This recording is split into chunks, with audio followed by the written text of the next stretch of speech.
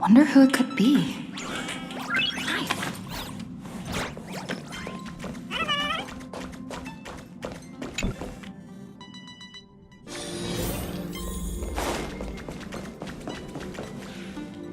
That's my proposal. There's no harm in giving it some thought. I understand, but the Express's voyages are meant to extend the Silver Rail. That won't change. But the cosmic situation will. The Legion's threat looms over the universe, and no one can avoid it. Isn't that why you started the trailblazing journey? To connect? When it comes to the Express's course, I can't make any decisions on my own.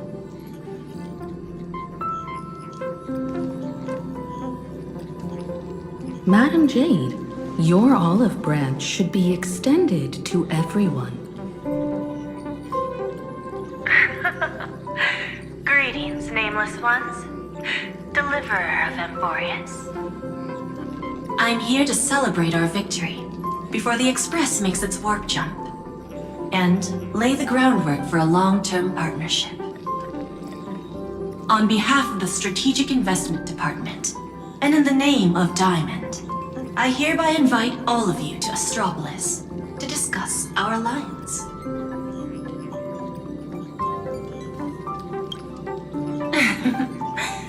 Might as well think of it as a gift. A celebration feast for allies. And a well-deserved vacation.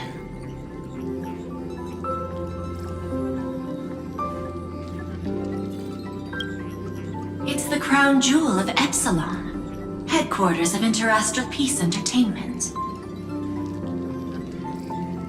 It might not quite match Penacony in terms of glitz and glamour, but in the eyes of IPC folks, it's the ultimate vacation spot.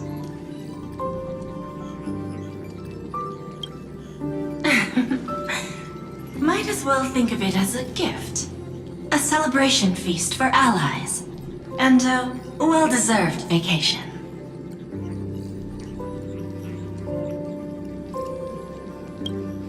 Defeating Iron Tomb is, of course, a feat worthy of being recorded in the history books.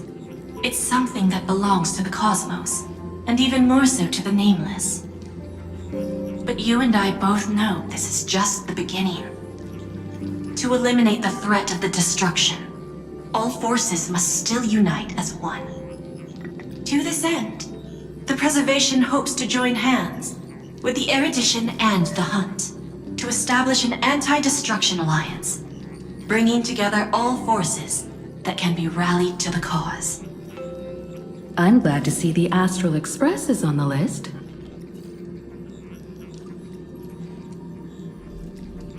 You're being too modest. You're heroes who defeated a Lord Ravager, and therefore the most brilliant emblem on this banner. I believe the Trailblaze would make a strong candidate for leadership. I'm truly flattered. Consider our vote as a show of sincerity from the 10 Stonehearts. So, may I have the honor of expecting your presence? Every stop the Express makes is decided by all passengers together. Madam Jade, please, give us some time. Of course. Then I shall wait with anticipation.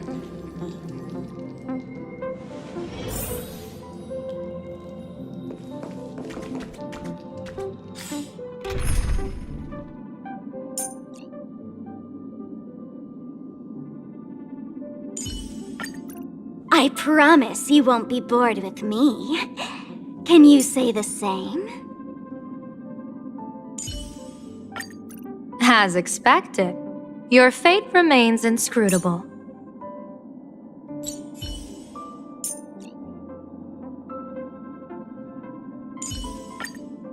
Welcome to my channel. What shall we play today?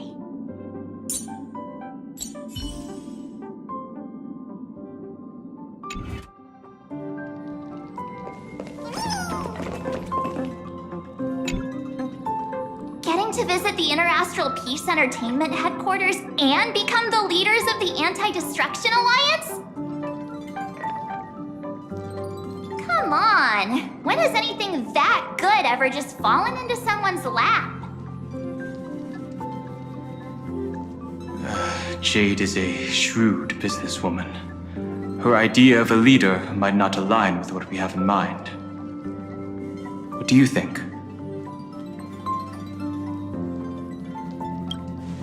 Why?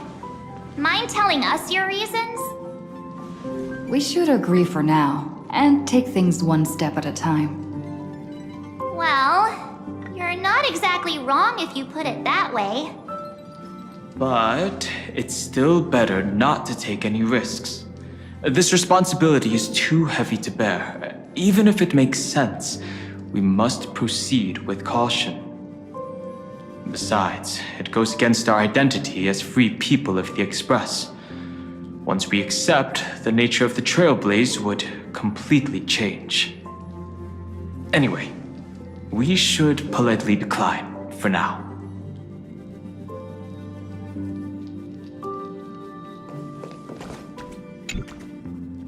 Sunday, what does your gut tell you?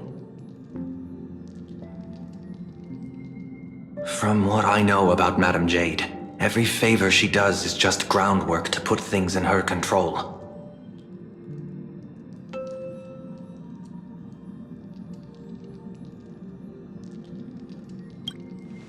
I assume there's more to it than that.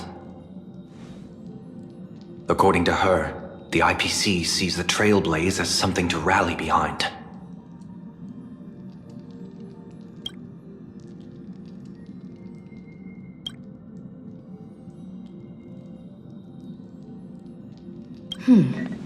What do you think? Your misgivings are valid. The Express has its own path to follow. It's not the right time to be getting involved in political games.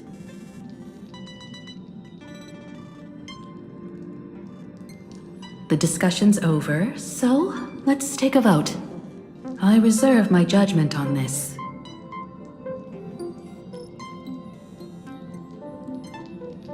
I second that. Me too.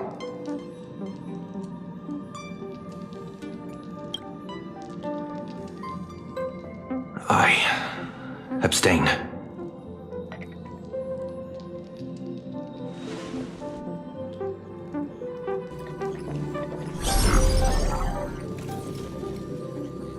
After careful consideration, we regret to inform you that we cannot accept your proposal for the moment.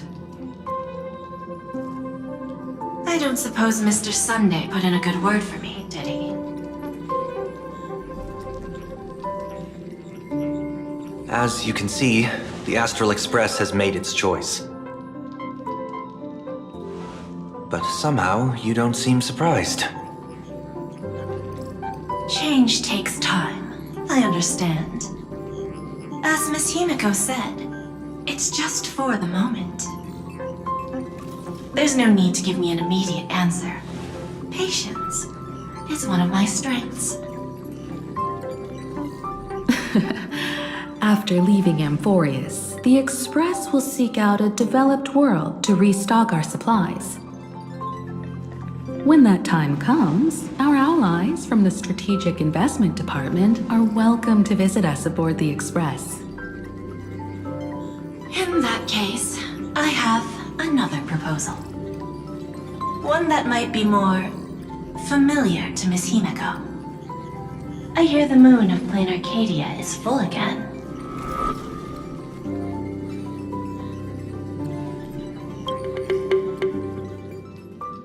I bet Miss Himiko would love to go home and see it, wouldn't you?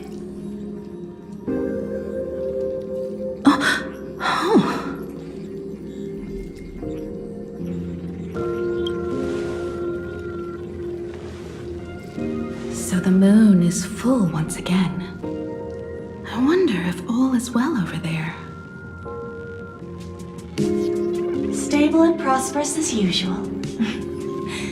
Planacadia has long since become one of the IPC's most valuable planetary assets. Although I cannot visit there in person, if the express passes through Planacadia, my colleagues will surely give you a grand welcoming ceremony. That's very thoughtful of you. We'll give it serious consideration. Sorry for taking up so much of your time. I should get going now.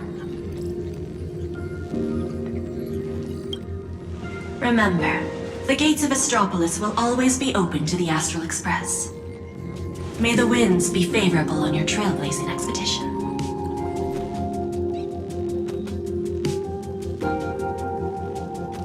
Planacadia?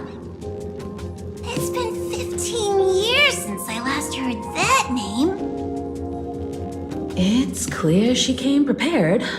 Astropolis was probably just a cover. Jade's real objective was to let us know about the IPC's movements in my homeland. Are you planning to go back and check it out?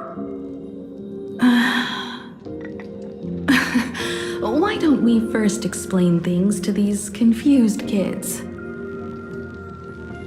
The civilization of Planacadia on Ahatopia is my homeland. And it's also where the Astral Express once crashed and set off again. Well, I've been away for so long. To be honest, I'm also not quite sure about this. Donhong, March 7th, and you've all grown so much during your time in Amphorius. Each of you has become a truly capable Nameless. So you must understand that Jade was right. The Trailblaze no longer means what it once did for the cosmos. Do we keep wandering through space? Or, as she suggested, do we become a core force against the destruction?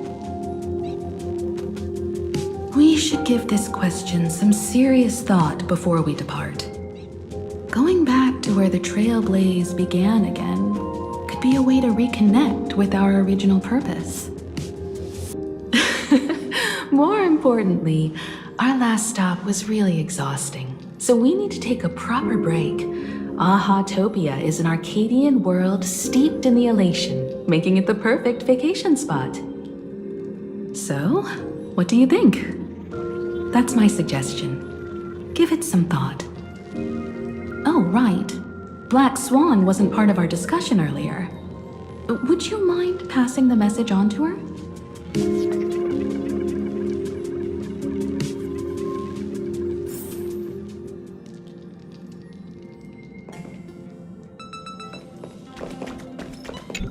Ahatopia. That's an ancient world, if I remember correctly. Would you like to hear the databank records, or just the rumors I've heard?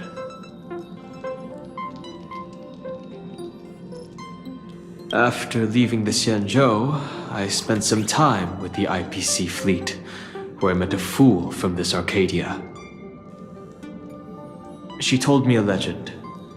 Aha the Elation once shed a tear there, and thus bestowed a blessing upon the whole world. Hard to imagine, right? I can't wrap my head around it either. But the fool's tales have always been absurd. Seeing is believing. The best way to understand this peculiar world is to visit it ourselves.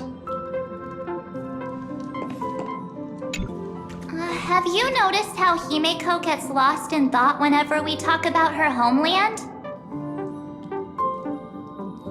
I'm like the Express's gossip queen, but when it comes to Himeko's past, I'm totally in the dark. I even asked Mr. Yang about it, but all he said was, I don't know anything about this either. So I snuck a peek at the navigation log and found Because sneaking peeks makes it way more thrilling? I found an unfamiliar signature in the logs. Something like... Mura? Based on the timeline, it must be someone Himeko knew. But she's never mentioned it. I bet there's some big secret behind all this.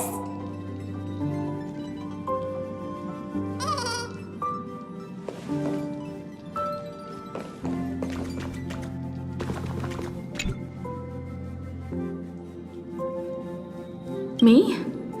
Right now, I'm fine. Just feeling a bit nostalgic. I was just flipping through my first navigation log. Can you believe that was from 140,000 system hours ago? 15 orbital years have passed. I wonder what Planacadia looks like now. Just the thought of it makes me curious.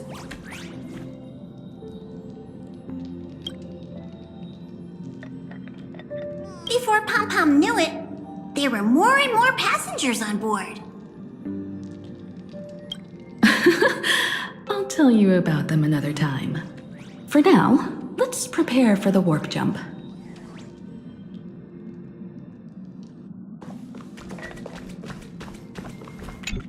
When discussing the Alliance, Madame Jade only mentioned the Strategic Investment Department. Perhaps the Anti-Destruction Alliance is just the 10 Stonehearts one-sided initiative. The IPC is full of competing camps. If I'm not mistaken, all the factions on that list are forces that Diamond is trying to win over. The Strategic Investment Department needs enough leverage to silence their opposition within the IPC.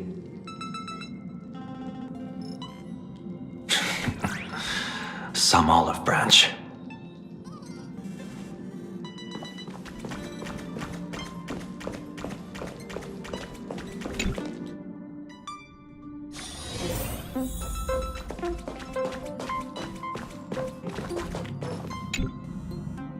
I heard you have some ideas about the next stop. Sorry, but I'm afraid my journey with the Express has come to an end. The Memo Keepers have received summons from the Garden of Recollection, so I must return to report. But this journey through Amphorius has given me many unforgettable memories. Your trust, and my small act of rebellion against the Garden of Recollection. Covering up these traces won't be easy, so I need to leave quietly.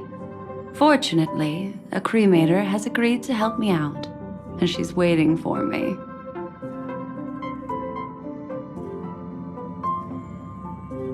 If the Astral Express ever needs a memo keeper, I'll be glad to help. When you miss me, gently call out to me in your thoughts. If needed, the lady slumbering within March 7th knows how to find me. If I need help from the Nameless, I will reach out to all of you. Please convey my apologies to everyone for not being able to say goodbye in person. Farewell, sleepyhead.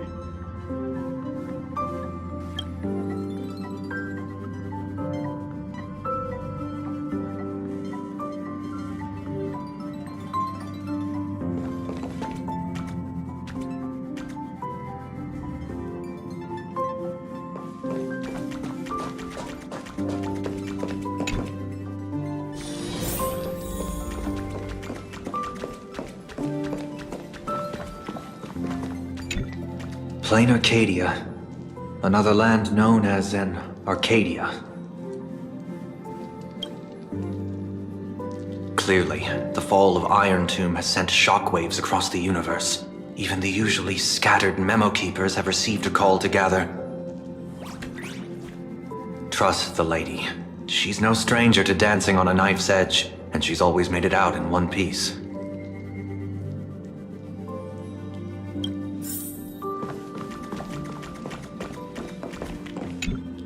Still thinking about the next stop? Is That's so. If she chose to leave on her own, she must have good reasons for doing so. I hope the Garden of Recollection has no way of knowing what happened inside Amphorius.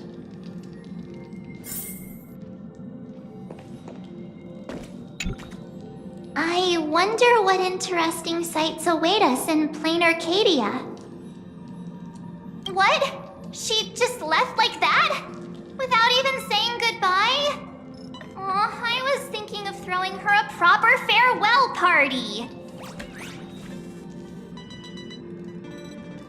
Black Swan went against the laws of the Garden of Recollection to help us. I wonder if the Memo Keepers will give her a hard time at this gathering. Yeah, Pathstriders of Remembrance are all really resourceful. I hope her path ahead is smooth.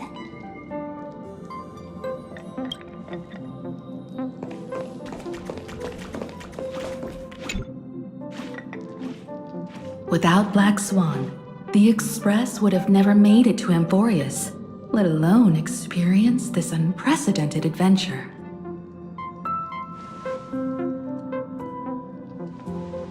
Let the conductor sound a whistle for her and wish her smooth sailing ahead. So, what have you all decided? I'm on board. Let's head to Planacadia. After such a tough battle, we all deserve a good rest.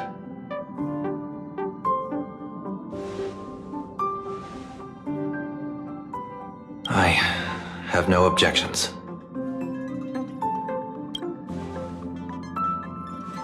Since we're all in agreement, Conductor, prepare for the warp jump.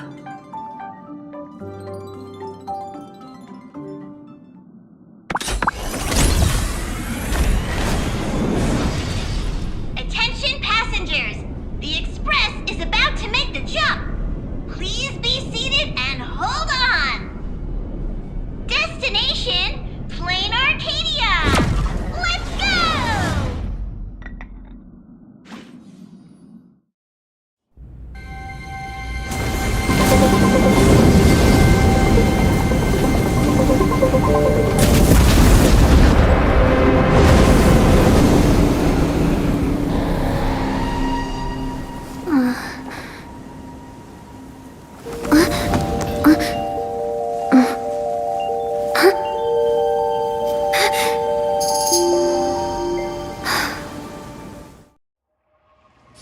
I dreamed it again.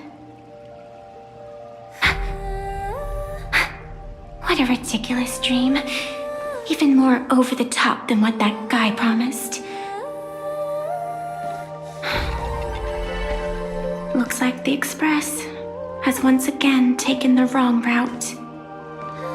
There's nothing we can do about it.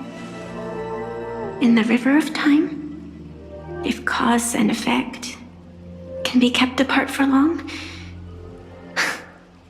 they're bound to have a terrifying reunion. Am I right, Observer? Watching us from behind countless veils. I've been rambling on since the show just started. You must be totally lost, aren't you? Then just forget all that nonsense I was spouting. Anyway, stop looking here. What you should be focusing on is them.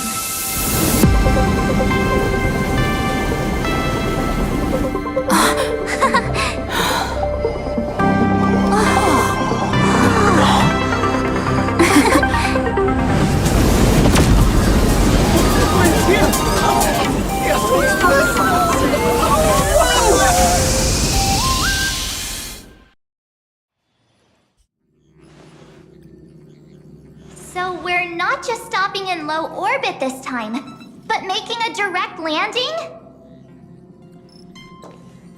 According to the comms, the officials have prepared a dedicated platform for the Astral Express to dock. A whole platform? Just for us?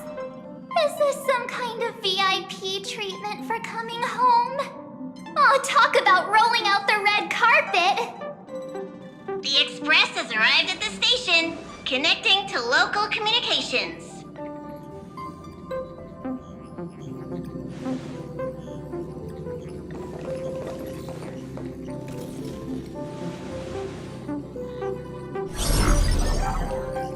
From what I see, the Astral Express is considered a legend across the cosmos. So, preparing a fitting gift would be more than appropriate. Allow me to introduce myself. I'm Pearl, from the IPC Strategic Investment Department. Now, in my capacity as the legal representative and CEO of this Arcadia, I welcome the Express Navigator, Miss Himiko, back home. Hello, Miss Pearl. This is news to me. I wasn't aware that the Strategic Investment Department had taken over administration of Planacadia. As its governing official, I am still in the process of learning. If I can help this planet grow more prosperous, it would be a profound honor. We would be even more honored to have a face-to-face conversation with you.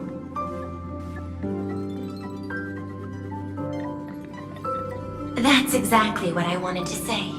While the Express is stationed here, the IPC will reasonably accommodate all your requests, including the one you just mentioned. Pardon my choice of words, but I sincerely hope that you enjoy your time in Planacadia so much you never want to leave.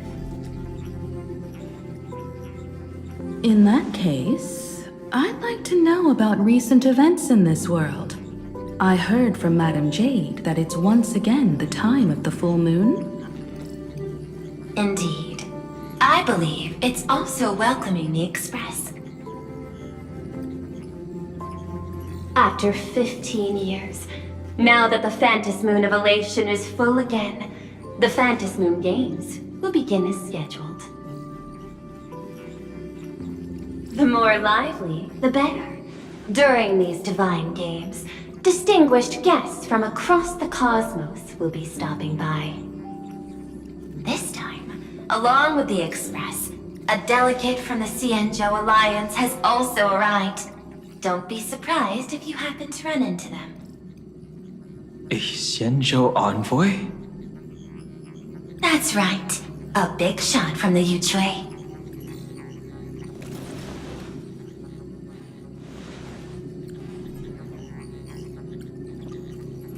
Since you just arrived, I won't keep you any longer. I've arranged for staff to wait for you at the platform.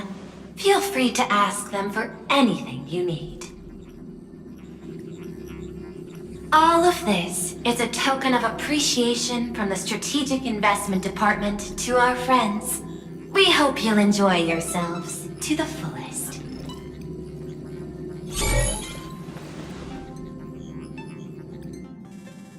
Madame Pearl's style is different from Aventurine's, but her methods are cut from the same cloth.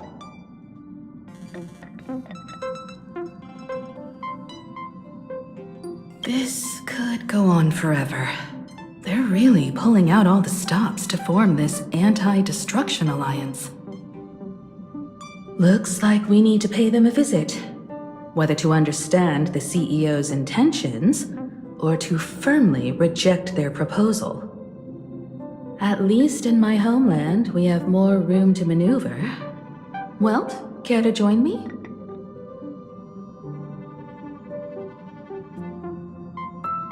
As for everyone else, you're free to do as you please. My suggestion is, why not take a look around and get to know this world better?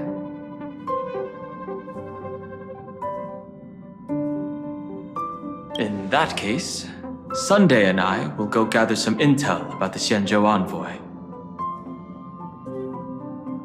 Huh? Why you two? I asked Don Hung to bring me along.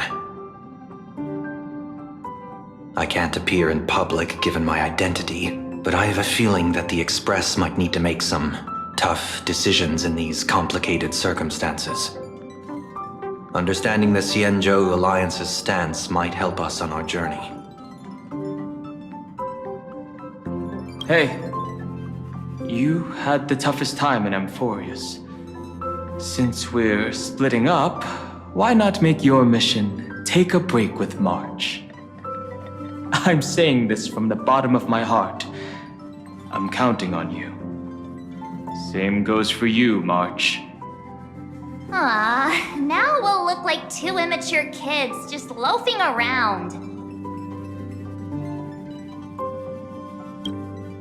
Wow, you grew up pretty fast then. Don't worry, you two. Just make sure to come see me in the parlor car before you leave. I have a favor to ask of you both.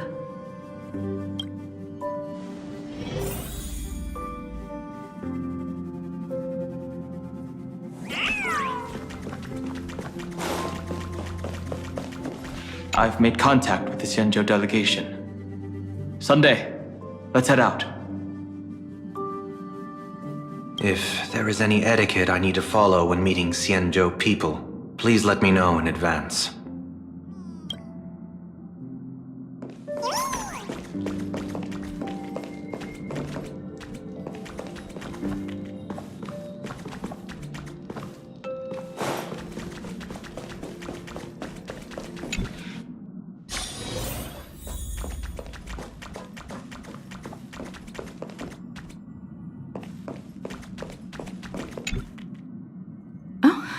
March, you're here. So, what kind of mission do you have for us? It's a long story, but what if I told you there was a game being played in a corner of the cosmos?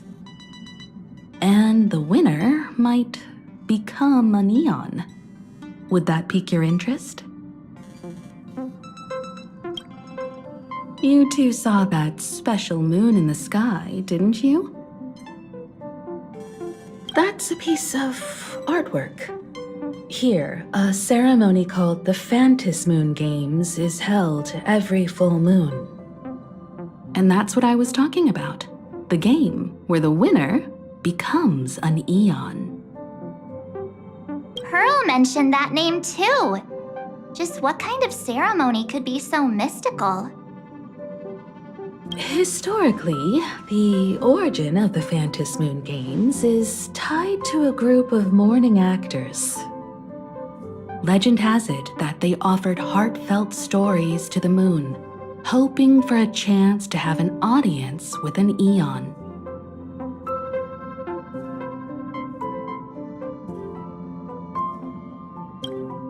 Not really.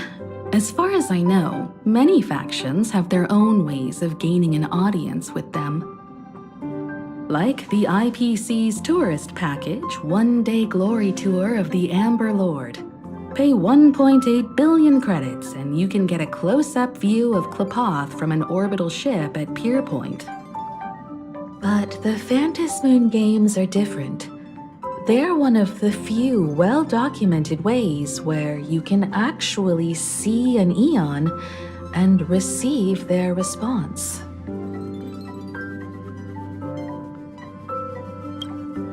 Aha, the Elation. Legend has it that they personally started the Phantas Moon Games, though their motives remain a subject of much speculation. Aha is also one of the eons closest to humans. They have left behind countless pranks, with this miracle of Aha-topia being one of them.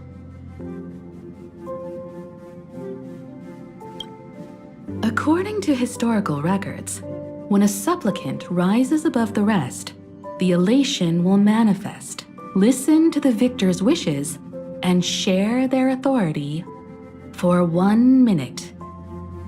Considering this eon once injected all their power into a noblesse worm, it's not surprising they would do something like this. What does it mean to become an eon for a minute? Among past winners, some sought ultimate power. Some yearned to erase their past regrets. And someone even stored this planet within a scroll painting.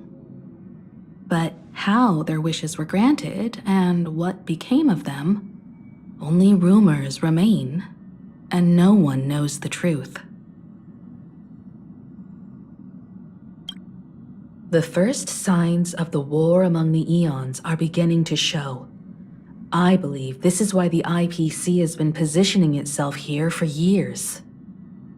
When I saw the Phantos Moon at its fullest, I became even more certain. This ceremony to commune with the Eon, whether genuine or not, could be the turning point that determines the destiny of the cosmos. With all eyes on these games, the IPC won't be the only ones with ulterior motives. The road ahead will likely be fraught with hidden dangers. But what's important is that you make your own decisions, such as whether you'll take part in these grand games, and if so, how. I have only one mission for you both. Explore and understand this world in your own way, as the place where the Trailblaze began anew, and my homeland. You might hear completely different versions of what I just said from others. Trust what you see with your own eyes, and believe in what you choose to believe.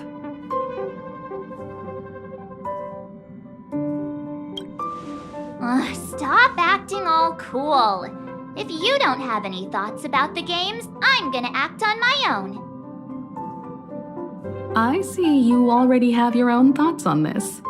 In that case, everyone's got a mission to take care of now. Welt and I are going to meet Pearl. We'll see what kind of surprise she has in store for us.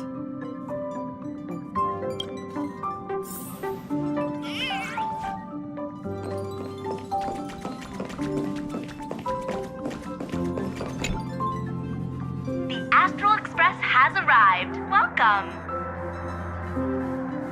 Now this is what I call a grand welcome. Let's get off the train. Oh, right. After a few trailblazing expeditions, I've totally figured it out. The first person we meet at every stop is somehow involved in some earth-shattering secret. So when the door opens, keep your eyes peeled.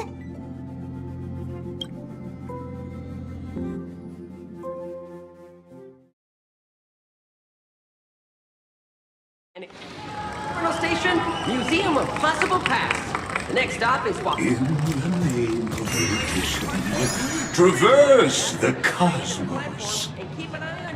We meet again, deliverer from beyond the sky.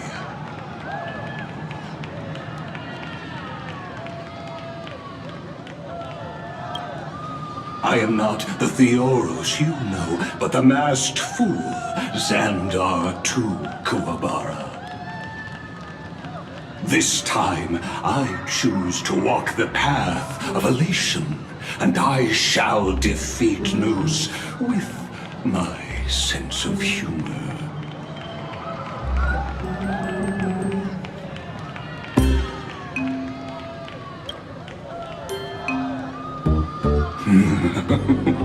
After all, I did say before. My latest dream is to join the Genius Society and play the role of a genius. Hey there, gray hair and darling March. Sparkle? It was you all along? Surprised? Well, this time I'm here as Planacadia's cultural advisor, specially appointed to be the tour director for the Express crew.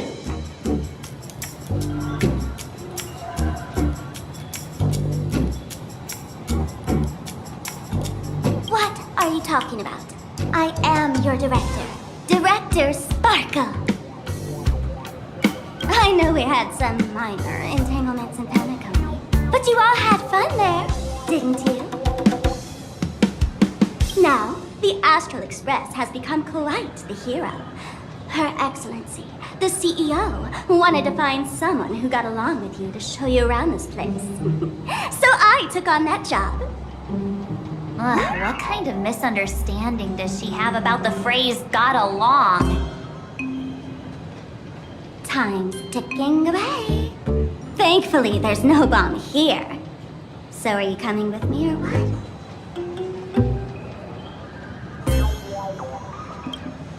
Fine. But from now on, no more pretending to be someone else. Lame. Anyway, shall we get going?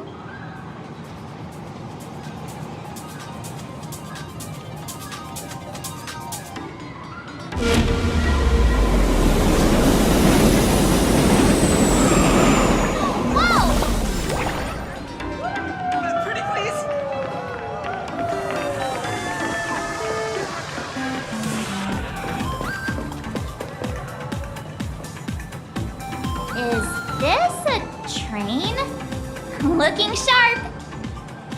Thanks for the compliment. Ugh! The train just spoke. Before us stands not just a train, but a strangeling. The term strangeling is so outdated. Look, times have changed, dear guests. Please refer to the Fekine Protection Act. We prefer to be called imaginary. Ugh, so by the book. You really love those fancy scientific names from the IPC textbooks, huh? Fine, have it your way.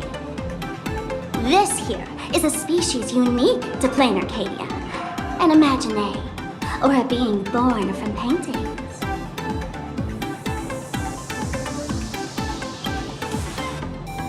Once upon a time, the artists here discovered that by sketching creatures from their imagination and giving them names, they could bring their creations into reality.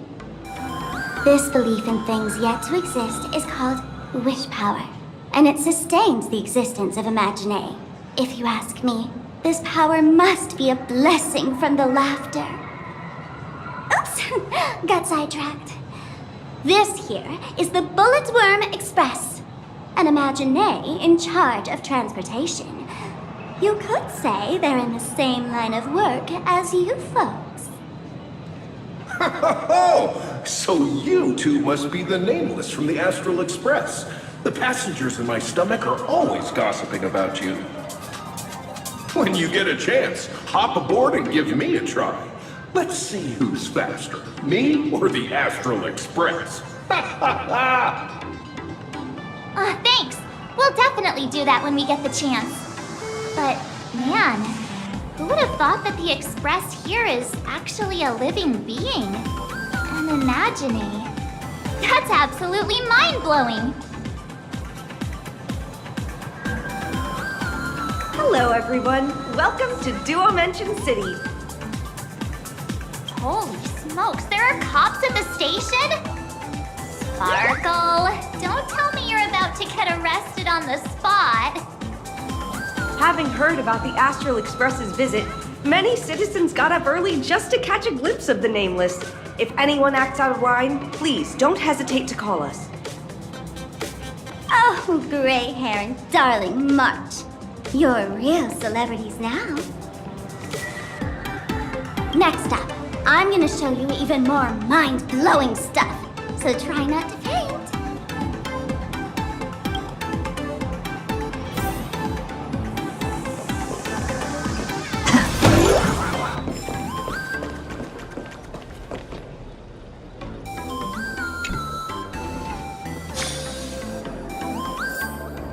Holy cow, it's packed in here. What do we have here? Don't worry, just some local specialties.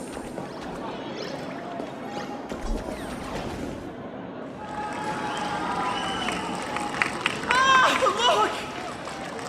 That pink-haired girl! She's got this adorable little bunny vibe going on. Is she the inspiration for March Bunny? And that girl with the gray hair next to her is so dashing! She must be the baseball raccoon! But she doesn't look anything like a raccoon.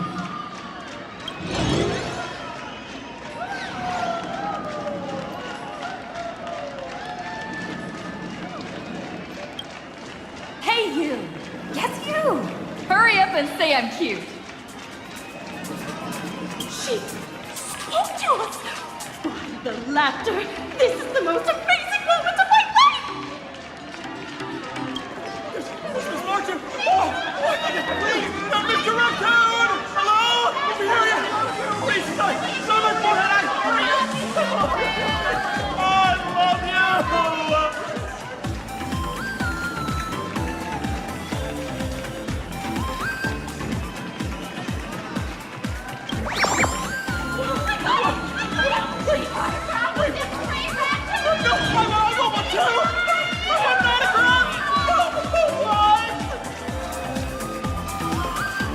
Everyone, please maintain order.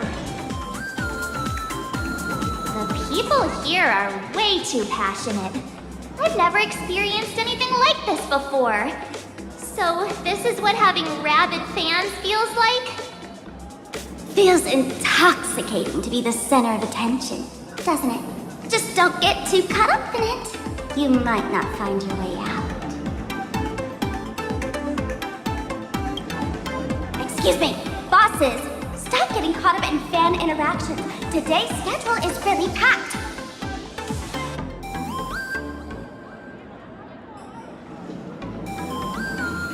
Hey, you up there, Mr. Noodle-looking cat! Could you tell me how to get these two out of here? Excuse me, that's quite hurtful. I am Station Master Meowton, responsible for overseeing Perdido Station. Whoa! Cats really are liquid! Wait a sec. This kitty is the station master? This world is so weird. The station's completely surrounded. If any of our esteemed guests gets so much as a scratch or loses a few strands of hair to these rabid fans today, my measly pension will go right down the drain. So I've prepared the staff passage for our Astral Express VIPs. Please hurry and exit the station that way.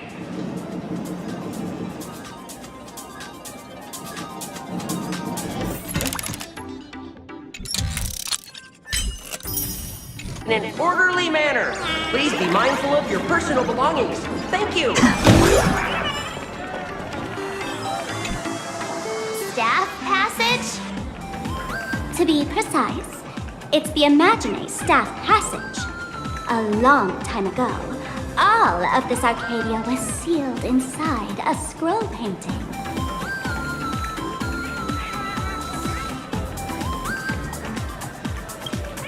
That's right. It's Planacadia's must-see attraction. The portal entrance known as the Interplanar Jump. Though civilization has moved beyond the canvas, the world within the painting wasn't abandoned. Instead, it became part of life for both humans and strange things. Come on, you two. Follow my lead and let's dive into the... Interplanar!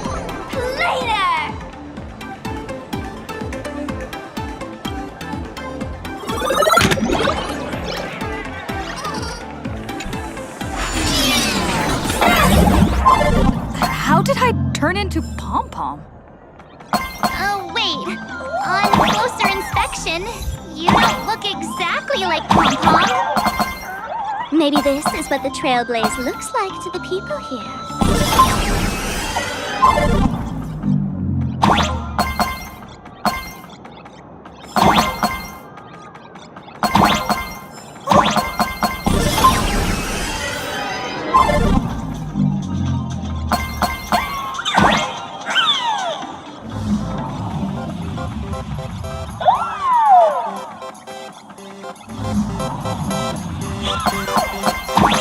Wow! I can jump so high!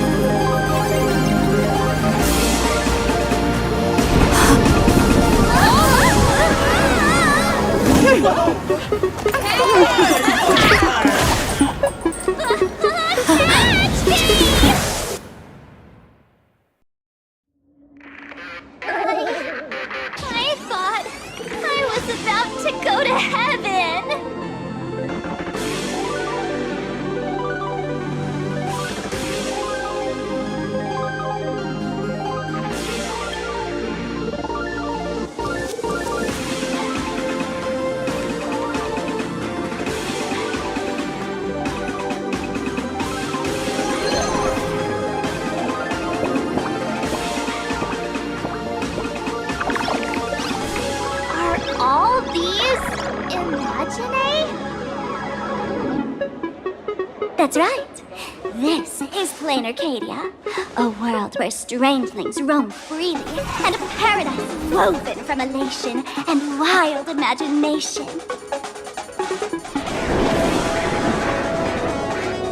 That huge creature perched on the tower is staring right at us. It's giving me the creeps. Oh, it doesn't usually eat people. Unless it spots pink hair. What's the matter with you? Jumping around and scaring people. That big fella is called a thunder coil. Don't worry. To him, we're just tiny ants on the ground. Not even enough to get stuck between his teeth. Thunder coil? With a name like that, shouldn't he be flying around making thunder and rain? Why is he just wrapped around that pillar without moving an inch? Times have changed. The IPC issued a decree requiring Imagine to integrate into civilized society. Legally, they have the same rights as humans, which means they have to work too. What? Strangelings have to work too? That's life under IPC management. Who'd dare deny an Imagine their right to work? Now, the Thunder Coil amplifies TV tower signals, ensuring users worldwide can watch the station's broadcasts without interruption. Boring live streams, lame prank shows, and there's the big news about the Express arriving! Look! What's up with that billboard?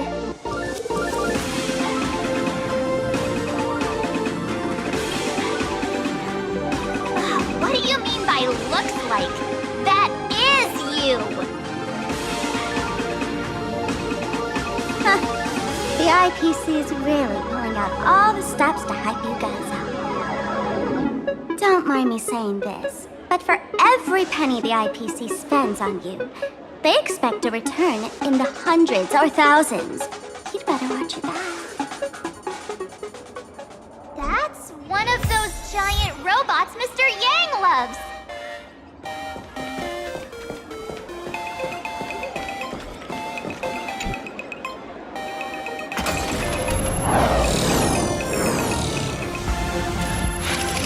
What is that? A decapitated Intellitron? This is a new life form that was born after the last Fantasy Moon Games. An Imagine called a Mechatron, created by the IPC.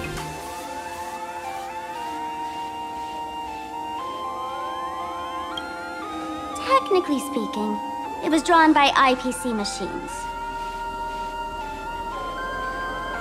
Even though in Planacadia, the creation of Imagine has always been the artist's responsibility, for the IPC, well, they always want to improve everything with their industrial mindset.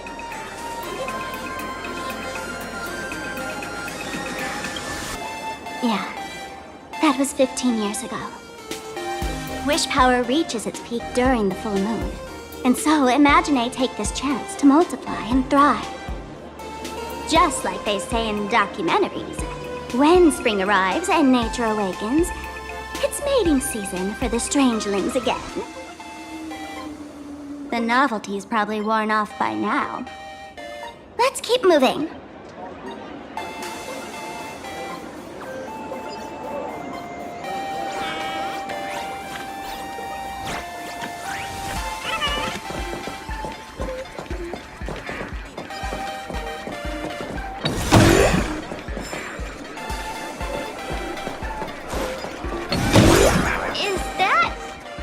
Dessert shop run by cats? Dreamless Coffee is a chain store owned by Cat Imagine. The coffee and desserts here are absolutely delicious.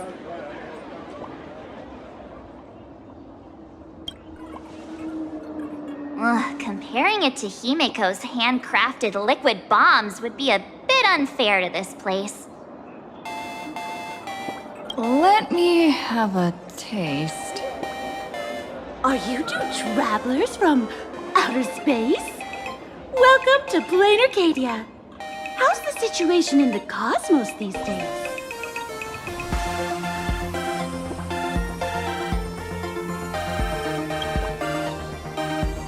Oh my! If it isn't the heroes of the Astral Express! What an honor to meet you both!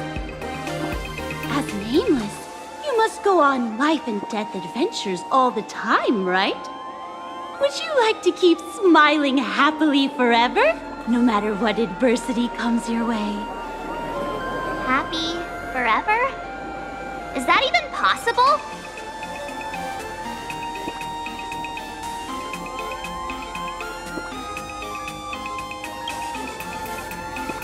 If you're interested in learning more, I'll be around here. Feel free to come find me anytime.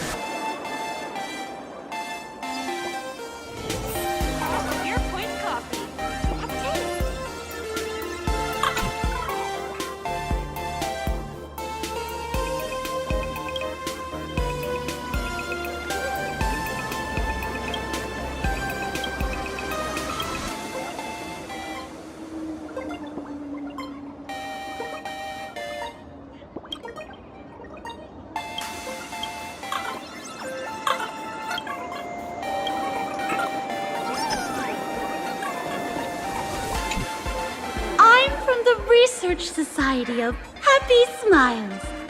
As everyone knows, this place is blessed by the laughter, making it a peaceful paradise. However, even while living a peaceful life, our existence remains entangled in countless worries and suffering. Crushing workloads, measly pay, demanding bosses. Turn on the TV, and all the bad news from across the cosmos hits you in the face. These are all enemies of happiness.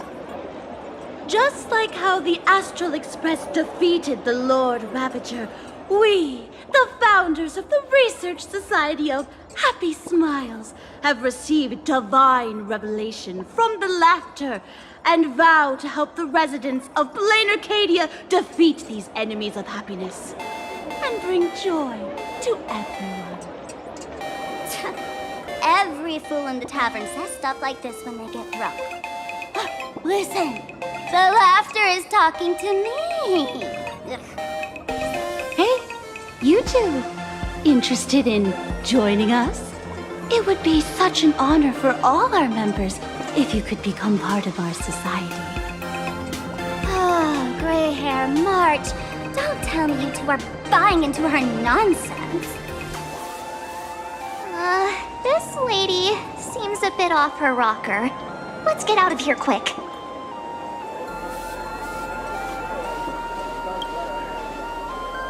Oh, is that so? That's a shame.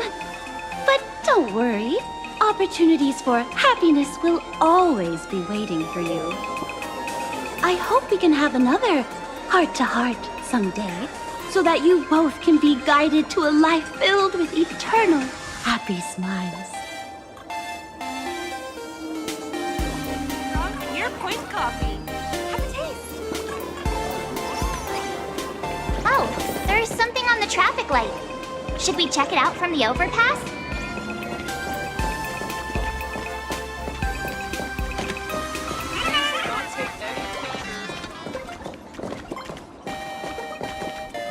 Thank you, sweeties, for watching our show.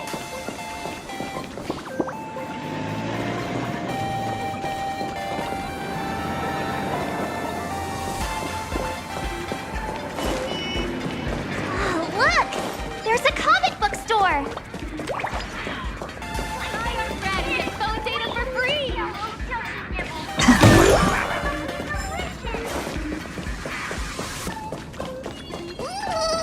This is so pretty.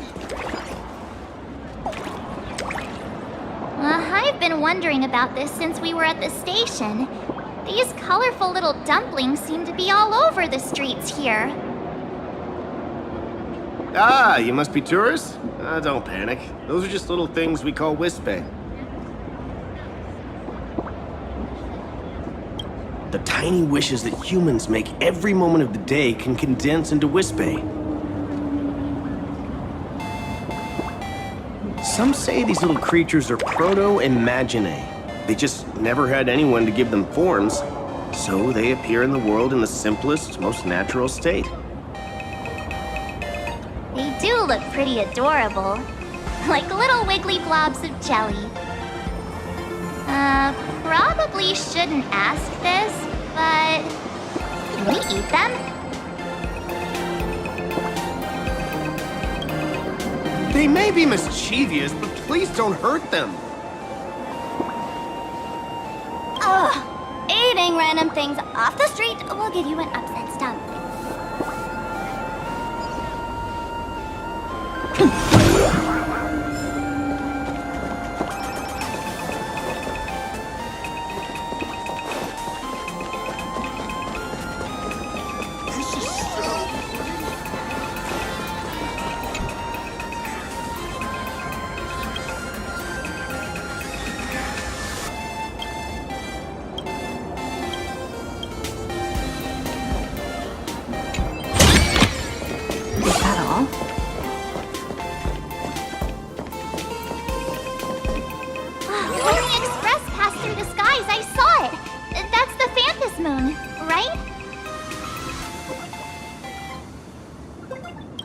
Legend has it the Laughter themselves painted it. But who knows what's true and what's not. So, does Aha really watch over those who attend the Phantas Moon Games through this moon? Well. Didn't expect darling March and little gray hair to be interested in this Eonic game too. Gray hair, you've come to the right person. Who could understand the elation better than masked fools? So, what aspect of the Phantas Moon Games would you like to know about? In modern terms, it's all about getting views and clicks. Views and clicks? Are you kidding me? They didn't have that kind of stuff in mythological times. That's how the legend goes. The morning actors offered up their stories, but the Laughter didn't even spare them a glance. And so, to catch the Eon's eye, the Phantas Moon Games ended up leaving behind incredible feats each time. From forging swords that could cleave mountains in half, to transforming snowy peaks into floating jellies of sugary frost. It's still the same today. The supplicants must give it their all to capture the attention of the people of this Arcadia and accumulate wish power. And the Laughter will only reward the most thrilling miracles. You must have heard the legend of the 8 morning actors who offered their stories to the moon in order to try to move Aha. The masks that were worn by these 8 people are the tickets to joining the games. Under the full Phantas Moon, choose one of the masks and become a supplicant. Then you can compete with the other 7 for the chance to meet the Eon. Looks like we'll need to get a mask first if we want to join the games.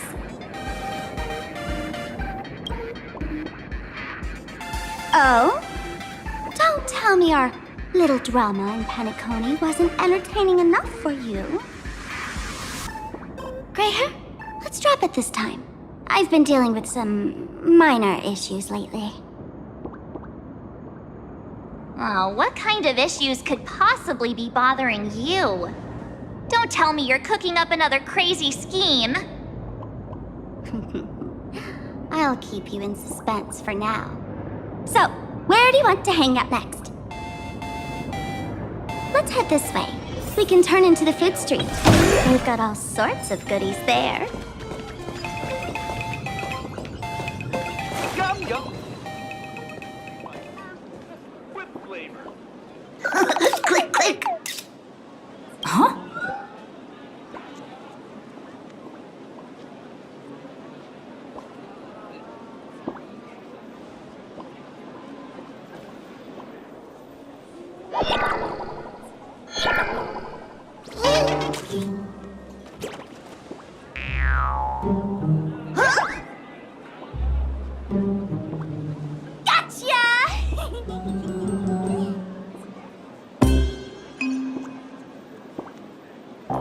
I felt like someone was sneakily following us around for a while now. Looks like it wasn't my imagination. What's this little thing's deal, huh? It's kinda dressed like you, isn't it?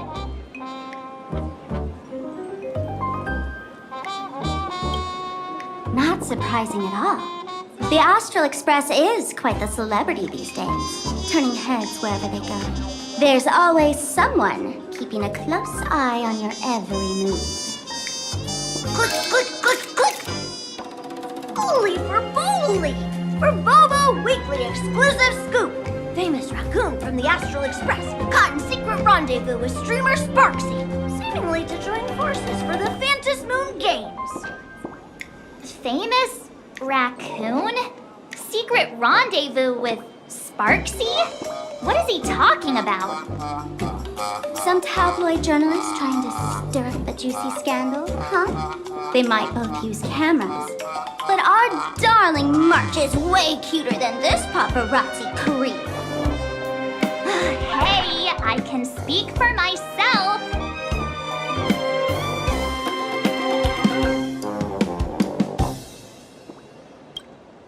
Click, click, click, click, click! Breaking news from Furbobo! Famous raccoon from the Astral Express openly claims Furbos can't be journalists, suspected of human supremacist ideology. Hey, don't write nonsense in your report. Why are you just standing there? Hurry up and catch that thing.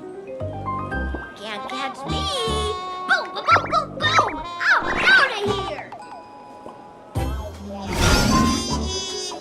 So, are we gonna kill the Furbo to silence it? We would never do something so violent. 100 credits. Come in for a look. Whoa. Careful.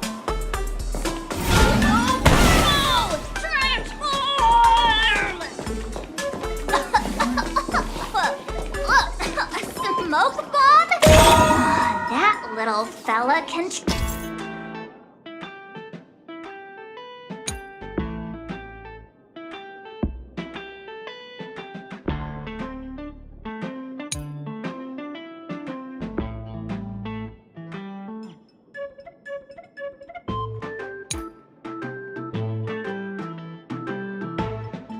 transform into different things. Let's look around. Welcome. Sit wherever you like. Welcome. Come on in and take a look at everything.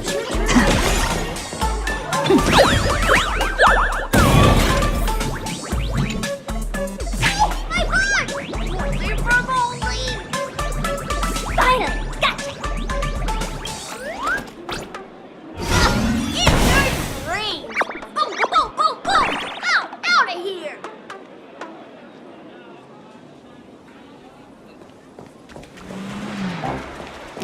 Thank you so much for your help.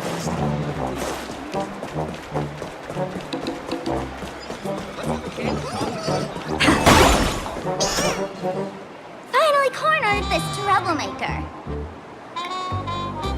Delete those sneaky photos, and don't you dare write any of your made-up stories, or I'm gonna show you what's what. Escape now!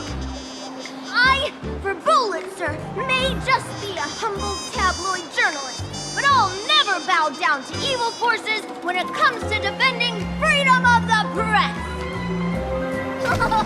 I'm on fire! Whoa, why did this guy suddenly get into a combat stance? Here we go. Now be a good boy and stay down.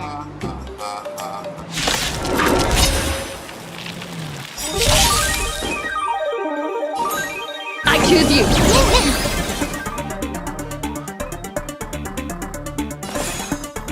Cloud to scatter. People always say that the will of heaven can't be overturned. Observe the heavens with my divinations! Best of luck! An explosive start!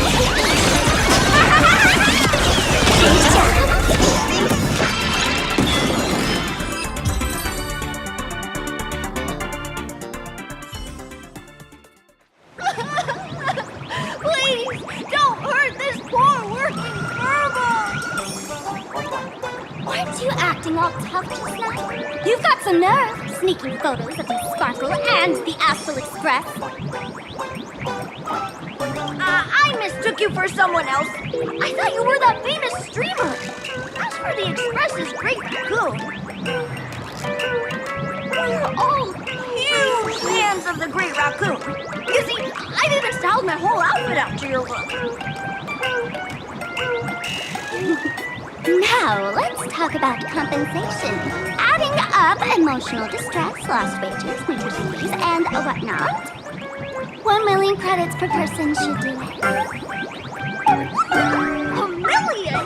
President Nihilux has already been behind on behind on everyone's wages for months. For the money, risk your neck being a tabloid journalist, taking photos of the bigwigs on the Astral Express. Right now, I've got no money, and well, no life left to lose either.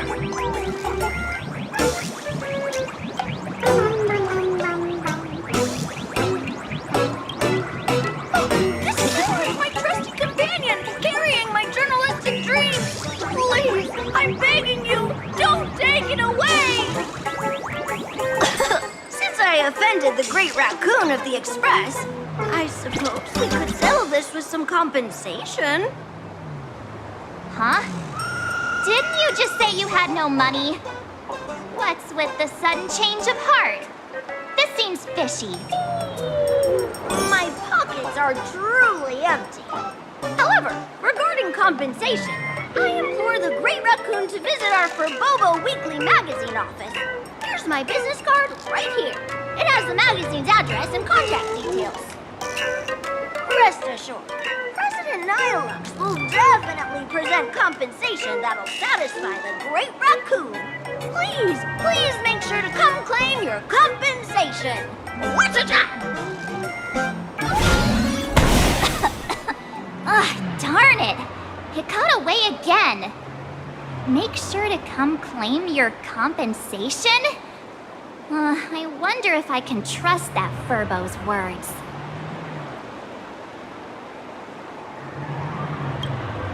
Money can't buy entertainment this good. Since that scheming little Furbo's extended an invitation, might as well go check it out. Right now in Planacadia, there are eyes following you everywhere, just like that Furbo. So, Sparkle, what's your angle in keeping tabs on us? My darling March, you still doubt me. What about you, gray hair?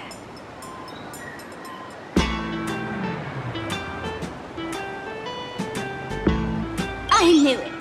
You really are the best, gray hair. Wake up! Don't forget how she played us like fiddles back in Penacony. What you should be worried about right now isn't me or that tabloid journalist from earlier. Has the renowned Astral Express come to Planacadia as tourists on vacation? Or are you here for the Eon's game, eager to share their authority? For the local residents, you're already in the spotlight without doing anything. If you decide to join this game, you'd better stay on your toes. There are quite a few people looking to join the Phantasmoon Games and become a supplicant. In their eyes, the Astral Express is the perfect prey. Among the folks I know, there's one who might become your enemy. She's about to put on quite a show at the plaza up ahead. Wanna go check it out together?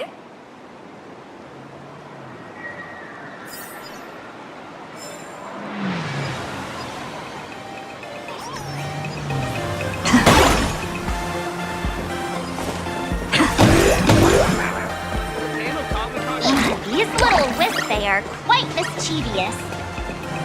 As lively as our darling March. Hey, I'm being super well behaved here. Boing, boing. Wow, so many gold coins! Just some unclaimed wish power fragments. Pick them up when you find them.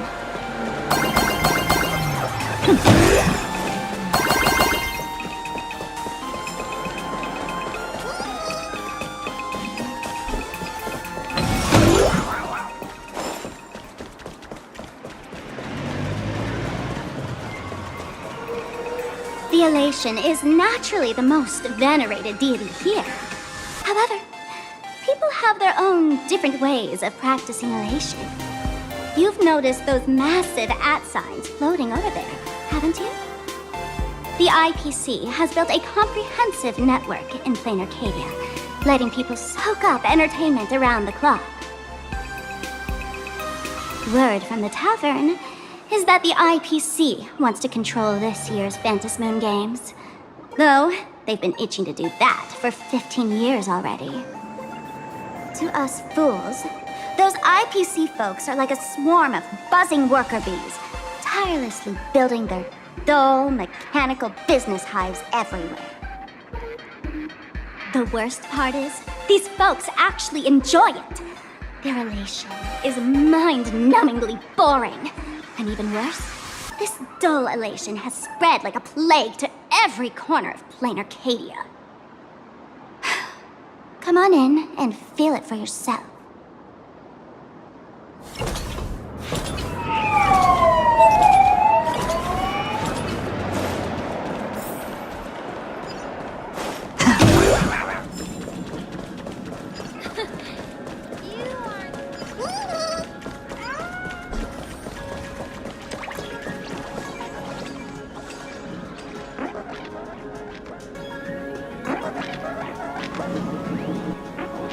Planacadia has enough entertainment to keep you busy until doomsday without repeating anything. But you know what's missing here? Real fun! What's the difference between being glued to the internet all day and being stuck in a dream? The Phantasmoon Games must not fall into the IPC's hands and be reduced to a business deal decided by internal bidding. It must not become just another bargaining chip in the power struggle between cosmic forces. She'll be here soon. Have some patience, gray hair. I witnessed the potential of the trailblaze in Penacony. The sparks that fly when paths collide. It's absolutely mesmerizing. In Planacadia, what surprises will you bring for the Elation? And there's also the preservation, the hunt. Don't you think that on the eve of the Phantasmoon Games, Planacadia looks just like a card game among eons? If that's the case.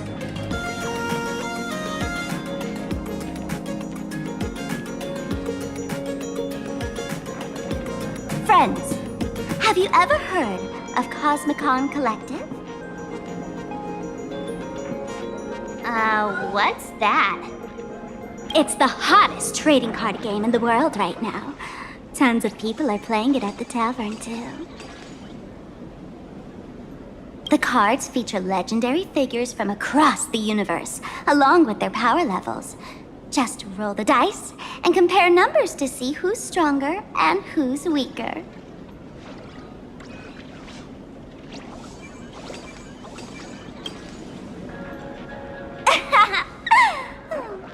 Why don't you take a guess? Gray hair, care to play cards with me? Think of it as a rehearsal for the Phantasmoon Games, right here, at this tiny card table. If you beat me, I'll tell you the enemy's name. Maybe we can team up and take her on.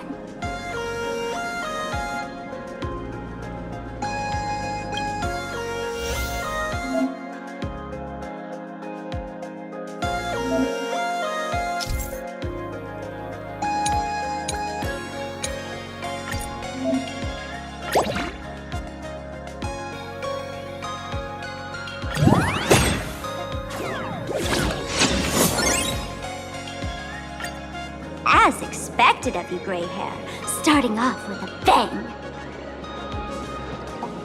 Since you won, this card is yours. If you want more cards, go chat with the card masters at the plaza. A streamer who's about to go live at the plaza. She calls herself Sparksy. That's right. She's your enemy. This streamer, just like you, has been seeking a chance to join the Phantom Moon Games. It won't be long before she shows up at the plaza. That little trouble you've gotten yourself into. It's her, isn't it? Ah, darling March, I just can't escape your sixth sense, huh? She's our common enemy. If you need my help... Oh, there she is! That woman who stuffed me in the trash can! Ah, she's right there! Get her! Everything we leave behind in life has a way of coming back to us in unexpected ways. Now that the IPC guide is here, the tavern guide will be on her way. So, you really weren't sent by the IPC to welcome us. Quality time together is always so short. Before I take my leave, allow me to give you a friendly hint. Remember this well. For all supplicants who join the Phantom Moon Games, whether they look up or down, the moon that humanity gazes upon in the sky is always the same Phantom Moon. Is this some kind of riddle? Remember this little riddle? You might need it when we meet again.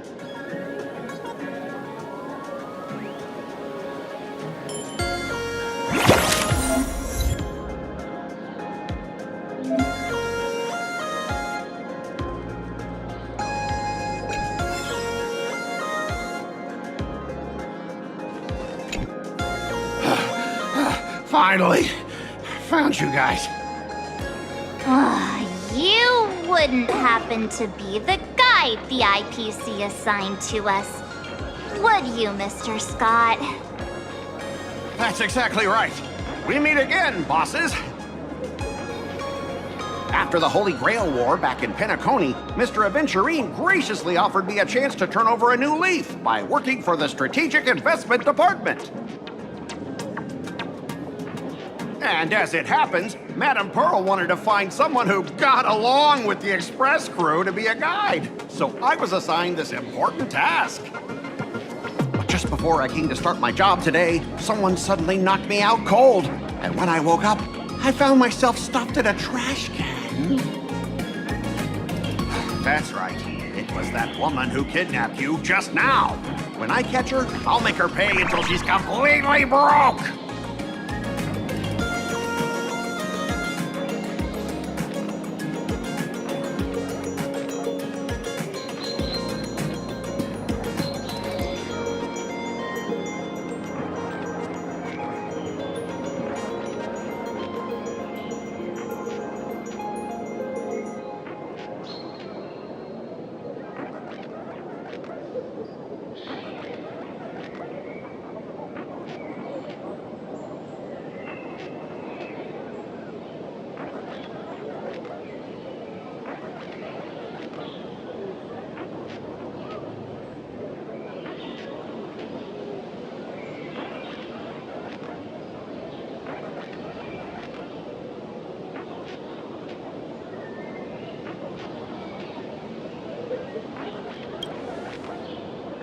Sparkle is way more lovable than this one here. I knew it! You don't want to see my despicable face! I, Scott, totally understand your frustration. As long as you're safe and sound, that's all I care about. So, dear bosses, would you like to grab a bite to eat, keep playing around here, or perhaps enjoy my latest animal impersonation act, huh? Mr. Scott's dedication to his work is so intense. It's almost painful to watch.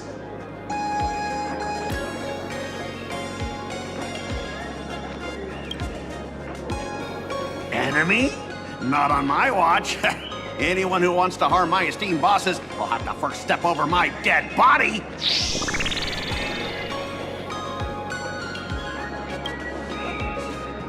At your command, I, your humble servant, Lyndon Scott, shall fade into the background like a shadow, completely unnoticeable, until the end of time. The annoying guy is finally gone. Let's head into the plaza and see what fun stuff they've got.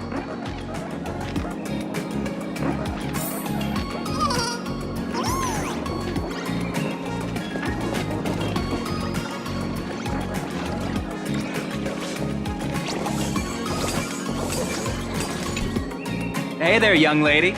You getting the hang of traversing the world in canvas yet? Need some practice? You can always try your luck with me.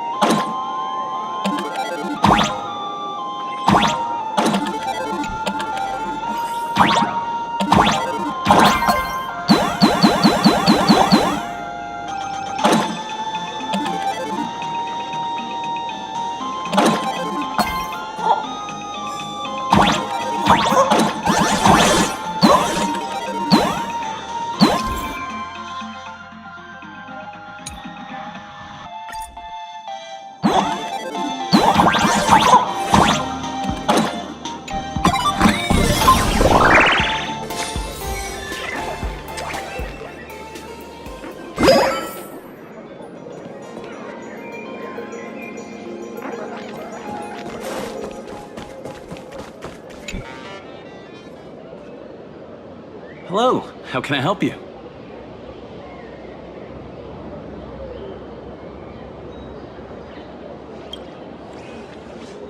Huh? This one's just passing through. Lady, you got the wrong person. If you want to play cards, I'm your guy. Hit me up anytime you're in the mood for a game. Or, you want to trade some cards.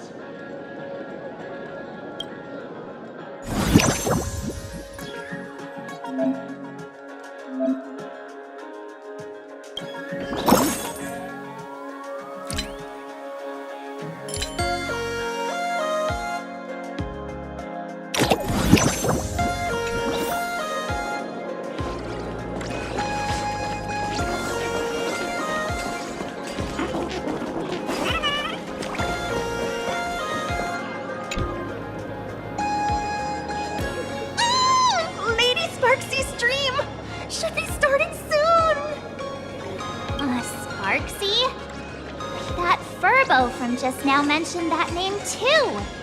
What's her relationship with Sparkle? Oh! There's someone who doesn't know the great Lady Sparksy? I smell a new fan in the making! Would you mind introducing this Miss Sparksy to us? I am so glad I get to introduce Lady Sparksy to those who don't know her. She's the cutest live streamer in Planacadia and our savior. The first thing I do after work every day is wait for her live stream. She's about to start streaming right here in this plaza. Stay with us and we can all enjoy her performance together.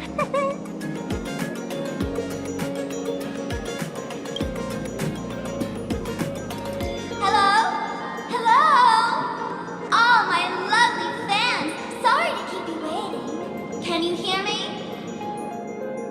We can hear you, Sparksicle!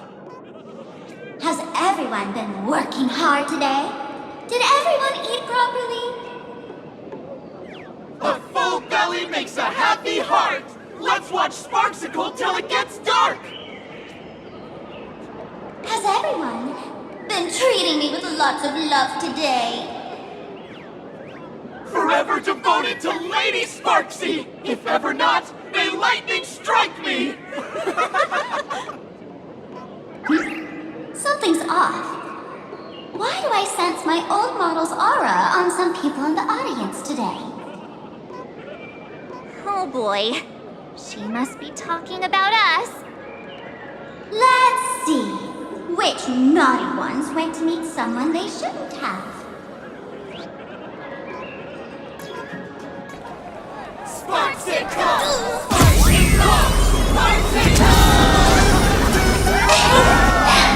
Isn't this the gray hair my old model always talks about? Teaming up with her to deal with me? What a jerk! Her favorite toy is mine now!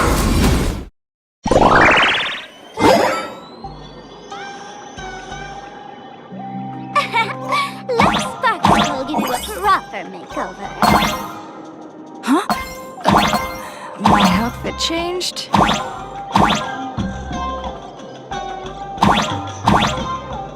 Are you the enemy that Sparkle mentioned?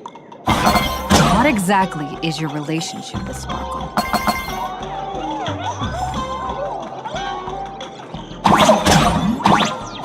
Did that useless old model send you to see her?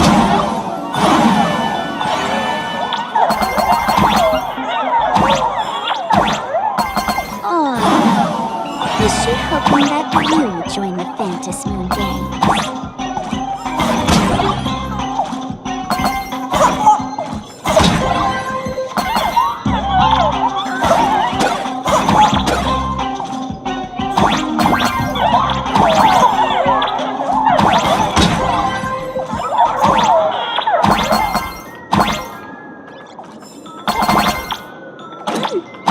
Not bad.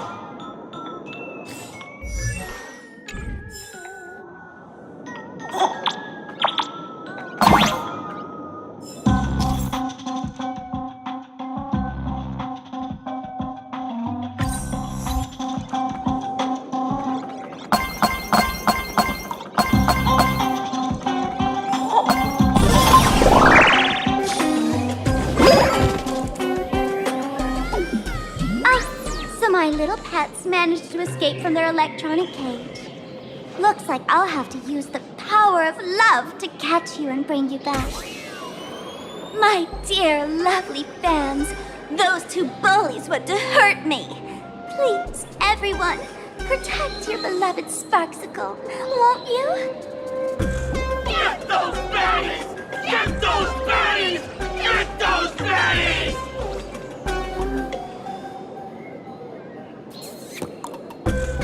Hey! We mean no harm! Can't we just talk this out? No harm. Talk this out! Isn't that exactly what the IPC loved to say when they took over Planacadia? You're all cut from the same cloth. You want to control the game that the laughter left for this world, just like the IPC, don't you? The ceremony left by the Master of Elation must not be defiled by the likes of you and turned into some boring, pathetic, dull, tedious, profit-driven social mixer. You've got us all wrong! Bringing the fun back to the Phantasmoon Games, that's the Masked Fool's unequivocal duty. My dearest, cutest fans, let's get this party started! In the name of Sparksicle, we hereby declare you are guilty! Arrest them immediately! Arrest them immediately! Arrest!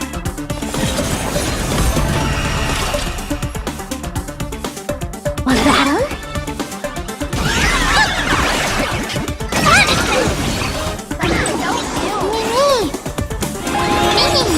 That's all the spark you got?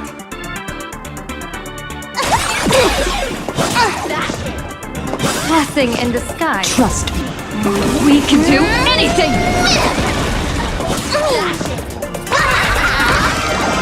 Best of luck! An explosive start! your thing, Sparky!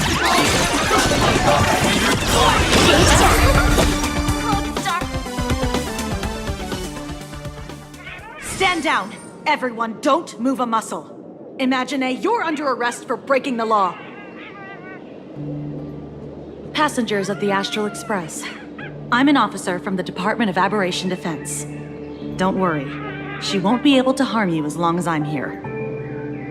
You meddlesome fool! Officials have no right to interfere with the supplicants' actions during the Phantasm Games, do they?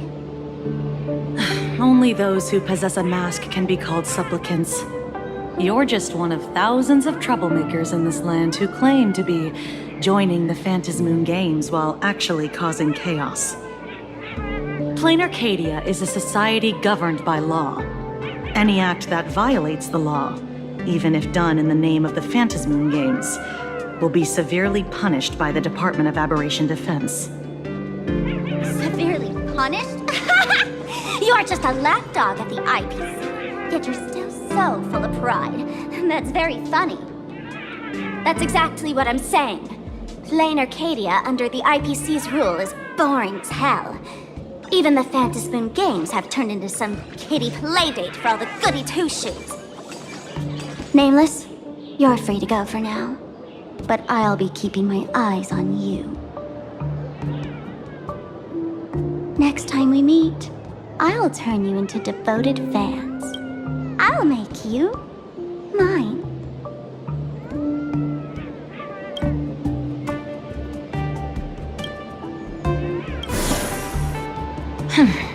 Escaped, huh? Excuse me. I'd like to have a word with you two. Thank goodness we made it in time. Otherwise, things could have turned out pretty badly. Don't worry. March and I don't get hurt that easily. By saying things could have turned out pretty badly, I meant you and Miss March knocking out all of her fans.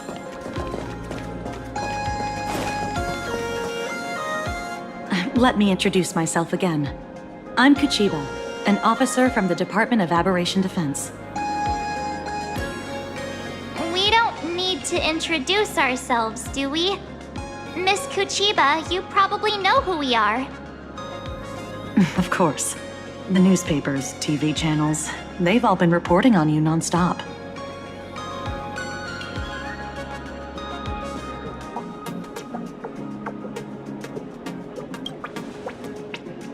If I'm not mistaken, was it Mr. Scott who sent you here? So that's the name of that high and mighty IPC specialist. This Mr. Scott believed he wasn't dealing with ordinary criminals, but with masked fools, which required decisive action. So, a phone call was immediately made to the Department of Aberration Defense. Well, it's not surprising. But what do we do now? Our guide ran off, and we got into a fight with Sparksy's fans. I guess our shopping plans for today are down the drain. Should we give Himeko a call and fill her in on what's going on? I guess you're right. No need to rush, you two. I bet you haven't tried the local delicacies yet, have you? How about this? I'll take you both to grab a bite nearby. That way, you can kill some time while waiting for your friend. Oh, yay! My stomach's been growling like crazy!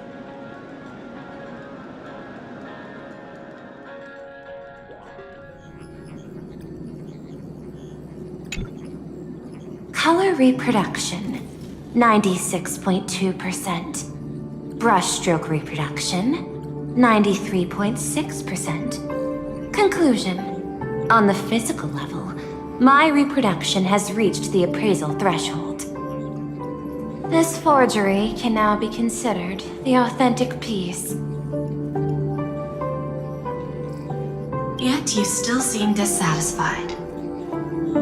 Tell me, what troubles you? Is it that less than 4% margin of error? Or something beyond the numbers?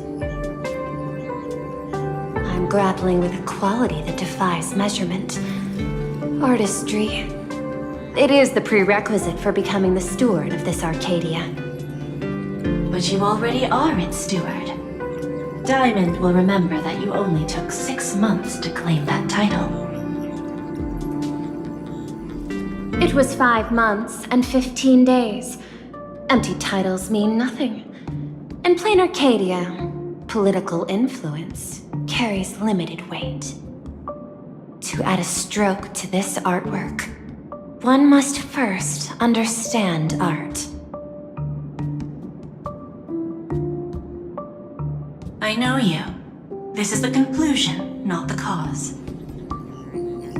The piece before you, Worldbreaker Waves, is a relic from one of the civilizations in Ahatopia's history.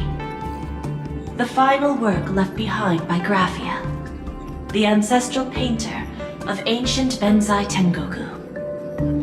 Legend says she performed a miracle, conjuring an entire plane of existence and sealing the whole world within her scroll. Do you want to know how she did it? I will not deny it. People call her achievements a miracle, meaning its true nature remains unknown. In other words, it is an unexplored market.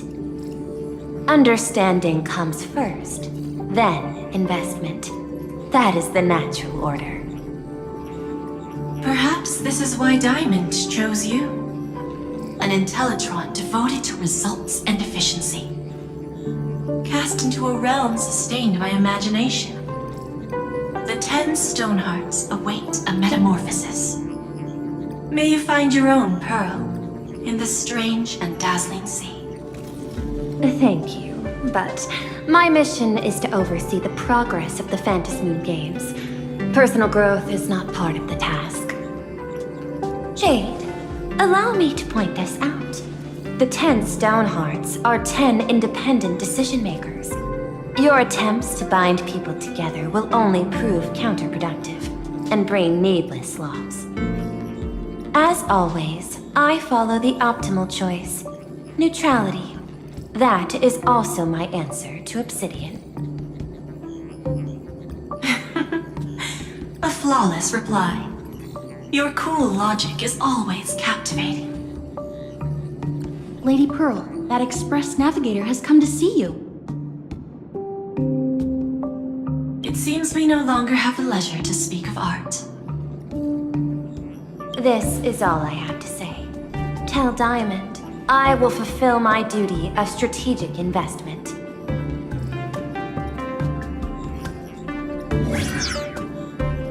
Send the guests in.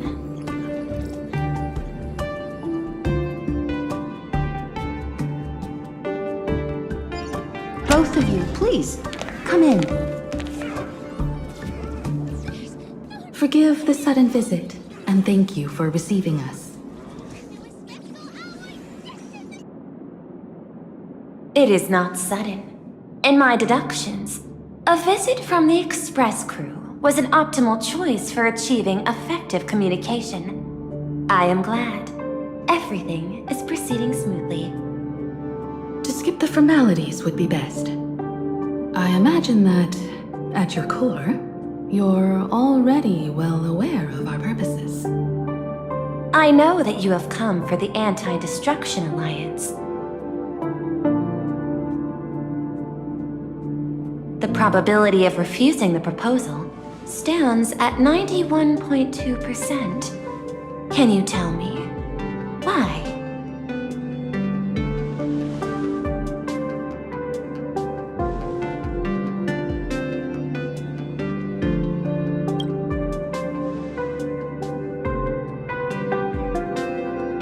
That is a reasonable concern. Allow me to present data that is often overlooked. In the past 2 eras, 1,263 planets have joined the pan-cosmic trade system, and 63% of them have preserved their native civilizations. This is the result of the Strategic Investment Department's work. Planacadia is one such world, On this land, the preservation and the elation coexist in harmony. That remains open to debate. I recognize that throughout this war against the destruction, every participant may experience moments of doubt or retreat. But based on extrapolations, we believe by following the route of the Trailblaze and building upon the framework of the preservation, we shall gather the manpower of the harmony, the computational strength of the erudition, and the military might of the hunt. The threat of the destruction will ultimately be eliminated. Hesitation breeds instability, and instability makes us vulnerable. And our enemies will exploit every crack to break us apart. Your point is valid, but allow me to note one error. That number, 91.2%, is inaccurate. Then, is the probability of rejection 100% in your eyes? No, it is 0%. Interestingly, the difference between 0 and 1 is also only a matter of perspective. We did not come to refuse the notion. On the contrary, the Astral Express seeks to work with you. This outcome exceeds my extrapolations. Tell me, was it a change in your emotion that led you both to shift your decision? No.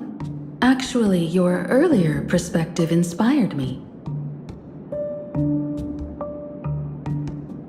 The IPC deals with powers that command billions of lives in this cosmic game of cards. The Express had always been insignificant compared to them. We've simply been earnestly trailblazing and exploring all this time, trying to help worlds in crisis. Now it is this earnestness that has drawn many to journey with the Express, while the Nameless's simplicity assures our friends that they will not be consumed and lose their sense of self.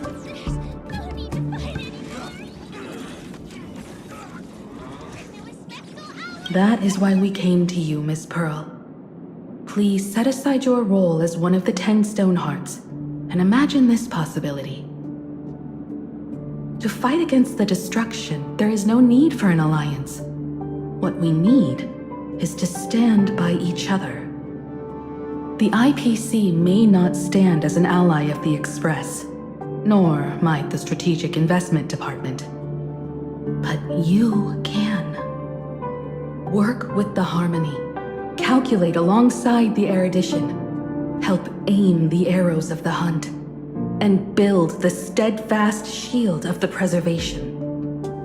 Then, what part does the Trailblaze wish to play in all this? We shall become the sail. The ship's sail? That sounds no different from my former proposal.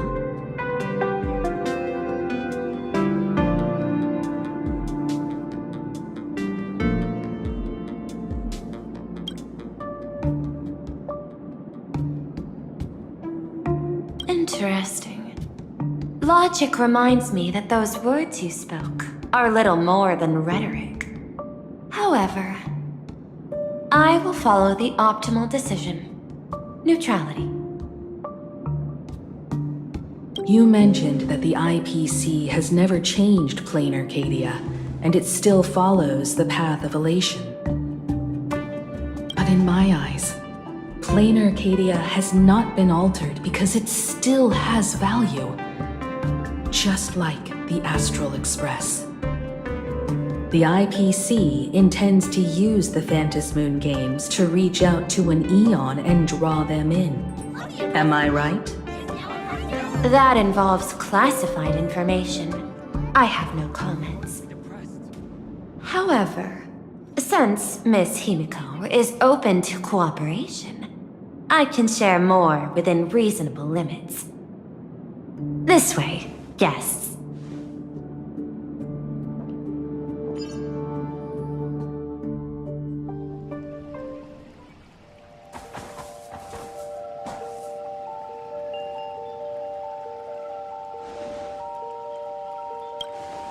place in the world in canvas, called the Phantom Moon Courtyard.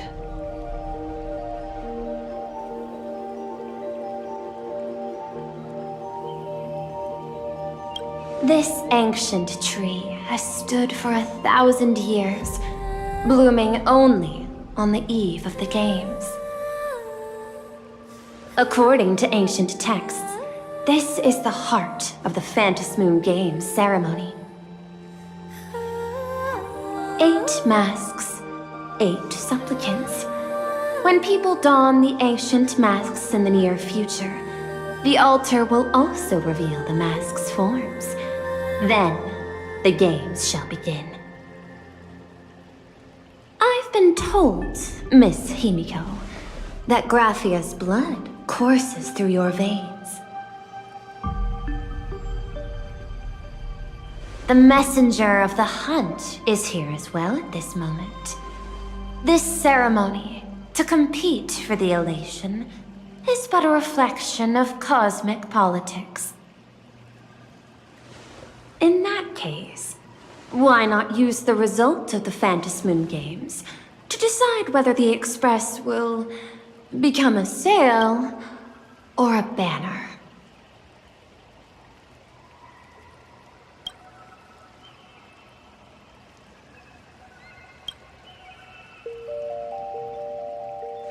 We'll consider your proposal. However, to take part in the games, one must have a mask of elation. I assume the IPC has prepared for that. As of now, the number of masks I possess is 3. With more time, I could obtain even more. In all of history, no one has conceived of a unified command of all supplicants and masks, let alone accomplished that feat. But this time, the IPC intends to regulate the games with our resources and influence. It is not unusual for visitors from beyond the sky to join the Phantom Moon Games, but the IPC actually seeks to control the entire thing? The Eon of Elation is famed for unpredictability. Miss Pearl, you must take care. This is a word of caution. It is precisely because Aha is so mercurial that such an elated attempt has a chance to succeed. Pardon the interruption, Madam Pearl. The guide you dispatched has sent word. The masked fools have stirred up trouble, attacking him and the Express guests. They were separated in the chaos. That is not surprising. Those masked fools have long kept the IPC in their sights. It seems the Phantom Moon Games have begun, regardless of the Express's choice. I'll get in touch with those 2 kids.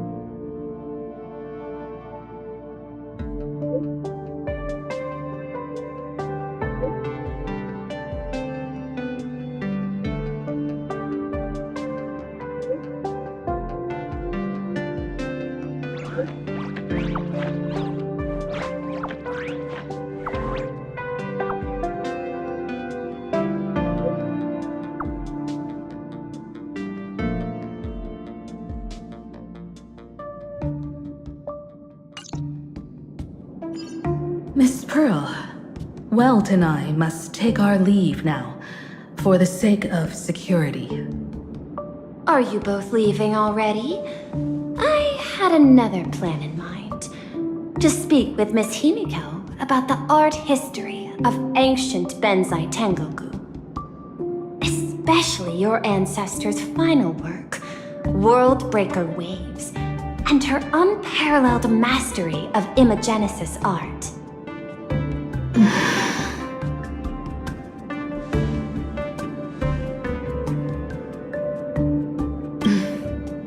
I'm counting on you, Welt.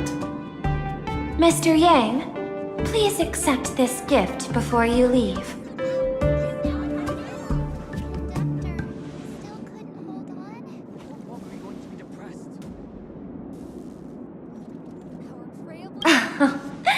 You misunderstand. To offer the Nameless something so mundane would be far too discourteous. Please, open this case first, and see for yourself.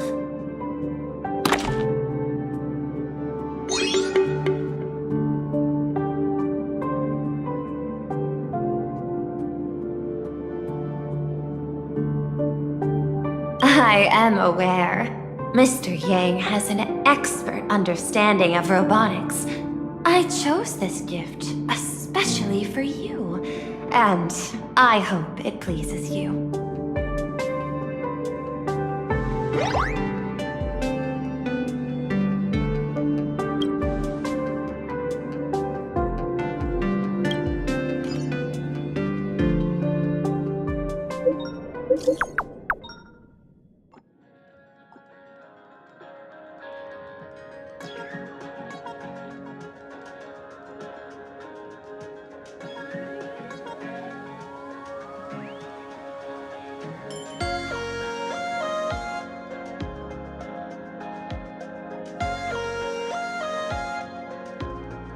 Graphia Academy?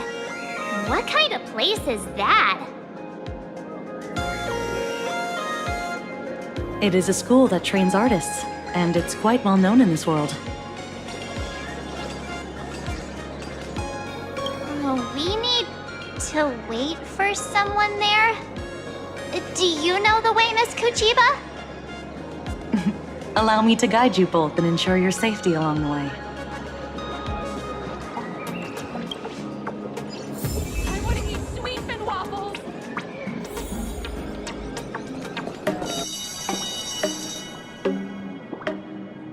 This is Graphia Academy.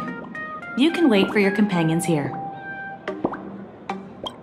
Oh, and to prevent further surprises, I have already informed your guide of your situation. Here is my contact info. If you encounter any problems during the Phantasmoon Games, you may reach me at any time. Thank you so much, Miss Kuchiba. Sorry for the trouble. We're here. Let's check in with Mr. Yang first and see where he is.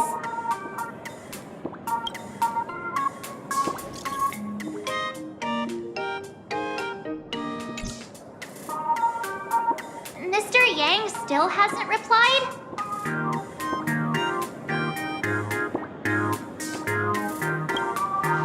Shall we find a place with better reception? How about heading inside the school to take a look? No way. I was just thinking, isn't this Big Sis Himiko's alma mater? The school lobby. It looks exactly like what I've seen in animations. Too bad neither of us ever went to a real school. If only we could taste a bit of campus life here. Hey, how about we sneak in and pretend to be students?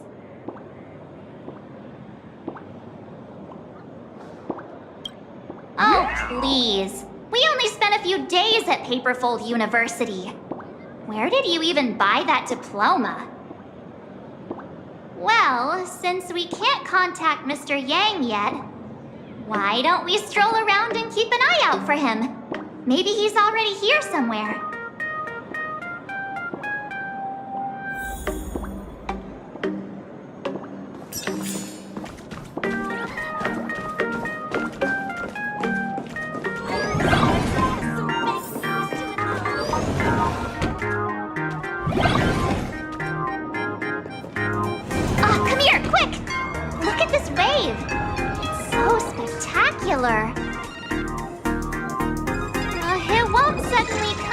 crashing down and drench us, will it? Wait, this is painted too? The painter's name is even stated next to it. Graphia. Who's that?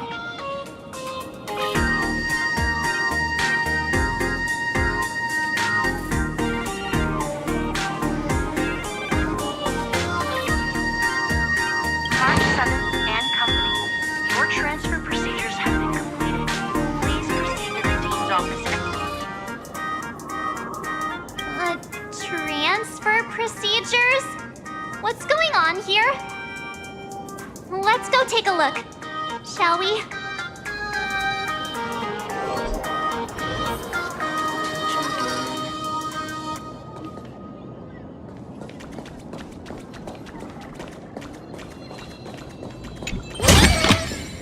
Is that all?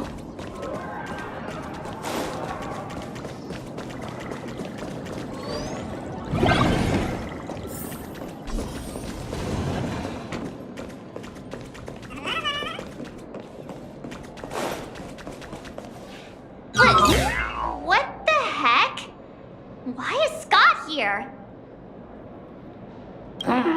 What year are you two in? Senior, and not even bowing. How rude! Wait, you. Why do you two look so familiar? It feels like someone sent me here to find you. Now I know it's definitely the real Scott. Where did we get teleported to?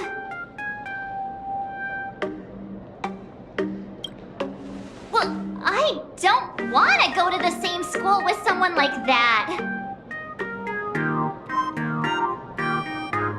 Mr. Yang, you're here.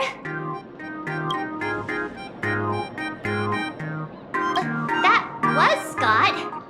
Where did he go? Wait. Why did you just call us students?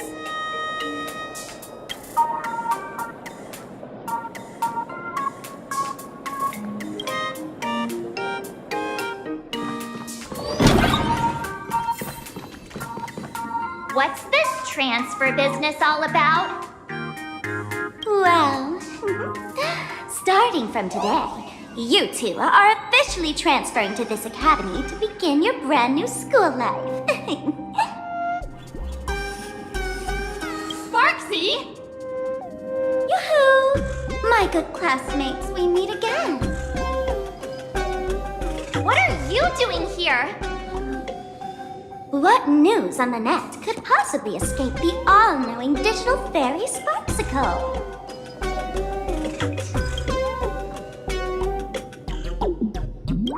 Of course! As of this moment, I have taken over this school and become its acting dean. After all, this school is filled with fans who watch my streams.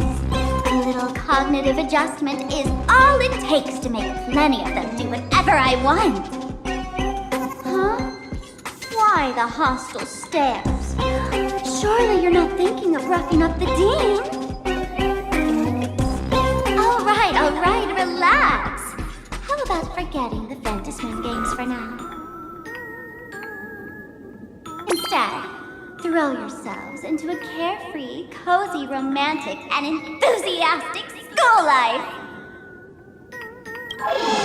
Oh no!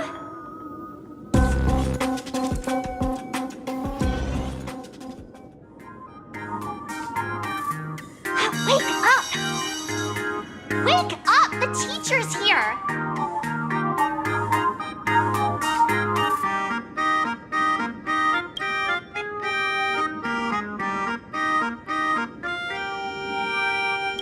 Stop sleeping. Your fleeting youth is slipping away. The artist qualification exam is right around the corner, and some students are still dozing off in class. Silence! How dare you call the dean by name? Do you have no respect for her at all? Before you stands an online streamer, a singer-songwriter, a trendsetter of internet culture, a rising star in education, and the masked fool among masked fools. Show some respect and address her as Dean. Thank you. It's fine, Scott. Thank you for standing up for the teacher. Such strong willpower.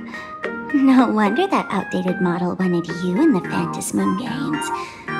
Too bad you crossed paths with me. Soon you will be just like these students. All of you will be turned into my little toys. Students, today is campus cleanup day, so help Dean Sparksy find that thing.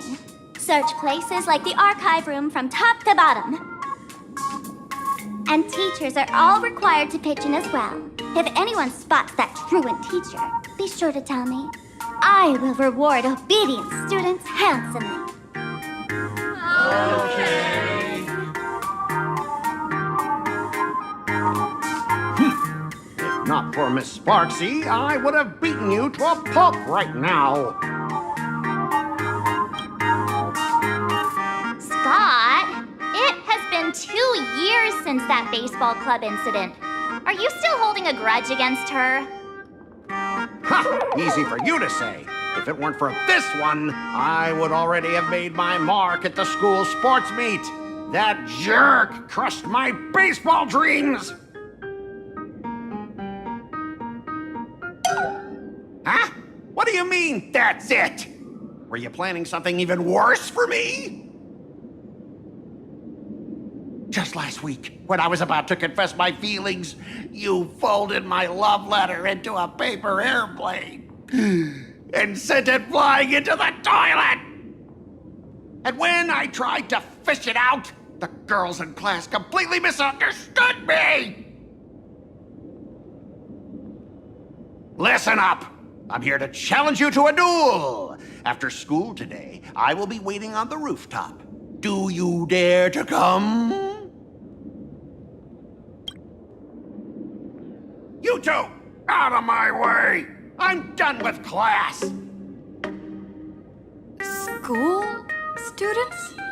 What in the world is going on here?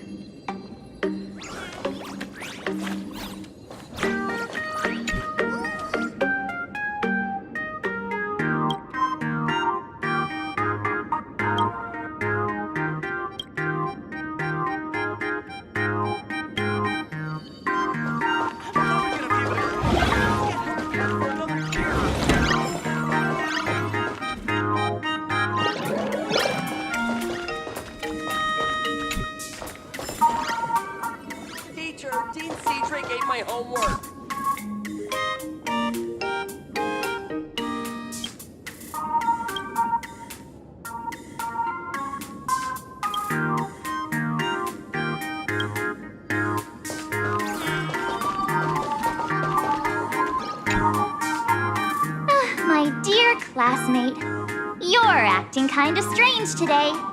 Is it because graduation's near? She has always been our dean, hasn't she?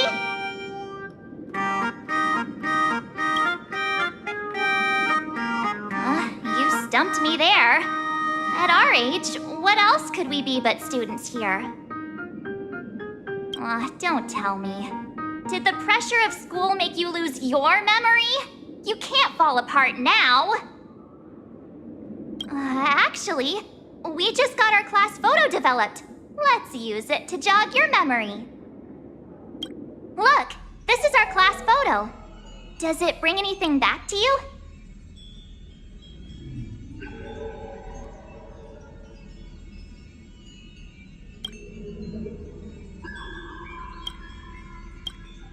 That's me! I mean the other one! That girl with pink hair and long ears? Who was that again? Is she really someone in our class? Or just some random outsider sneaking in? Anyway, let me introduce the people everyone knows. See, this guy? That's Scott, the one who argued with you earlier. He's a spoiled brat who flaunts his family's money. You were both aces in the baseball club 2 years ago, but he lost a bet with you and had to bark like a dog. That drew the attention of some strays that chased him down, so he twisted his ankle while running and missed the school sports meet. Do you remember that? Look, the dean is in this photo too, and so is Mr. Yang, our homeroom and history teacher.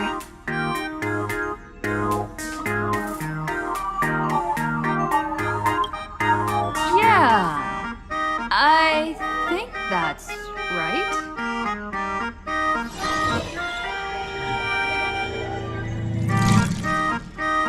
Remember that night we snuck into the archive room to retrieve the camera we left behind?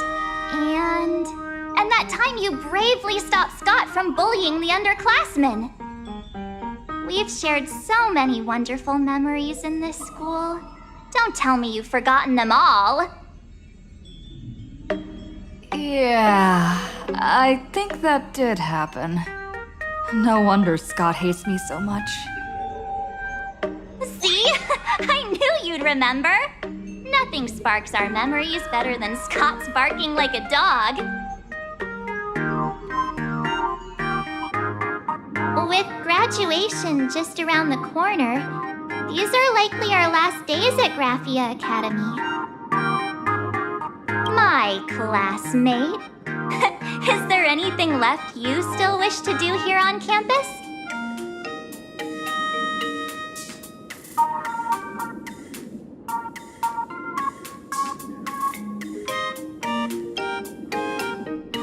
Don Hung?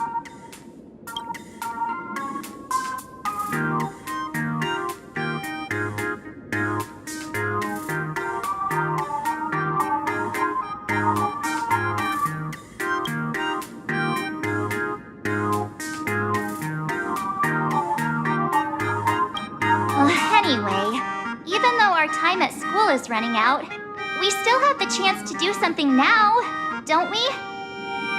Many adults only start to regret once they step into society, longing to return to those carefree school days. But time does not go backwards, and life gives no second chances. How does the saying go? Youth is fleeting, and time waits for no one. So, let's seize the fleeting moments of elation before they slip away. Let's spend these last days of youth together.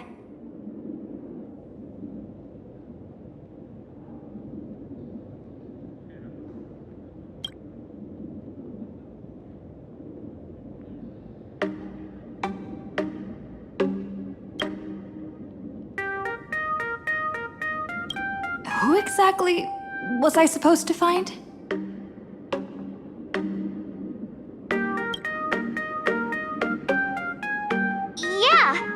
Waste your youth with me. If we don't waste it now, it'll be too late. I have so many things I want to do. Where should I start? Should I head to class, deal with Scott, or just wander around?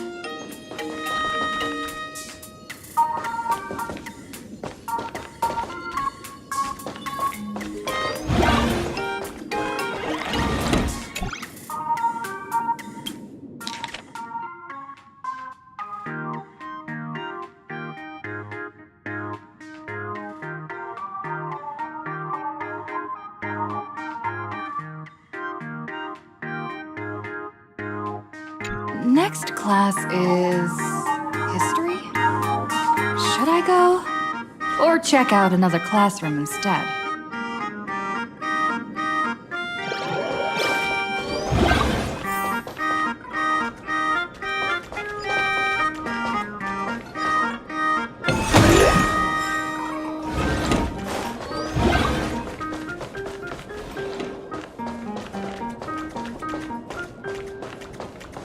No one's eavesdropping, right?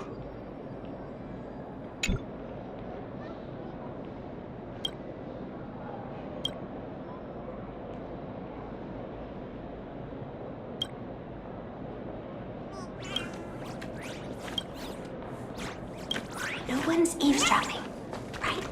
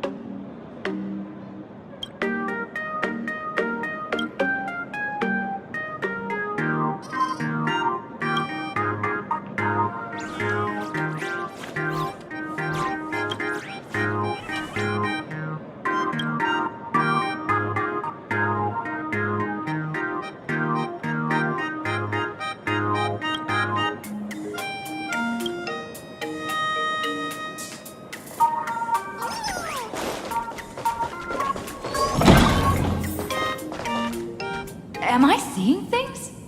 Why is there another me?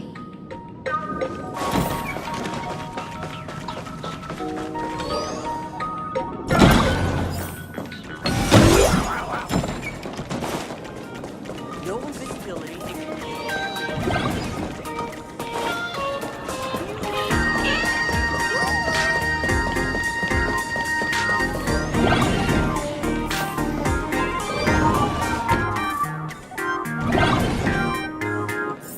Scott says he wants to duel me on the rooftop. Why not take the side path up and see if there's an ambush?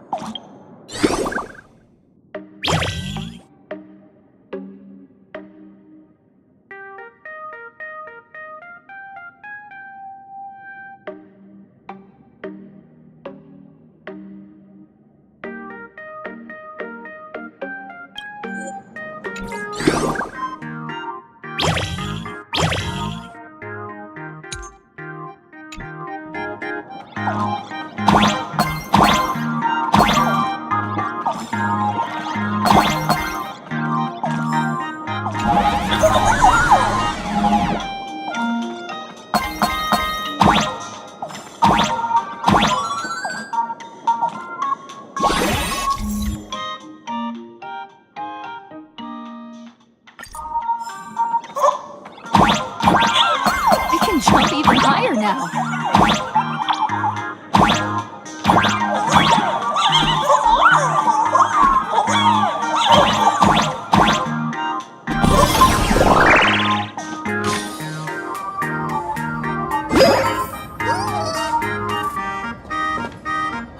I've explained it to you so many times already. They're jealous of me, jealous of my passion for you, blazing as bright as the sun. So she set me up on purpose, making me into what you girls call the maniac of the swirling waters. You have to believe me, Rakshmi. I'm innocent.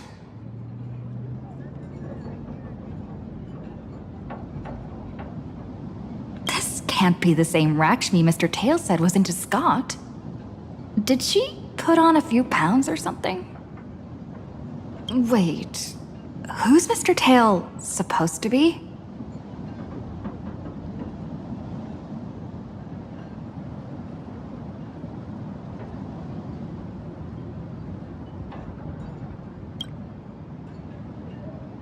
Finally, the perfect chance. Come on, hurry and confess! Oh, Rakshmi, stop tormenting me like this. Say something.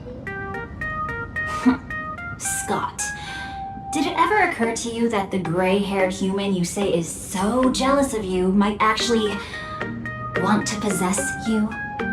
After all, we girls know these little schemes best.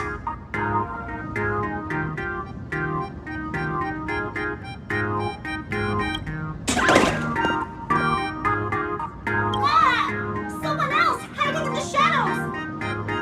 Watch me? Why did you say someone else? And you, ash hair, every single time! Why do you have to completely ruin all the important moments of my life? Scott, weren't you the one who called me to the rooftop for a duel? Huh? Scott, did you deliberately get this gray-haired human to come here just to spite me?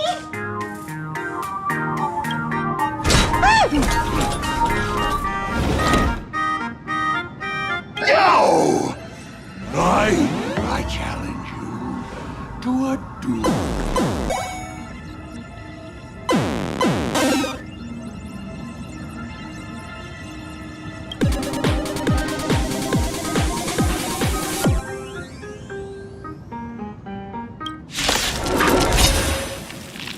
I cannot rest until I teach an idiot like you a lesson! All of you, charge! Come and touch with Sparky till the end of the world! Is this how it feels to be in sync? We can do it! Divination says this will hurt. Cloud to scatter. Game's on! What do you like?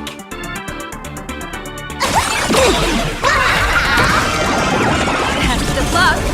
An explosive start. You're getting in on this yourself, Scott.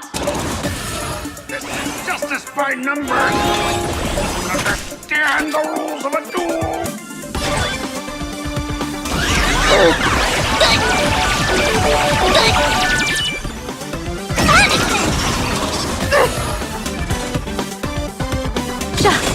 This is being in sync? Mimi! People always say, observe the heavens with my divinations. That only. Don't thank me.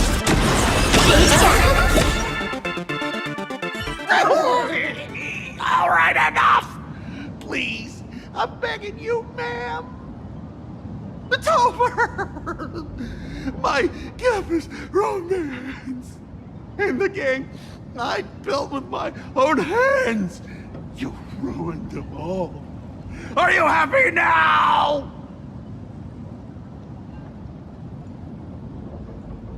Quiet!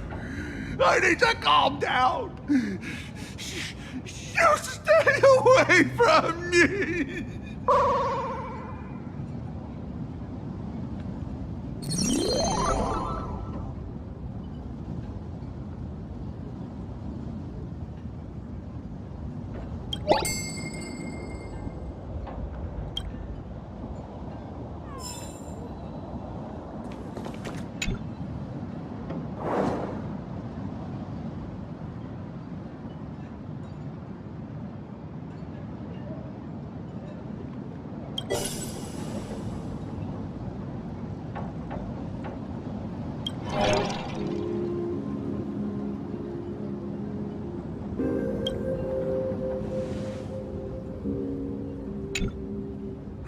That's Scott. No, wait. I remember now.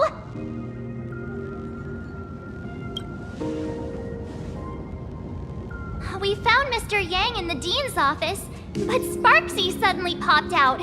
We were actually here to find Miss Dolly. But why did we come to see Miss Dolly in the first place? Yeah. What exactly did we come here for? Remember how Sparksy kept ordering students to rummage through every corner of the school?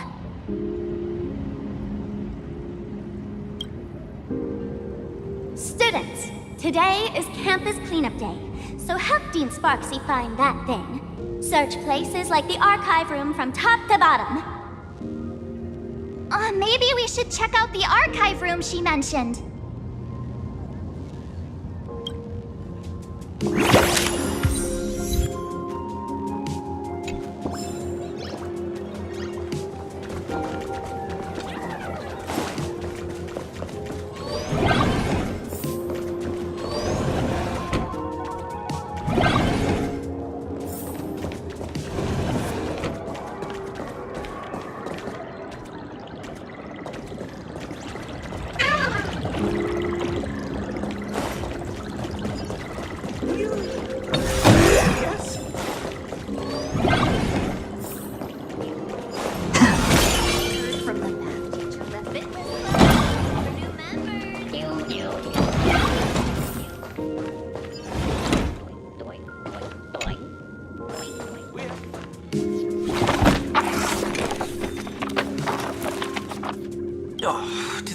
Send you here? Seriously, leaving us here to do all the work is just too much.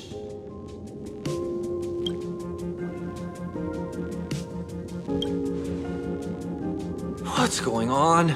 Not paying attention in class is bad enough, but you don't even listen to the teacher's instructions? Have you seen a mask with a smile on it? The teacher told us to find it. A mask? Now I remember. We came here to look for a mask. What a coincidence! I'm here for the same thing! Get to work already.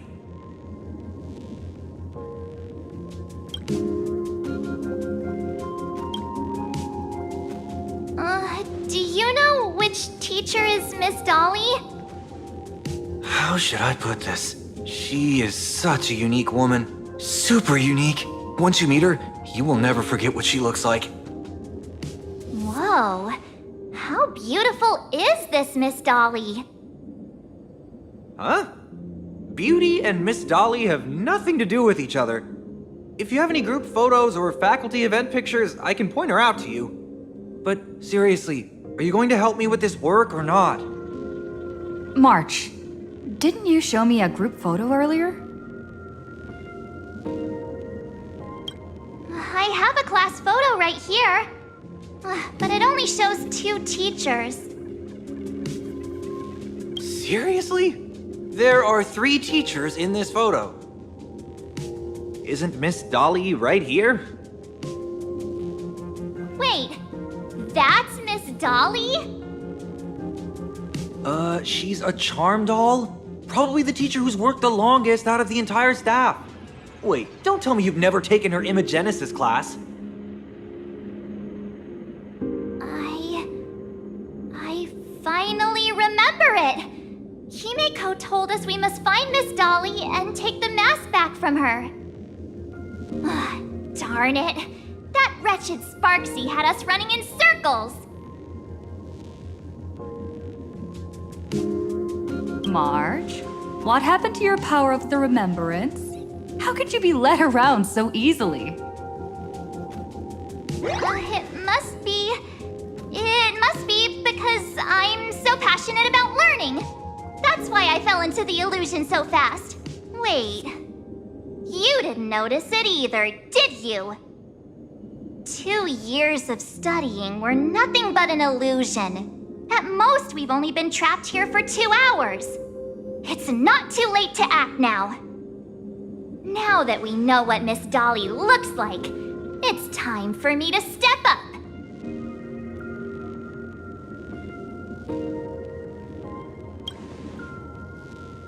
Miss Dolly has vanished.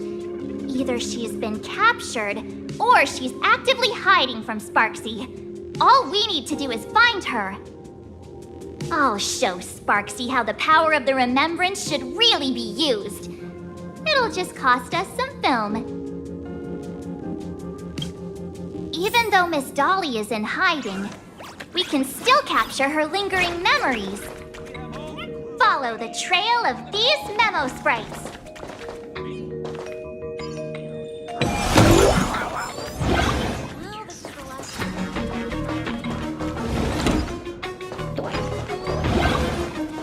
We're getting real close. of Miss Dolly's memory here. I got a photo of her. That's Sparksy. She's not really the dean at all, is she? What are her intentions?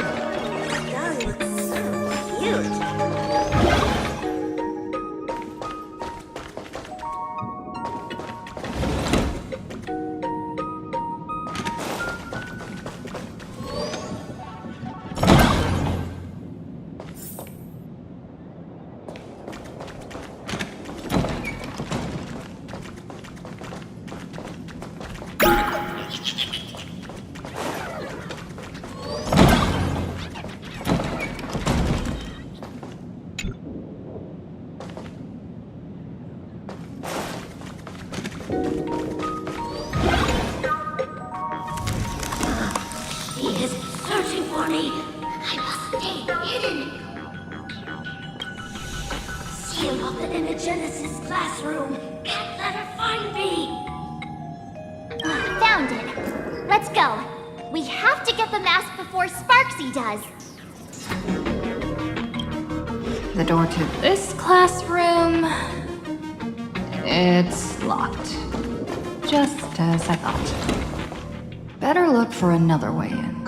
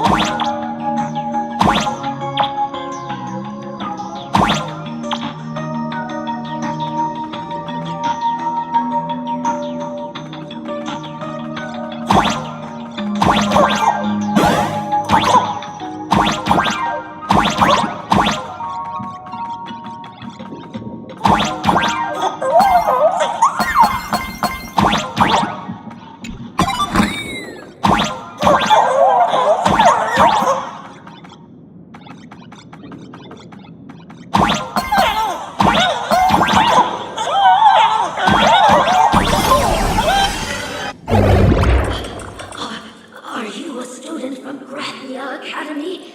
I've already sealed this classroom. How did you find me? Miss Dolly? Don't be afraid. Himiko sent me.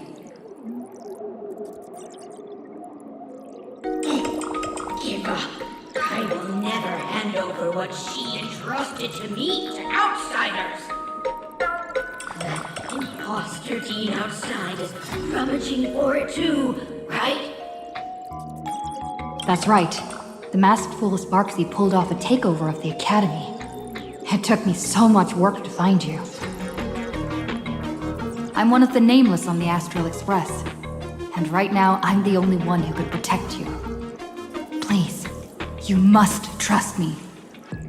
The Astral Express. Indeed.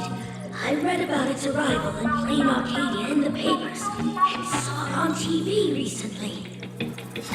Since you claim to be Himiko's friend, answer a few questions about her.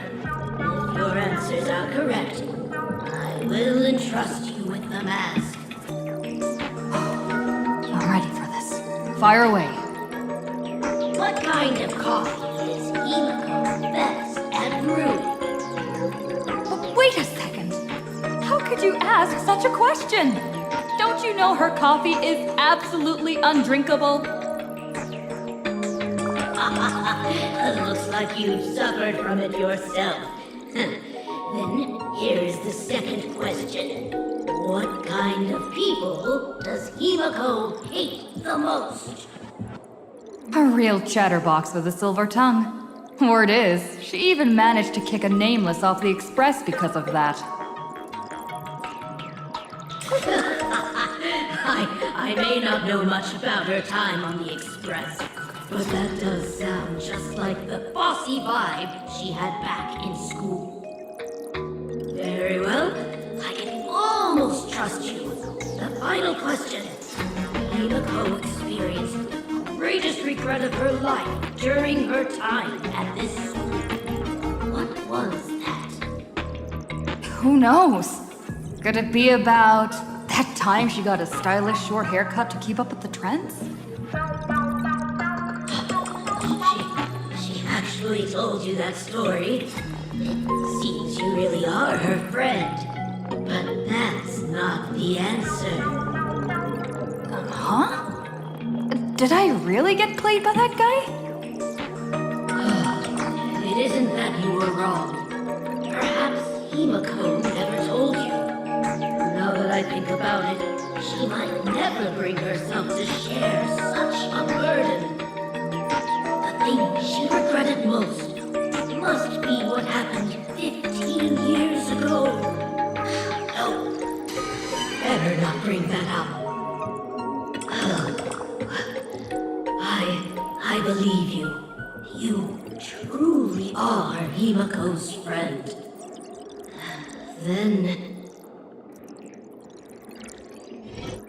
since you've proved that you're Himiko's friend, I will give it to you.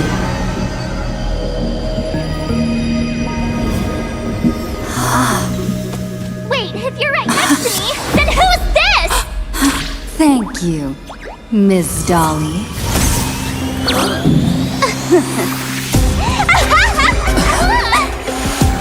The mask is mine now! What? I actually let myself be fooled by such a cheap trick!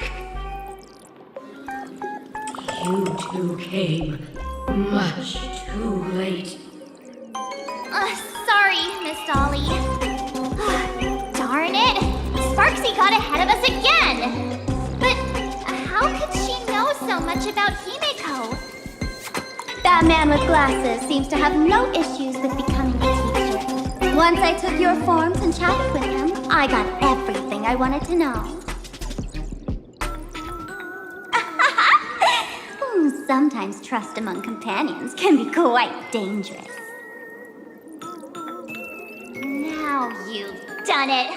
How dare you trick Mr. Yang!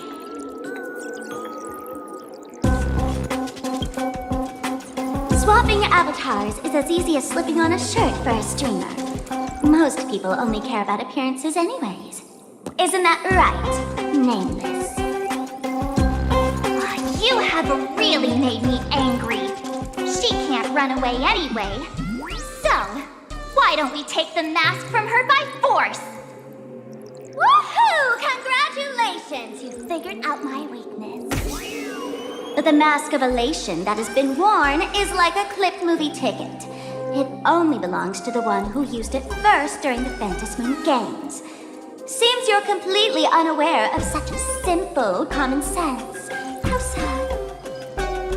What? Astral Express out! Ha-ha!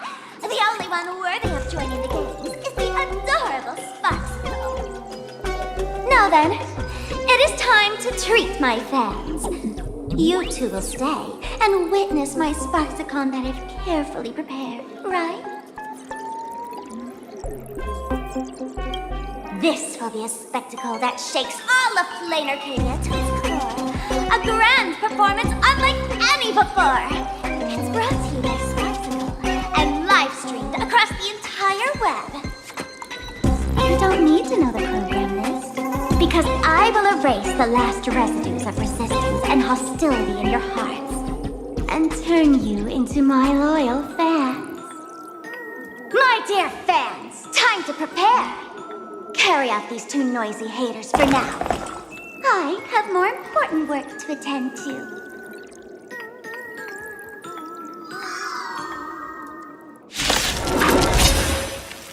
My dear fans, be charmed by me. Fight for me.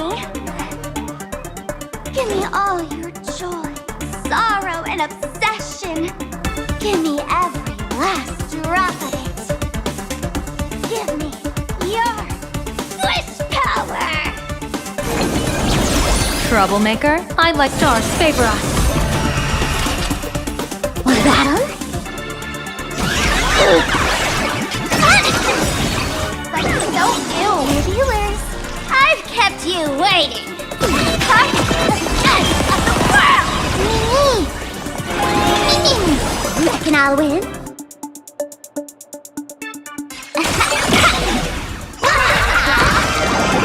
Shadow, don't thank me.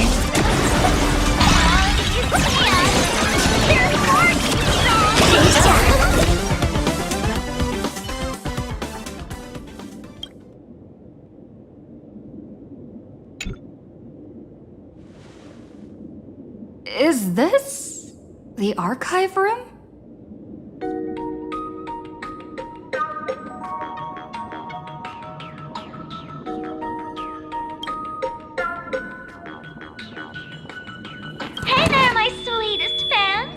The mission of finding the mask and Miss Dolly has been a complete success.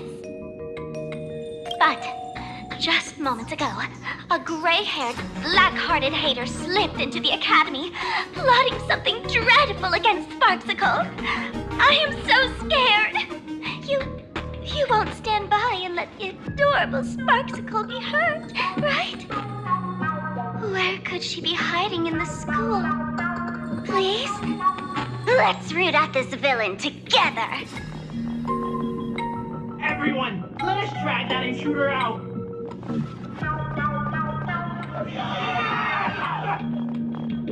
They will not be able to hide for long.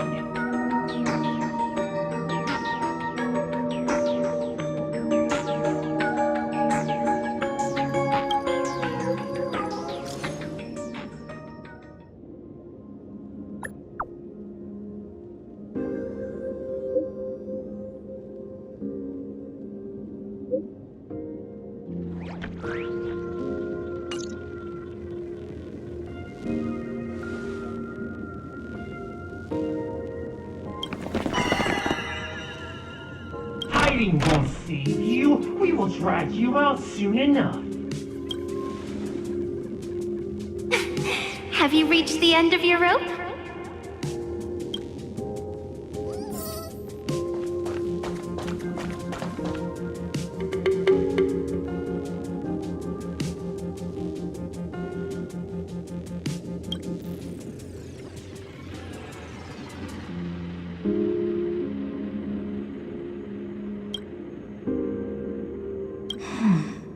This pink-haired person. Where have I seen this person before?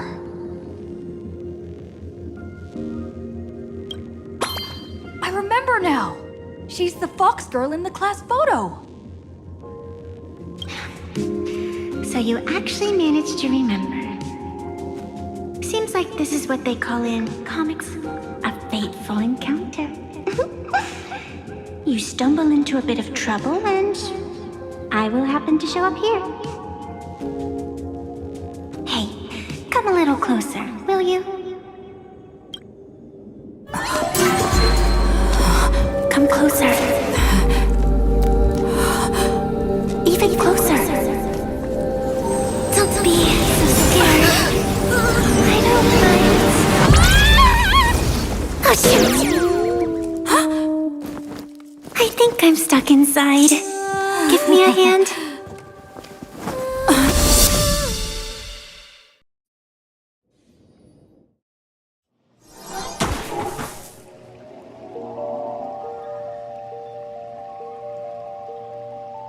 What is this place? Two nameless came through here a few hours ago and asked the exact same question. I'll use their answers to reply to you.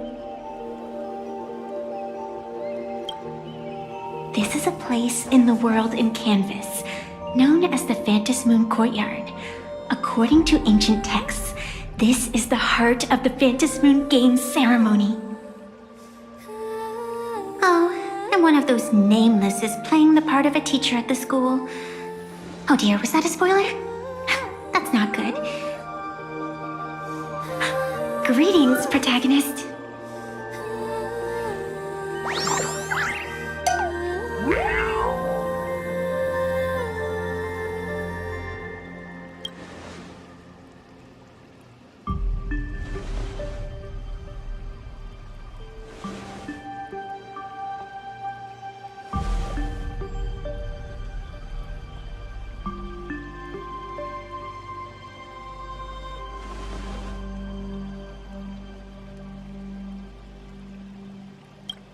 Just call me the Nameless. Technically, everyone is the protagonist of their own story. But you are different. You are the protagonist of the Fluffy Across the Blue, aren't you? Galactic Baseball Raccoon? You do not really look like a raccoon. I forgot to introduce myself. You can call me Evanescia. Great seeing you.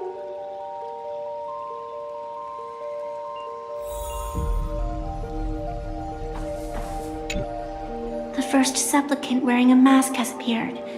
The Phantom Moon Games will soon begin.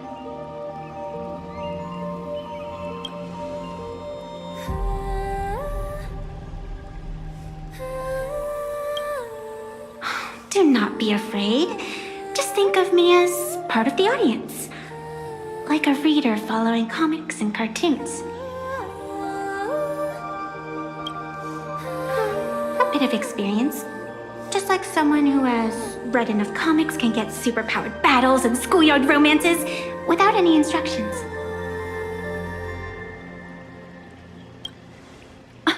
Do you seriously mean you've never read it? The comic that has taken this world by storm? It is inspired by the adventures of the Astral Express, telling the tale of cute little animals riding a train across the cosmos. Fluffy Across the Blue.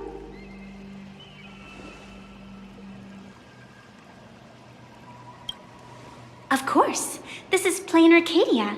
Any story can be turned into a comic in here.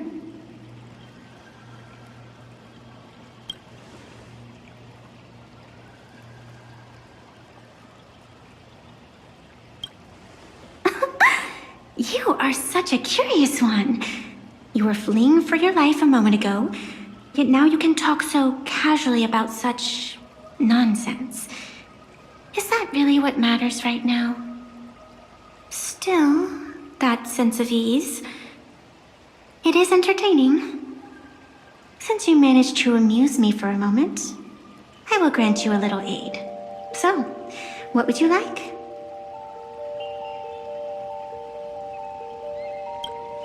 I don't like it when someone answers my question with another question. Think before you speak. I can see it in your eyes, Miss Raccoon. You will not accept defeat.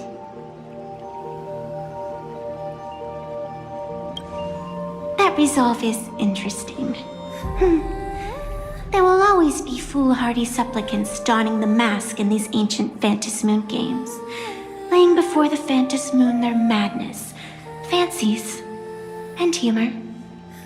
They would weave schemes to slay monsters descending upon this planet from beyond the sky, steal the laughter of the gods to forge blades that could split mountains, or descend into depths of the world in canvas to swindle the souls of the departed.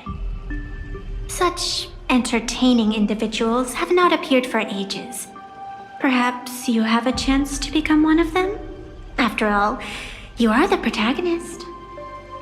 I can lend you a little power, but an equal price is required. Otherwise, it would violate the rules.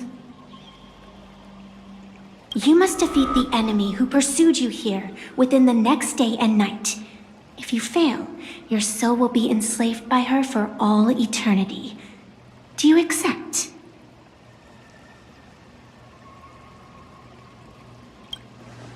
Then it is done.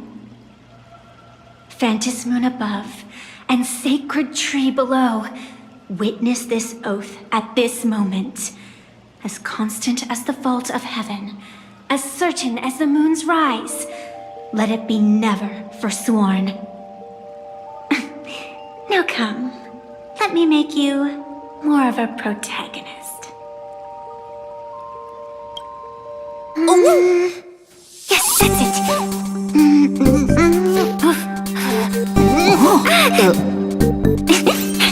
Change!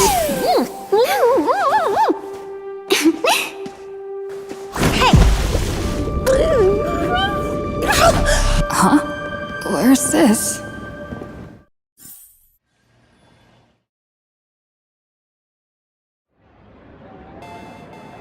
Gray hair, are you all right?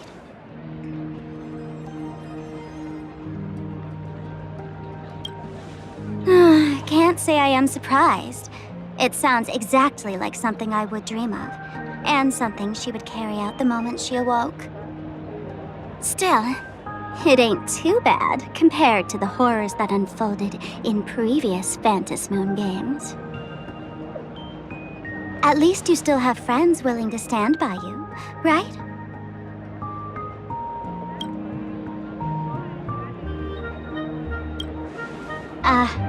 And now and then I do odd jobs here. Live streaming is one of them. Sparksy is the name I use to stream online. An avatar that I personally sketched line by line. To keep the streams running, even when I was absent, I breathed a trace of power into that avatar. Who would have figured that everything changed after the Phantom Moon turned full?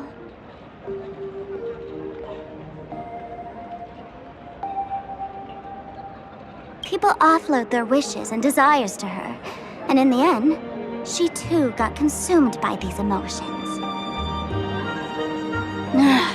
Once a creation gains a will of its own from the attention of the masses, even its creator can no longer restrain it. I've been watching you from the start, waiting for the right moment to step in and help. Sadly, you were either with the IPC's people, or with the Department of Aberration Defense. Then you and Darling March wandered right into that school of bad omens. That was when I realized things had slipped out of my hands. So tell me, what happened in that school?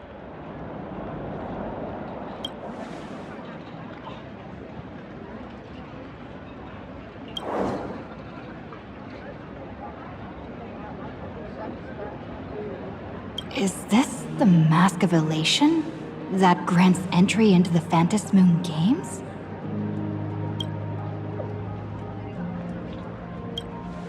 What do you think? Call your companions on the Express ASAP. Or, since this is a civilized society, you could try phoning the Security Bureau. But these matters are obviously far beyond what they can do. They say that no one could restrain the supplicant's actions in the past. Ah, those were the good old days of freedom.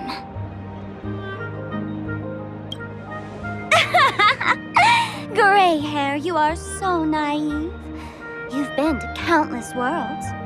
When the skies collapse and the end draws near, what can the authorities possibly do? Don't make their jobs too hard.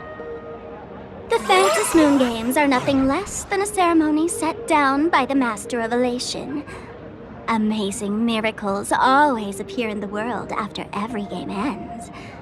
Like the birth of a new imagination, unthinkable phenomena, or a future brimming with hope. Perhaps you have heard this question. If the world's science and technology could leap forward by 100 years at the cost of a single kitten's life, would you kill the kitten?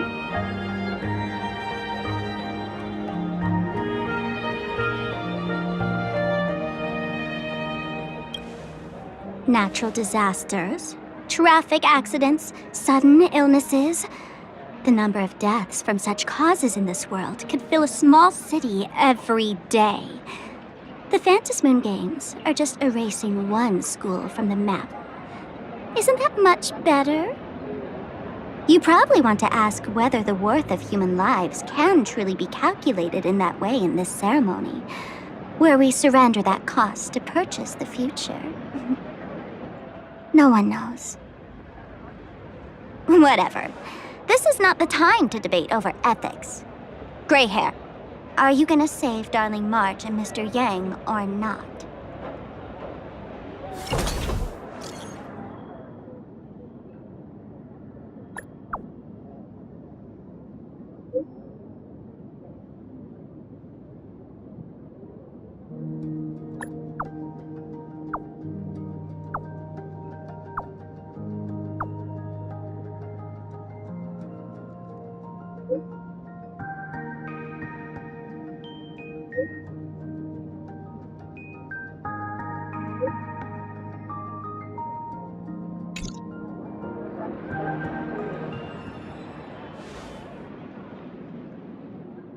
The hour grows late, Miss Pearl. Matters regarding the Express demand our attention. Be it the Alliance or the Phantom Moon Games, if you seek deeper cooperation, my doors remain open. Then, I shall take my leave.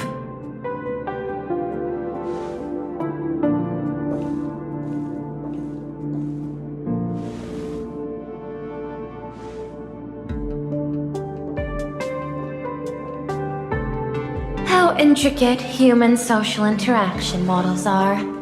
My extrapolations still cannot account for the full strategy tree of the Astral Express. Master, General Yao Guang of the Xianzhou Yuchui is here to see you. Shall we have her wait? No. The Xianzhou will also become a key ally. Only through enough contact and emulation can we hope to comprehend their methods and strategies.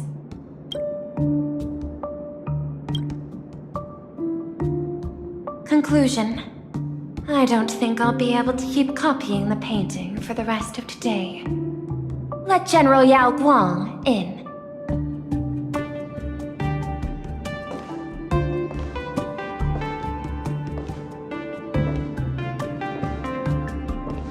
I am the Honorary Dean of the Omniscience Sapientia Academe, Master of the Deca-Light Reflection Barrier, bearer of the Xianzhou's intangible cultural heritage, the Sparrow-Shaped Fist, and the Seer Strategist, General Yao Guang.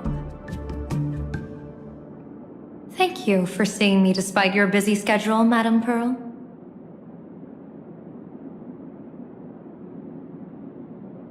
For a moment, I nearly mistook your words as a fault in language processing. I believed you had brought the entire delegation inside. Few Intellitrons in the cosmos have a sense of humor. I have heard that, like that genius, you are one of the many wonders wrought by the celestial differentiator of planet Scrulum. Meeting you in person far outshines your reputation.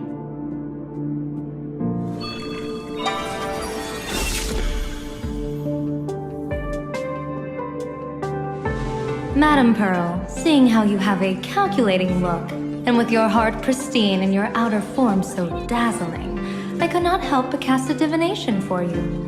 The hexagram lies between fire and heaven, demonstrating a bountiful harvest with your fortunes lying at the zenith or even beyond. I have no training in divination. General, may I ask you to interpret it?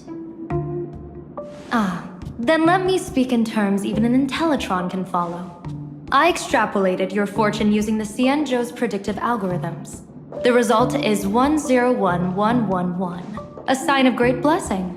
If you treat others with sincerity, abundance will follow. I have long heard of the Arbiter General's legends. The strategy of General Jing Yuan. The courage of General Fei Xiao. The ingenuity of General Hua Yan. Often, I have wondered, what kind of figures are the Cienjo generals who remain away from the public eye? Meeting General Yao Guang today, I cannot help but think that, with such beauty, you should step into the light more often. Looks like you've studied the words of the Cienjo well. You've even learned the art of provocation. You praise the others for their individual and unique talents, yet when it comes to me, the only thing you had to say was beauty. Do not misunderstand me, General. To me, beauty is the rarest of treasures and the most fragile to preserve. Besides, intel on you is truly scarce. It is quite difficult for me to find ways to compliment you. But what I do know is, the Yuchui is the think tank of the Cienjo ships, and its general is the master of all diviners. Speaking purely of deciding the course of affairs, no one is better suited than you to cast the Cienjo Alliance's vote on whether to join the Anti-Destruction Alliance. So, General, what is your decision in this? This topic is far too great for me to decide on a whim. But as a gift and to complement the respective gaps in our knowledge, allow me first to offer you a piece of vital intelligence. And with it, I ask the IPC to show sincerity beyond empty words. I do not follow your logic. With the threat of the destruction looming, what need is there for further reasons to cooperate? Set a mighty foe as a common goal. Convince former enemies to turn allies, then devour them in turn. Such feats are hardly rare in the IPC's annals of glory. I understand. The Cienjo questions the IPC's sincerity. It would be better to say we ask the IPC to demonstrate its sincerity. Courtesy demands reciprocity, and the intel I now offer you is both urgent and weighty. Question. What could be more important at this moment than forming the Anti-Destruction Alliance?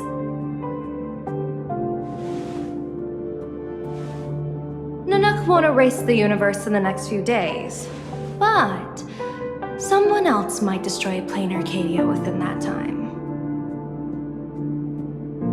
You have heard of Blade, the Stellaron hunter, right?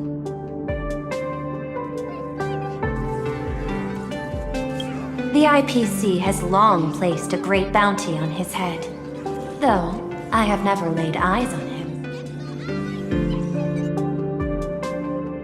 The Yuchue recently intercepted a report. Styling himself as Xianzhou's #1 assassin, this man accepted a contract from the Sinwish Syndicate, a local organized violence group. I do not know his exact aim here, but he is a major criminal of the Xianzhou. He is guilty of the 10 unpardonable sins and is a formidable fighter, with few able to match him. As general of the Yuchue, I will take it upon myself to bring him in before he can cause disaster here.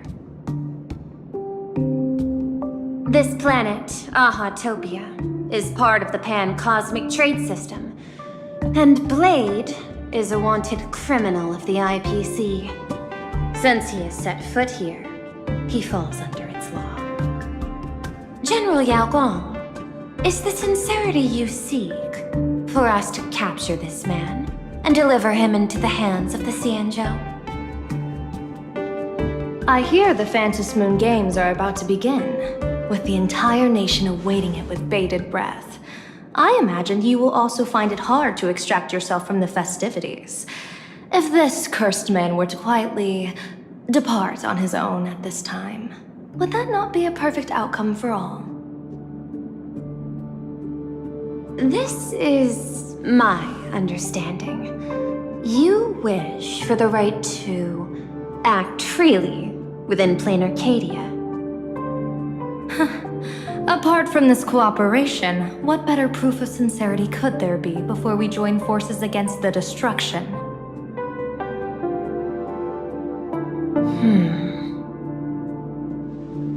Deal. What I do not doubt, the might of an Arbiter General. However, I do doubt, will the Xianzhou's #1 assassin truly leave without a commotion? By my extrapolations, even without accounting for the guidance of Destiny's slave, the probability of capturing a single Stellaron hunter is less than 9.8%. Not even 10%. As a diviner, that's not how I see probability. Even if the chance of success is only a coin toss, once I enter the fray myself, I always treat it as a 100% certainty.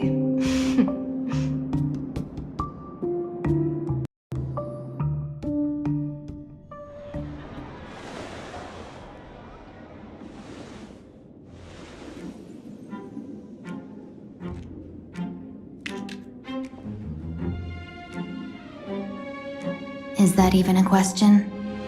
100%. Of course. In other words, there will be no survivors. Anyone who recognizes my face, I will not let them off even if they hide at the ends of the world. I was willing to make an exception when I was hired by your gang's leader, but I see you folks are not interested in accepting my goodwill. Not that I don't trust you, but you know the rules of the trade. You hire someone to do a job, you gotta see what they're made of first. People say that the Lords of Hell are easy to deal with, but their underlings are the real trouble. If a group's underlings don't know their place, even their masters may not be safe. So, since the mighty Sinwish Syndicate gang actually had the guts to hire the Xianzhou's #1 assassin, I guess you are also ready for destruction.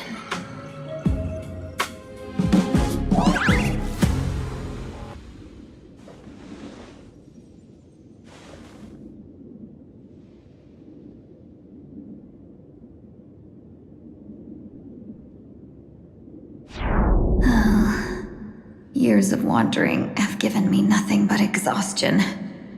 And I have finally come to know how harsh the road of life truly is.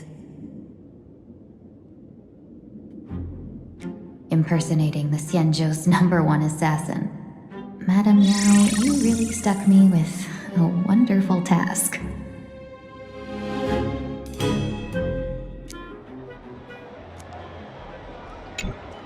Please take great care during this mission, Miss Tingyu. If any misfortune should befall you, I would have no way to answer to your Helmmaster Yukong. You worry too much, Madame Yao. When I pledged my resolve to Madame Yukong and departed for the Yuchui, I had already steeled myself for the worst. But, may I ask, does this task of misfortune really have to fall upon me? I cast a divination today. This task lacks the fire element. Without the whistling flames and Macassiter's knack for diplomacy, this task cannot succeed. The place you're heading to is crawling with gang members. If they pick a fight, you can try to drop the name Xianzhou's #1 assassin, and they might step aside. Do not worry, General. I have journeyed far and wide with the merchant guilds for years and faced no shortage of danger. A handful of gangsters is hardly difficult to deal with. If you're not afraid of danger, then why have you not set out yet? Shall I read your fortune and give you a little peace of mind? What I fear is that fortune-telling of yours. No, what I really fear is you, Madame Yao. Afraid of me? Am I so notorious on the Xianzhou Lafu? I've heard many tales about you. After the Battle of the Fanghu, you willingly surrendered your command token and became a general in name only, with neither troops nor soldiers. They also say that the seer strategist, for the sake of a tiny chance at victory, stood by as her mentor went to a noble death, treated the countless lives of dead verdant knights as nothing more than numbers consumed in her divinations, and even doomed an arbiter general. Are you afraid that I, the cold-blooded diviner, might send you to your doom here in Planacadia? Bold words for a little fox. It's just a bit of my curiosity about you, General. I hoped you could clear up a few of my doubts.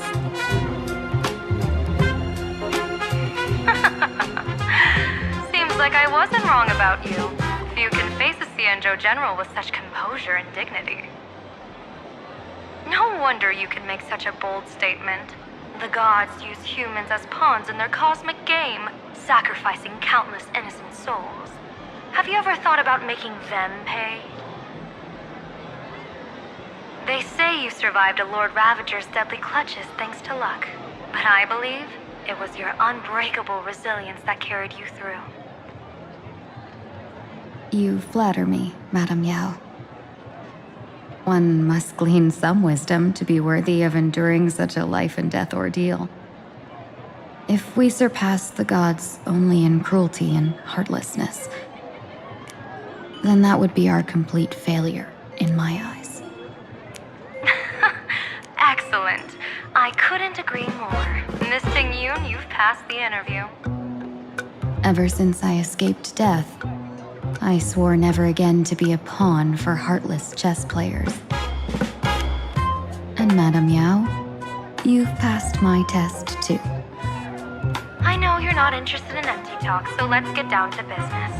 Miss Ting-Yun, our Yuchui business delegations are treated much better than what you get on the Lafu when they set out on official missions.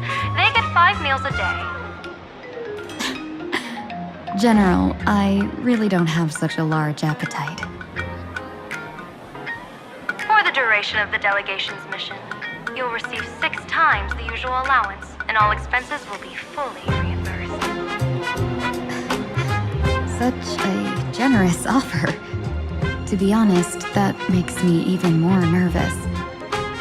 Head to Dovebrook District, locate the Sinwish Syndicate contact, use the passphrase you gave me to establish contact, and do not reveal my true name. If there's nothing more to it, Is this task really worth 6 times the pay? You're the kind of talent worthy of such a reward. After all, we diviners are no different from you merchants. Even when we hit a dead end, we still have to bargain and carve out the faintest chance. Merchants strive for profitable opportunities, while diviners reach for a sliver of luck.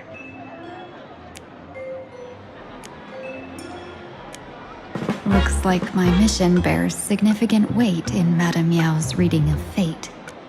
In that case, I shall depart. When in doubt, open the 3 strategy pouches I entrusted to you. Inside are tactics I divined, certain to break any deadlock and aid your journey. Go, Xianzhou's #1 assassin.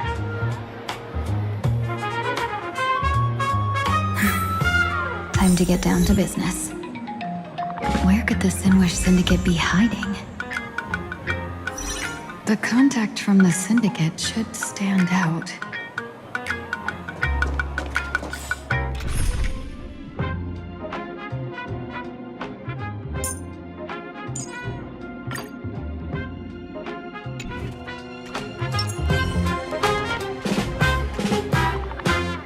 Not yet time to return.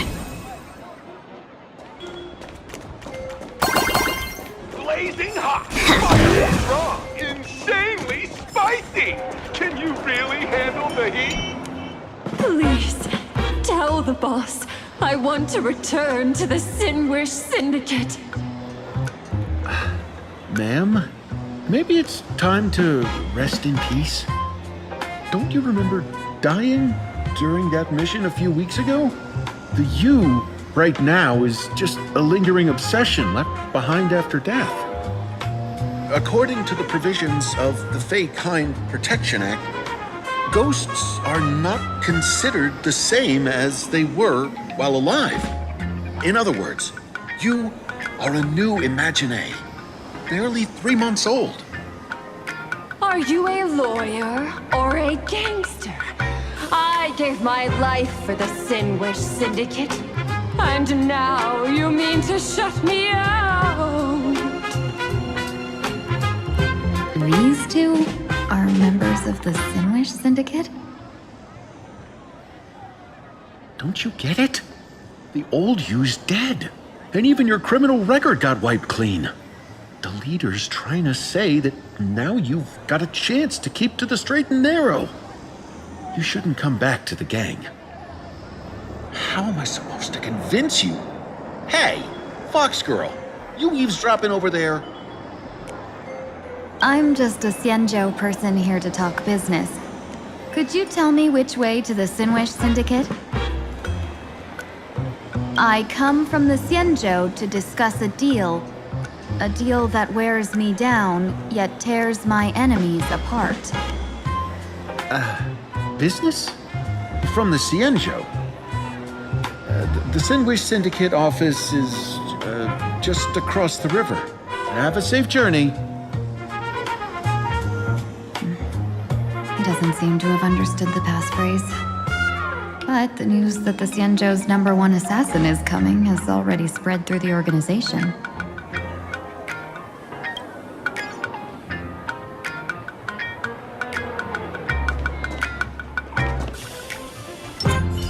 All's revealed in divining.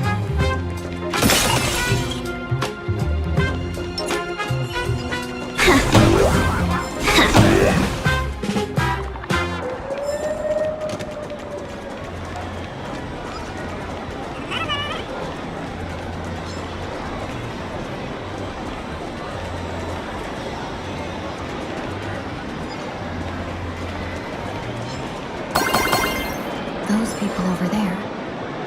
Are they also members of the Sinwish Syndicate?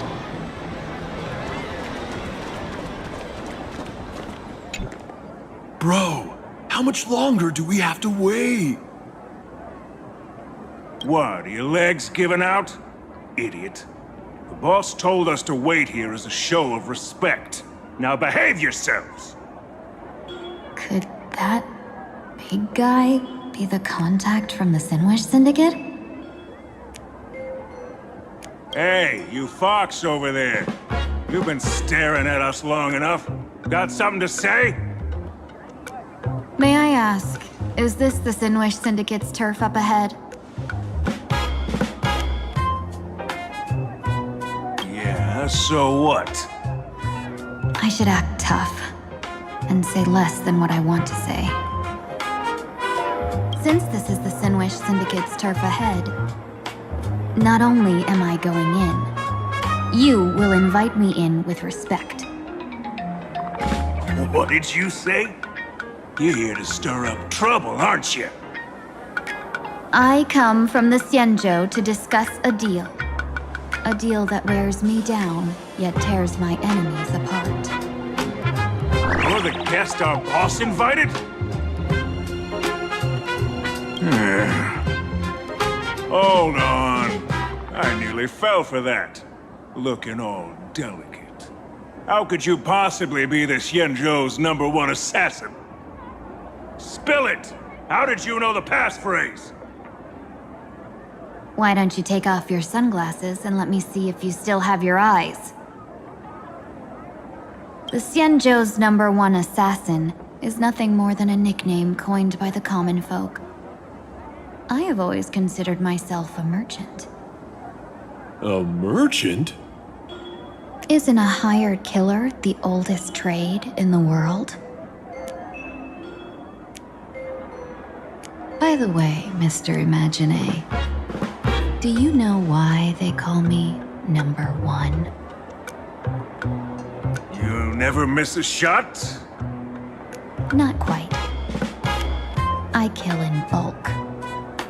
The way to keep business going is to offer a little extra.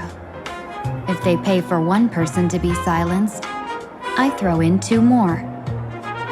With that hot temper of yours, always picking fights, you've probably given your boss plenty of headaches.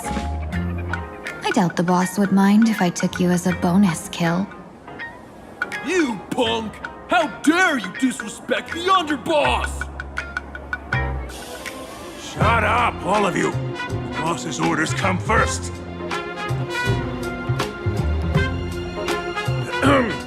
My name is Kostai.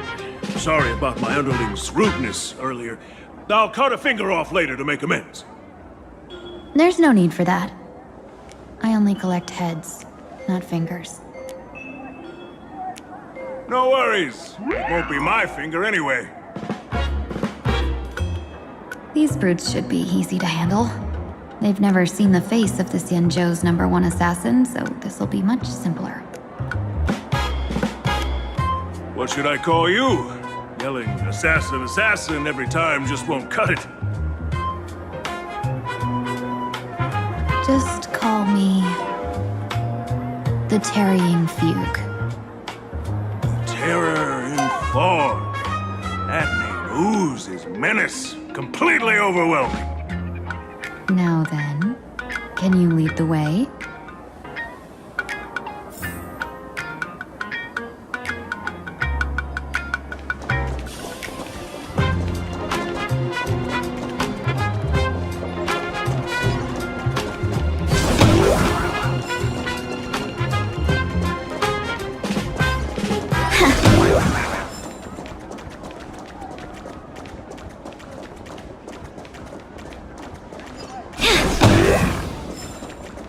That's the Sinwish Syndicate headquarters across the river. Quite impressive, don't you think? Please, follow me. Is this the passage in the painting? Of course. The Sinwish Syndicate has it under our command for now.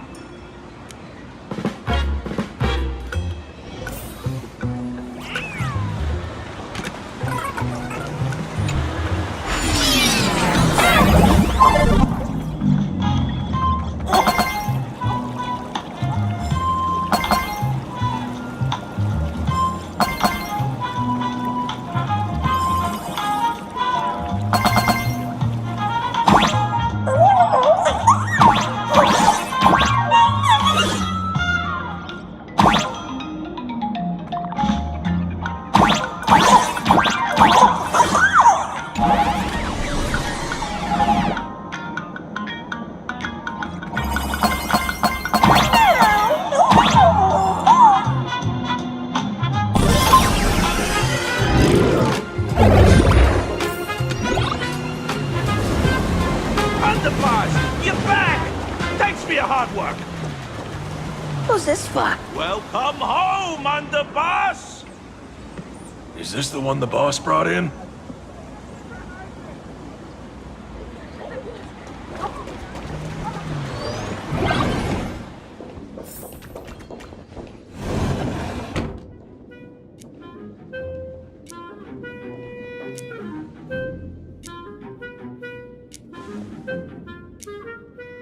Underboss, I mean no disrespect, but is this frail woman really the one the boss invited? That's right. Her name is the Terror in Fog. Spread the word that the Sinwish Syndicate has secured the Xianzhou's #1 assassin. Underboss, beat me if you want, but I gotta say, are you serious? Are we really counting on this delicate woman for the Phantasmoon Games? The Phantasmoon Games. Is that why they hired a Stellaron hunter to do their bidding? These Phantasmoon Games are a once-in-a-lifetime chance for the Sinwish Syndicate to rise. This woman doesn't look like she has what it takes, and we're trusting her. If she blows it, how are we supposed to save face? Underboss, we haven't been duped, have we? If word gets out, the other gangs will laugh us out of town! All of you, shut up! Useless. Lady Terran Fog would wipe the floor with you even if you all came at once. But you doubt her, why not let Lady Terran Fog show you a few moves? Lady Terran Fog, what do you say? I can find you a few sparring partners. No need to hold back. I thought you were naive, but looks like you're just playing good cop, bad cop to test me.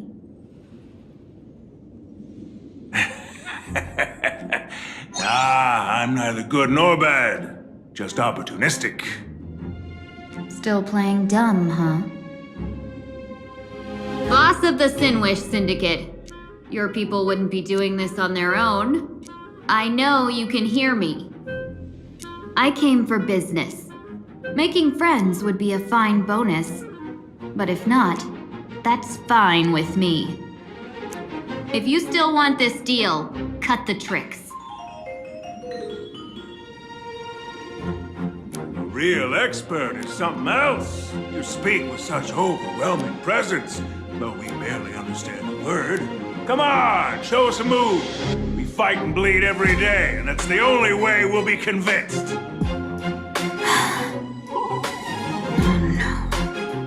These brutes are not interested in a win-win situation at all. When in doubt, open the 3 strategy pouches I entrusted to you. Inside are tactics I divined, certain to break any deadlock and aid your journey. Looks like it's time. Huh? Just keep alive and open the 2nd strategy pouch once you're done. What kind of strategy is this? There's barely anything helpful in here. Looks like Lady Terran Fog isn't impressed with your skill.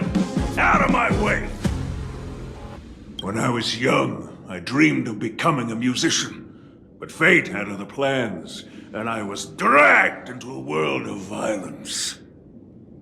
But even then, I never let go of my love for music and rhythm. Even in battle, I kept honing my singing and instrumental skills. And that's how I forged my one-of-a-kind fighting style. They call me the Roaring Costine! Oh, Prince! The underboss is getting serious! Lady Terran Fog, I humbly challenge you. Show the Sinwish Syndicate the assassination skills you're so proud of.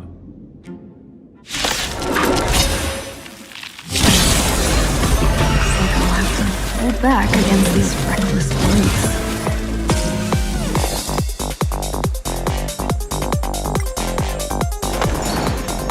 Shall we unite our goals?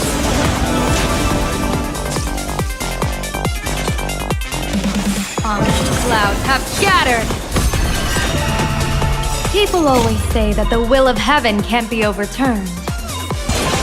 But I wish to observe the heavens with my divination!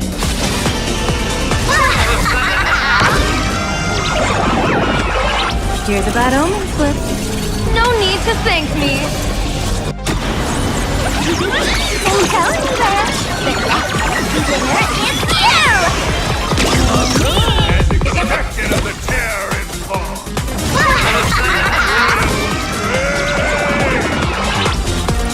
The power of destruction within me. Hard to control.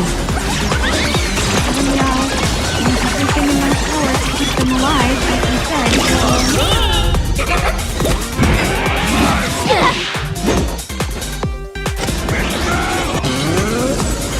There'll be a way. Clouds scattered.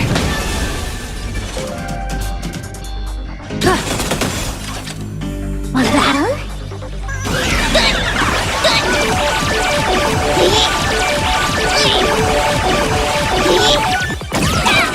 I don't want to take your life. Back down while you still can. A true warrior of the Sinwish Syndicate fears no death. Don't underestimate my resolve. Underboss, bad news. 2 more weird dudes just showed up. Cut your bull. I can see for myself. Never thought visiting an ally would mean crashing into a local gang's hall. This will take some explaining.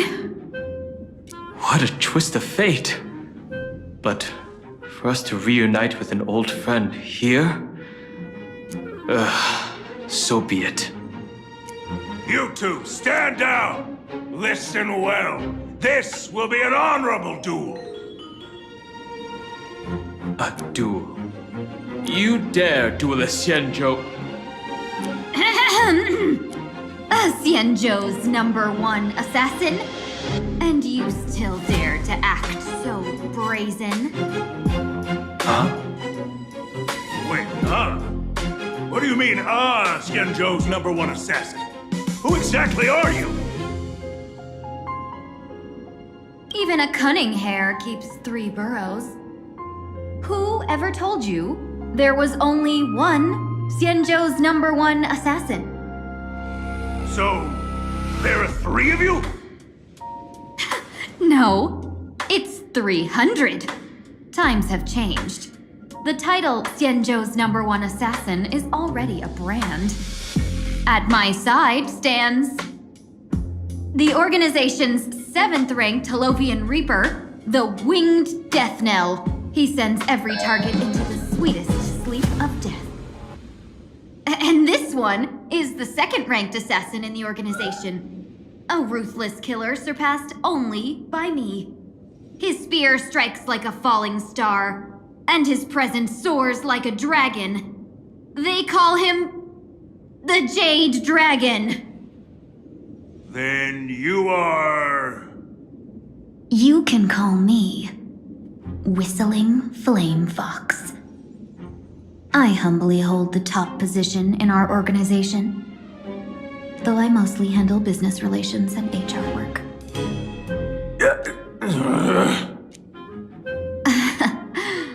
Hard to believe, isn't it? Come on, madam. It's pointless to say anything now. If you want this gentleman to know you speak the truth, let our brother show off a bit of his spear work. That will convince them.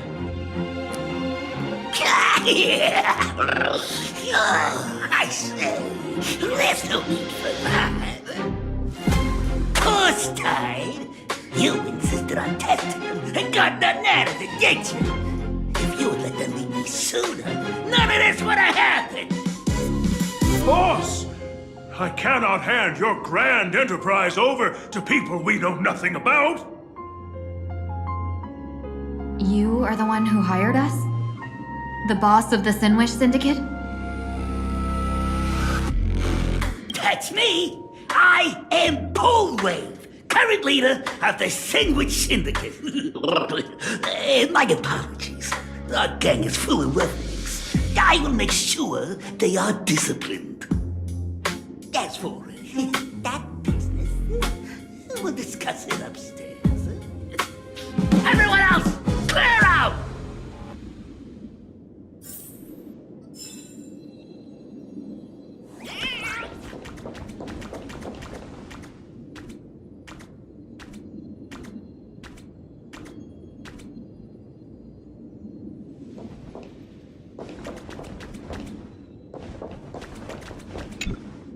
Long time no see, Lady Tingyun. It's been a while since we last met in Planacadia. I am truly grateful for your quick thinking. To avoid revealing too much, I made up false names and titles for you two just now. If you were offended, then I beg your forgiveness. This place is a hotbed of trouble. What brings you two here?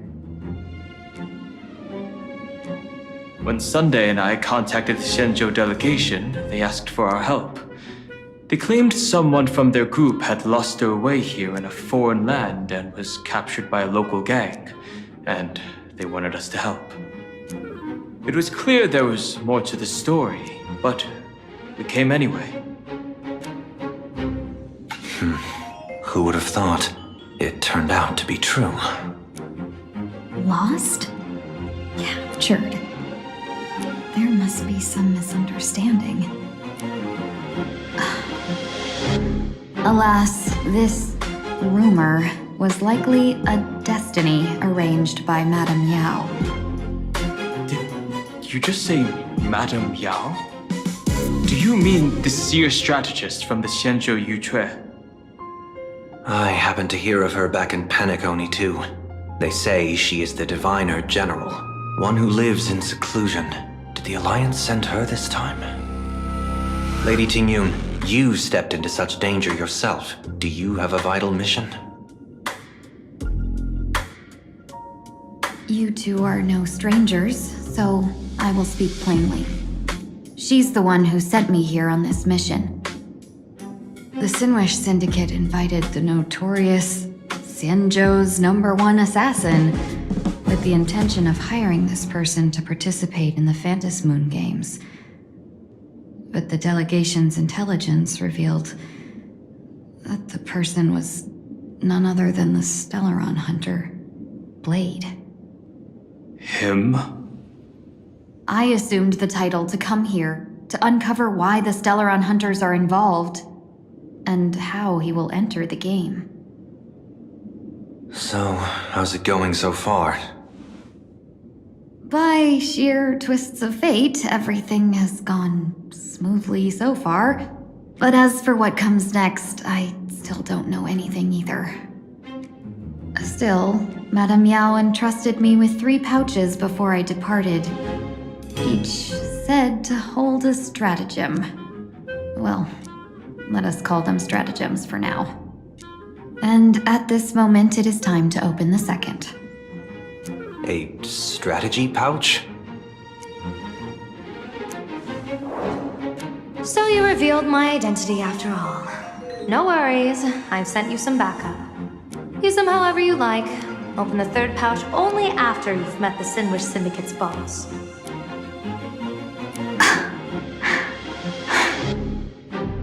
No wonder they also call Madame Yao the Crosstalk General. The what, General? It says the 2 of you will help me clear the way, so I can safely meet the Sinwish Syndicate's boss. What do you say?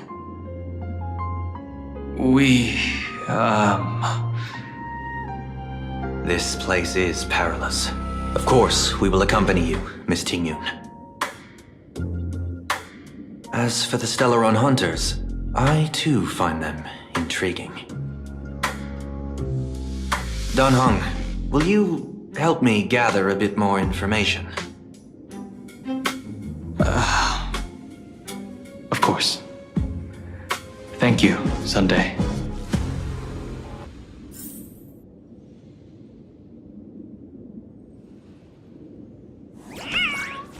Not yet time to return.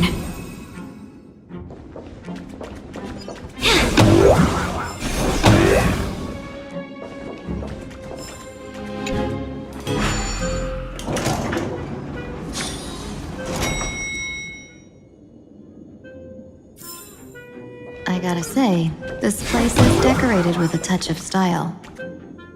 A gang does not always flaunt brute force. More often, they need to flaunt wealth.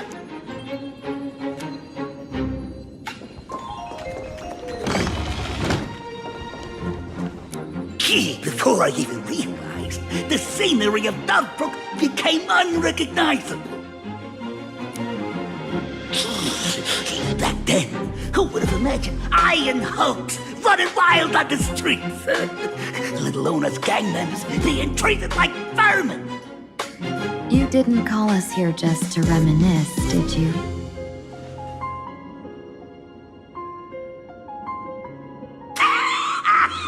Of course not. Please forgive Course Tide's rude little pest. That narrow-minded fella never understands why young people flock to things that come from other planets. Like Mechatrons, Masked Heroes, and the Astral Express. What he does not see is that while cosmic novelties are more enticing, big shots of hail from the cosmos are even more fearsome. Wouldn't you agree? You're a clever one, so there's no point in keeping up this charade. We're not Xianzhou's #1 assassins. You knew that already, didn't you? Yeah, I might not live as long as those Xianzhou folks, but I've got a decent eye for sizing people up. You may not be the #1 assassin, right? But your skills surpass even such assassins. So I don't care who you are. I pay good money for a sharp blade. But I don't give a fig about its brand. And where do you intend to use this blade? On the Sinwish Syndicate. What? No, don't get me wrong. I'm not looking for bloodshed. Instead, I intend to perform surgery on the Sinwish Syndicate. Look here. Through certain connections, I secured this mass combination. The entry pass to the Eonic game. Some covet this treasure, while others feel it as a curse. Now, you claim the name of Xianzhou's #1 assassins, huh? So surely you came for this. You want the god's reward, don't you? You are our employer. Therefore, the festival's prize should rightfully be yours. What do you want from the Eon, Mr. Polewave? The Aeon? I harbor no such an unrealistic desire. I'll leave this prize for you to claim as your reward. I'm happy enough to share in a bit of your glory. Whether you win or lose, all I ask is that when the press comes a-knocking, you say this.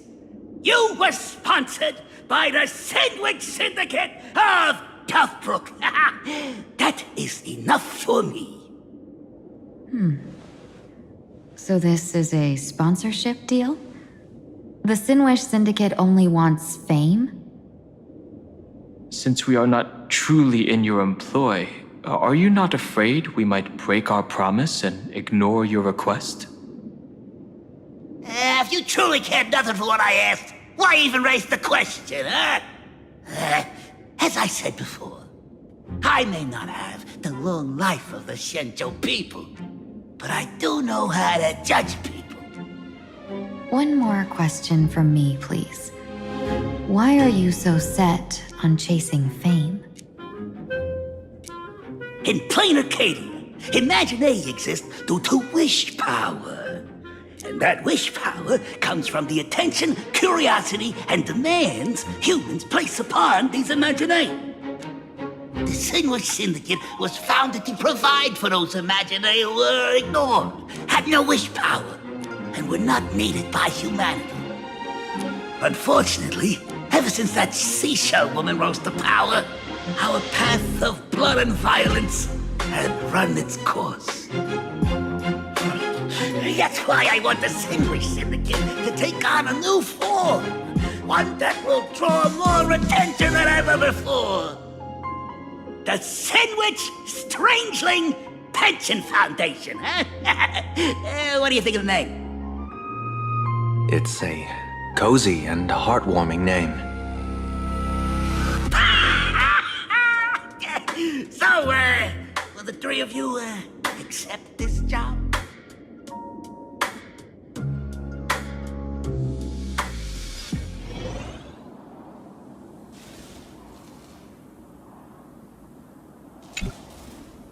Mr. Polewave's goal is surprisingly grounded. A gang leader won't survive this long by relying on bodyguards. It's about having a sharp instinct for survival. He wants to launder his gang clean, but that will not be easy. In my view, the underboss may not see eye to eye with his boss. My thanks to you both. With your protection, I managed to leave without harm. Yet, we carried off the mask meant for the so-called Xianzhou's #1 assassin. And when I think of it that way, this mask feels thorny in my hands. That man. He seeks to enter the Phantom Moon Games. What does he plan to do? Whatever his purpose, this matter is grave. I'm afraid I must take my leave for now and report to General Yao Guang before making any decisions. No need for that. I've been waiting here for you all for some time. Madam Yao, you came in person? Well, you see, I must admit I passed false information to the two behind you, sending them on a wild goose chase. I should personally ask for their forgiveness. As for why I am here, Miss Tingyun, you still have not opened the third pouch, have you? That's true. Whatever they give you, just take it all and bring them to me. What kind of after-the-fact strategy is this? General, had you spoken plainly, Sunday and I would never have refused you. Why did you lie to us and claim that someone was lost and captured? I didn't lie. If not for the appearance of the former Vidyadhara High Elder and the runaway master of Penacony, Miss Tingyun would still be trapped in those brutes' endless probing. Her being lost and captured was exactly the future I divined. I also foresaw bloodshed awaiting the Sinwish Syndicate. Had it come true, it would have been because Miss Tingyun failed to restrain her strength during the clash. Yet, with you two here, the gangsters' lives were spared. You even foresaw the anomaly with my body. Sometimes even when fate is foreseen, it cannot be changed. Fortunately, things did not come to the worst. As for Mr. Sunday, I've heard so much about you. With my 1,000 feathered eyes, I had the privilege of watching the broadcast of your entire god-ascending feat in Penacony from far away. Truly magnificent. Let's not speak of that misstep anymore, General.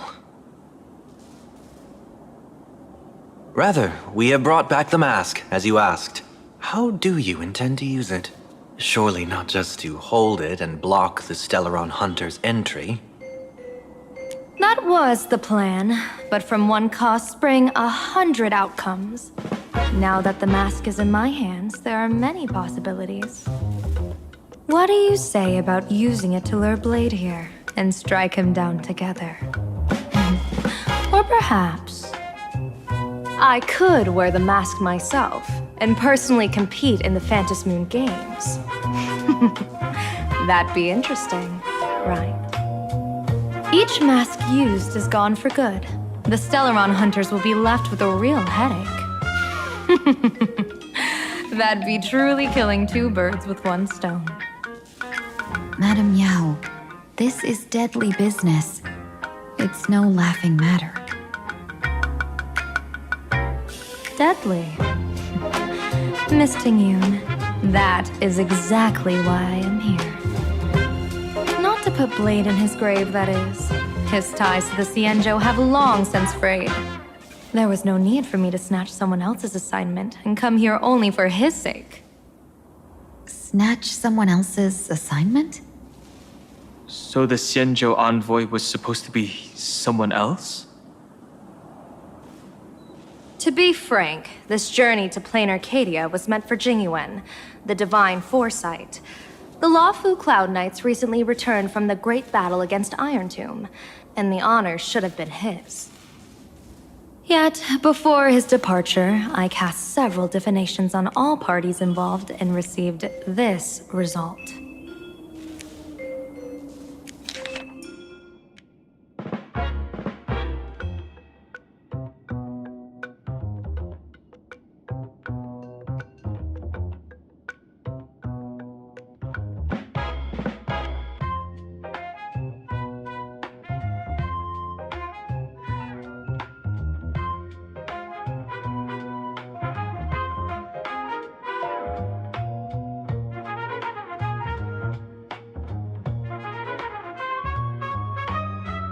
Incineration, death, abandonment.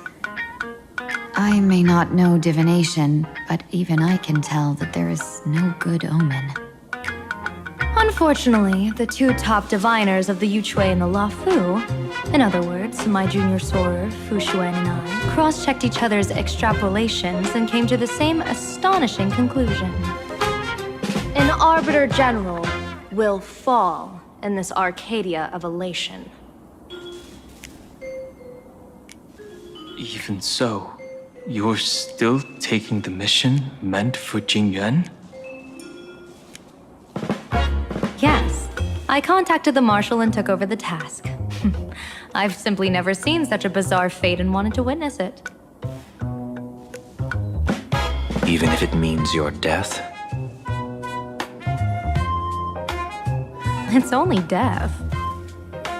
If I can die in these Phantasmoon games to achieve a moment of godhood, then my death won't have sullied the Xianzhou's honor. Miss Tingyun, hand me the mask.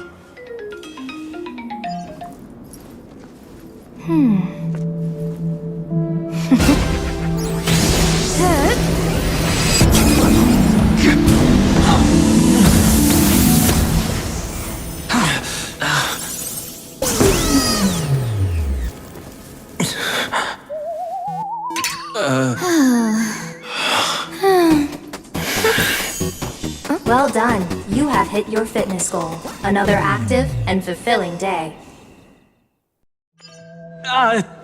Sorry, Sunday. My body instinctively sensed danger.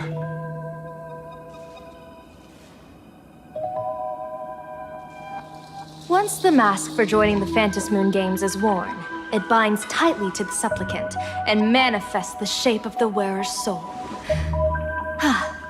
I read something like this in the Views of the Universe from a Star Skiff. It's confirmed now. This mask is indeed genuine.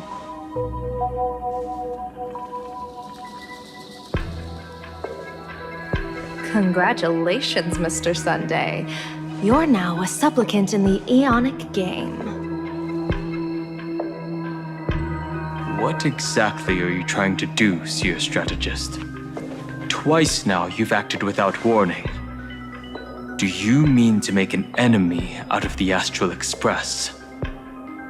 Dan Hong, let me take care of this. Sunday, are you planning to fight? Don't worry, I'm no match for this general.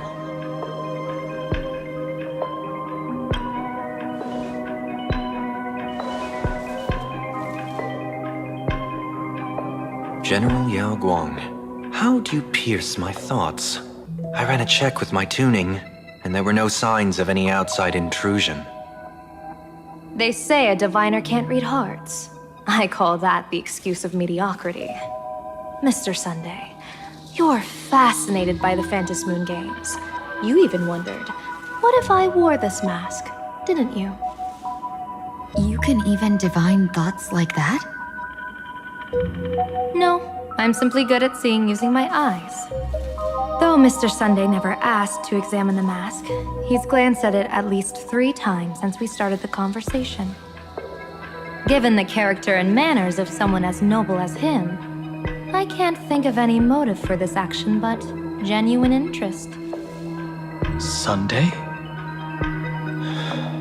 Yes, I did think of it. For a moment, I even considered putting it on. So, I merely gave you what you desired. This is no trap. It's just an unexpected gift. During the Phantom Moon games, I'll give every ounce of aid I can to help you seize your chance to have an audience with the Eon. General Yao Guang, as far as I know, throwing out heavy profits first is usually a lure to make others lose. We've only just met. I don't understand why you'd go this far. Why belittle yourself? Every move I've made is to carve a sliver of possibility from the impossible. With my eye of Ishvara, I see you're the only one in this land who doesn't need to do a thing for me. Simply acting on your own will can bring change. Your own will? Indeed. Dan Heng, I do want to learn more about this world. Because this world of elation fascinates me. Is Planacadia truly a paradise? And I once pursued a mistaken vision of paradise with stubborn resolve. Even now, I can't say for sure what a true paradise should look like. That's why I want to see with my own eyes whether this Arcadia lives up to its name. So then, as long as Mr. Sunday acts, that omen of death Madame Yao foresaw. Of course it would still come to pass. Did you think just a lavish gift could let you stroll out of Destiny shackles alive? Pardon me for butting in, but does the Xianzhou know about this? This is such serious business. I'd never make this decision on my own. I've talked it over with the 6 charioteers of the Yuchue. If something happens to me, I'll line up a solid successor. She headed to the Yuchue on the day I left on this mission, just in case anything went wrong. There, with the other potential successors picked by the 6 charioteers, she'll train at the Omniscience Sapientia Academe in divination arts, war strategies, and civil governance. You mean Lady Fushuan? She'd take over the Yuchue after you? Fushuan? What Fushuan? If I don't make it back from this trip, maybe Qingchui from the Law Fu Divination Commission could take the seer strategist position and command the Yuchue. Qingchui and Yuchue. Whew, what a perfectly rhymed match. As for the details, shall we discuss this somewhere else, you 3?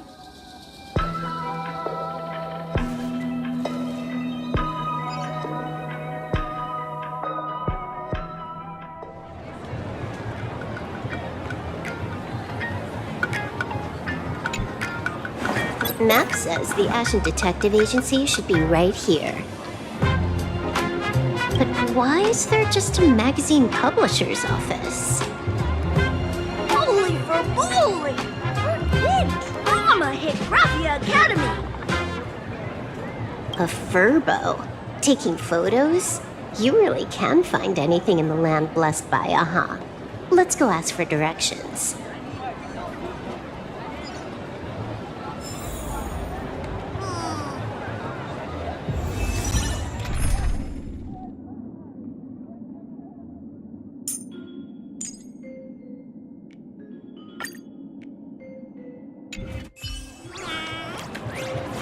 100% break!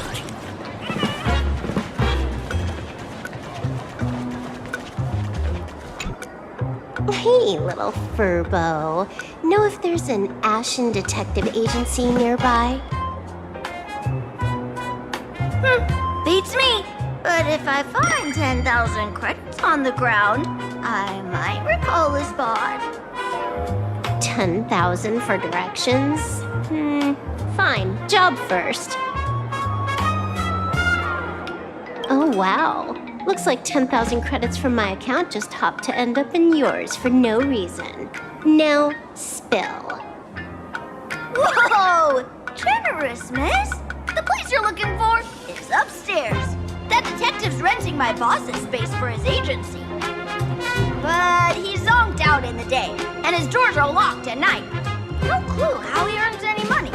Maybe he's a vampire?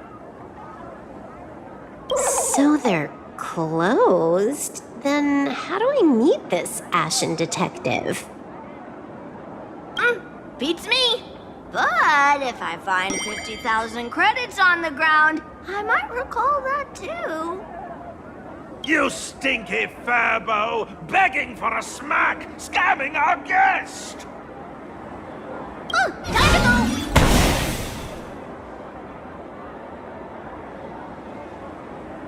Hi, I'm Narrator, receptionist at the Ashen Detective Agency. I'm the assistant of that Mr. Detective. Narrator? What sane person gives their pet that name? That would be the dude upstairs. By the way, that mangy furbo didn't fleece you, right? It did. A full 10,000. Do you want me to catch that sneaky furbo for you and get your money back? Nah, save your breath. Got it fixed. Money's back in my account, plus the last 26.5 credits from that guy's account balance. Oh, not bad, Punklordian hacker. You seem pretty knowledgeable. So, would you mind showing me the way? This way, please, Ms. Hacker. Sorry, but you will have to take a side path. The landlord of this magazine office fled to dodge his debts, and creditors have been storming in one after another. In the end, Mr. Detective sealed the front door entirely.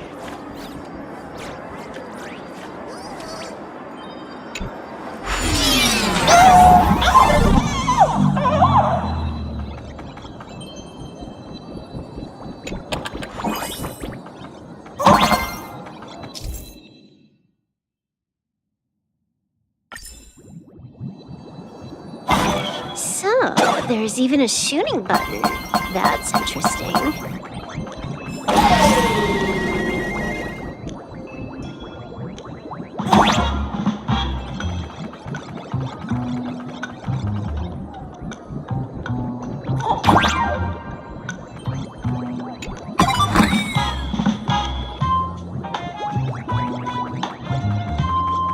Why are there so many furbos? They're all employees of this magazine company.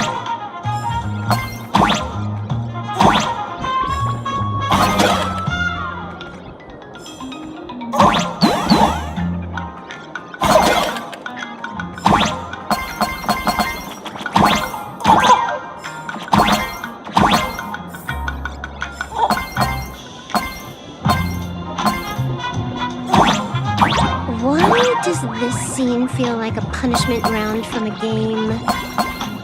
Office survival is way more brutal than any game.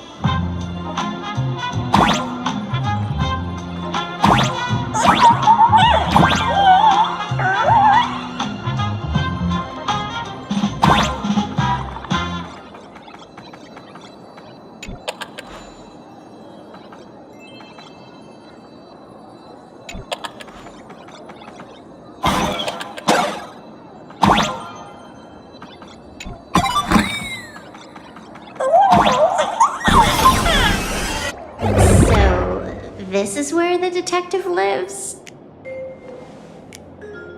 Yes, his office and living quarters are one and the same. It is a little shabby, I admit. At this hour, he is probably fast asleep. Visitors here are rare indeed. Visitors being rare. That really does sound a little sad. Please, come with me. I will wake him at once.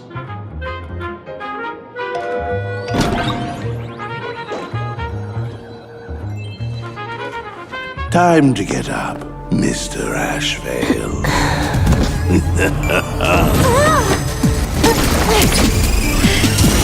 How many times do I have to say it? Just leave the delivery at the door. To disturb my sleep? Mr. Ashvale, this lady is not here for food delivery. Oh, then she must be here to kill me. Sadly, not that either. What do you mean, sadly? Not here to deliver food and not here to kill me. How strange. Oh, then you must be a client. You are here to hire me for a case. Your order of guesses is a little heartbreaking. Yes, I am here to commission you. Something has been stolen. Oh, What did you lose? A person, along with an ancient mask that should have been mine.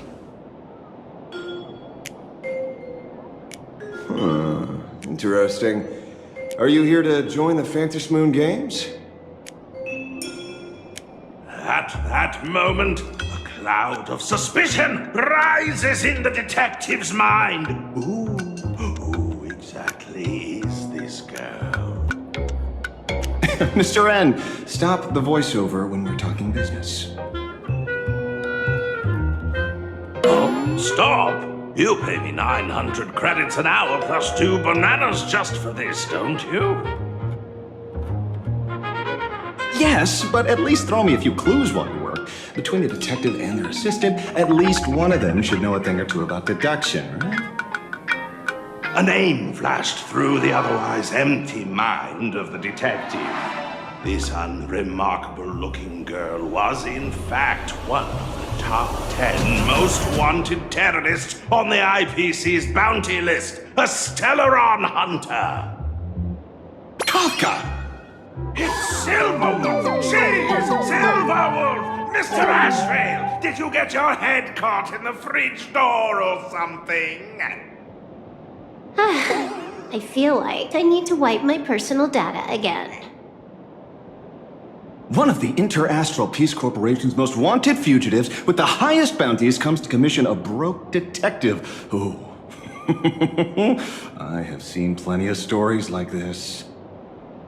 So, the next thing would be me getting dragged into a massive conspiracy and forced to run for my life, right? Drop the paranoia. I came to you because I hacked into the Security Bureau's criminal record system. What I found was shocking. In all those bizarre police cases, you were hired again and again. The curious case of the Harmony Sect Communion, the mystery of the Ghost Bullet Worm Express, the serial ghost resurrection incident, the super non-serial locked room murders at Kooky House, you helped solve them all.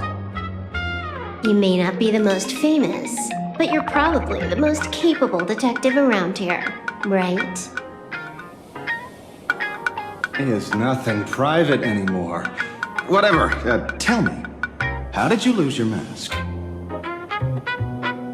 Today was supposed to be our meeting with the Sinwish Syndicate. All right, now let's talk about the commission fee. Excuse me, I haven't even finished my sentence yet. A true great detective can know a case without ever leaving the room.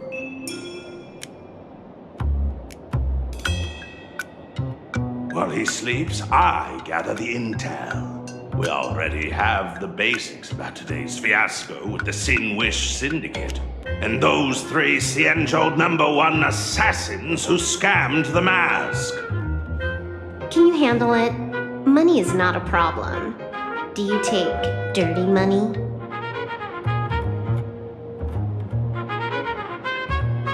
Sorry, no dirty money. And please do not withdraw your payment plus the after paying.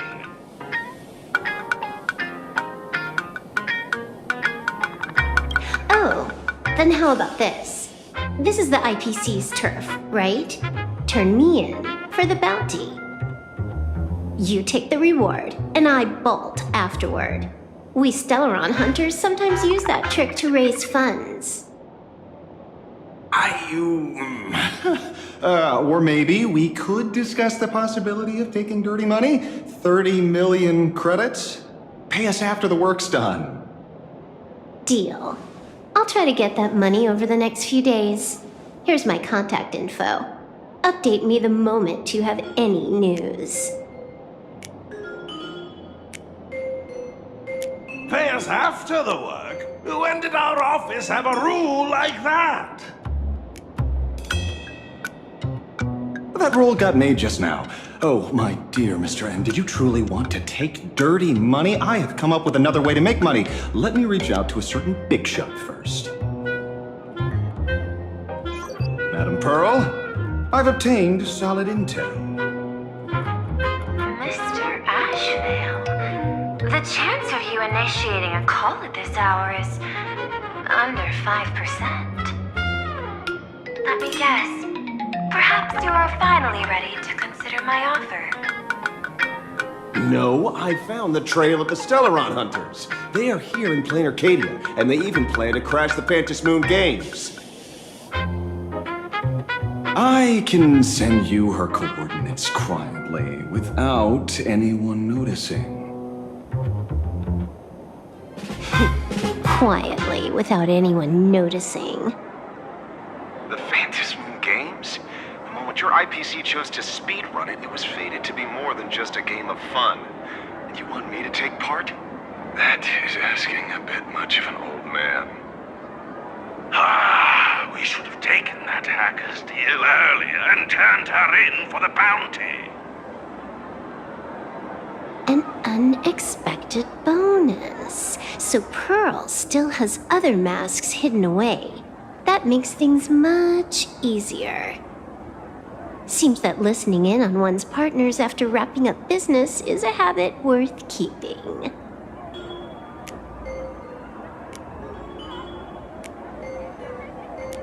Hey, lady, where are you? Did you find the mask? Not yet, but I've got a new lead. We might have lost one mask, so I just need to find another. Fine. Promise me this. Next time, don't take contracts on the dark web using names like Xianzhou's #1 assassin. Okay. By the way, can you tell me what script Elio gave you this time? A completely blank page.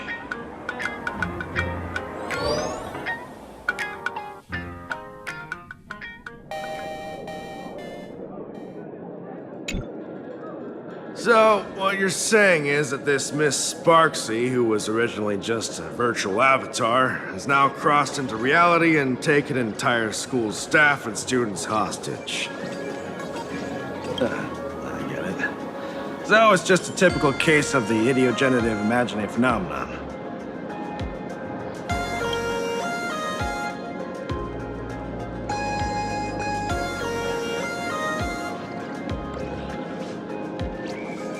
Heading out? Where to? Oh, you mean going to Graphi Academy to arrest this illegal imagine? We can't. I just received notice from the Department of Aberration Defense. The first supplicant of these Phantom Moon games has revealed herself. Yeah, and she's none other than Miss Sparksy, the one you mentioned.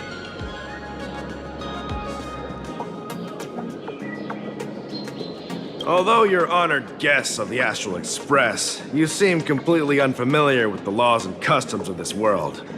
During the Phantom Moon Games, we do not traditionally interfere with supplicants' actions. That's their privilege. In other words, since she's a supplicant, we security officers can't do anything unless she causes actual harm.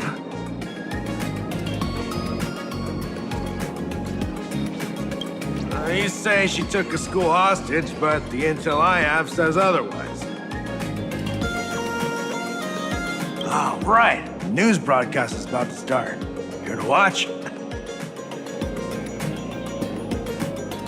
Hello, everyone! Welcome to Full Wish TV's special news segment, Arcadian Morning Report.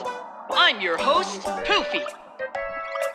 Hi, everyone! I'm your host, Snowy!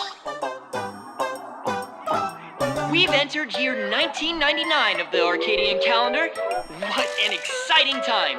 Just one more year until the new millennium. Over 500 years ago, a famous prophet made a prediction. In year 1999, a terrifying devil will descend from the sky. Will this prophecy come true? Can Planacadia safely make it through this crucial year? You idiot! Are you cursing our viewers? They didn't tune in to hear your fear-mongering nonsense. Just read the news and stick to it. Yes! Incredibly, after just 15 years, the Phantom Moon is full again. And the time for the Phantom Moon Games is upon us once more. Surely a blessing for the master relation upon us, Arcadia! Which supplicants will appear in these Phantom Moon Games? And what mind-blowing miracles will they bring to everyone? With permission from the Department of Aberration Defense, we'll be following and reporting on the Phantom Moon Games from start to finish. Just now, the first masked supplicant has appeared. How intriguing! Who are they, and where did they come from? Let's take a look. Wow!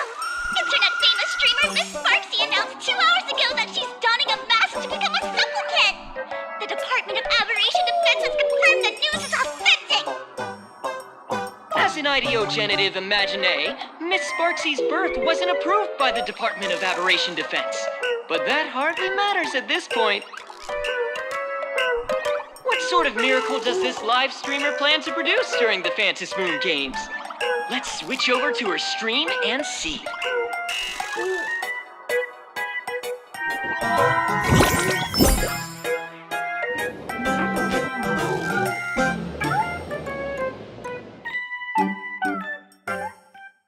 Yoo-hoo! And we're back from the commercial break. A big thank you to Love Insurance for being the title sponsor of today's Sparkstacular Arcadian Adventures live stream. One person, 1,000 faces. 1,000 faces, one person. Who will Sparksicle become today? Ta-da! Time for the big reveal! Everyone, follow along with Bean Sparksy of Graphia Academy as we check out how our new transfer student is settling in. Marge, say hi to the camera. Sparksy, don't you dare mess with me. I, March, am not someone you can easily push around. I'll have you know I'm the disciple of General Jing Yuan of the Luofu and General Huayan of the Xu Ming. I've undergone rigorous Xianzhou sword training. Others might fear you, but I sure don't. My, March seems quite worked up. Is it because she's a bit nervous about her first live interview? All right then. Now, let me interview my colleague, Mr. Yang.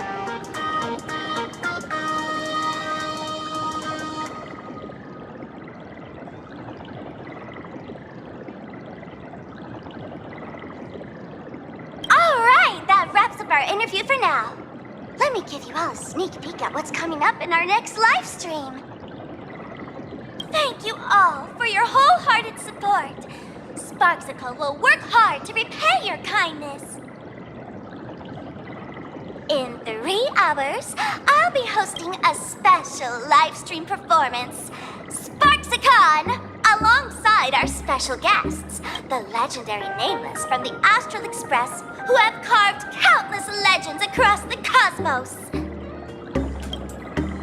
Tell your friends, your family, even your enemies. Let's set aside all grudges and meet in the stream to witness the most dazzling sparks light up Planacadia!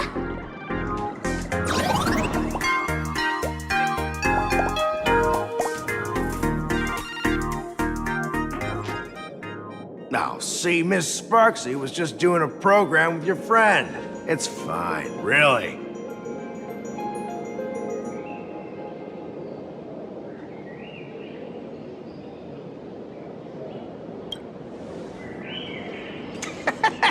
So these are the Nameless of the Astral Express? That's hilarious! I heard they're supposed to be great heroes who saved other worlds. Look at them now! Switching to comedy in a heartbeat.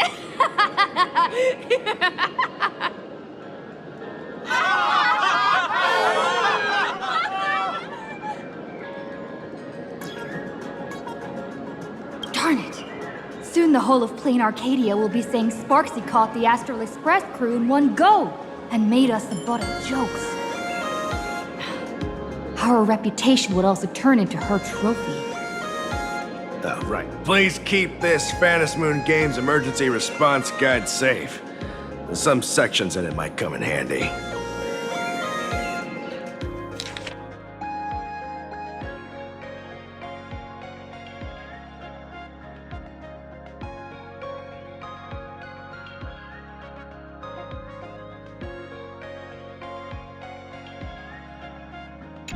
If there's nothing else, I'll be going now.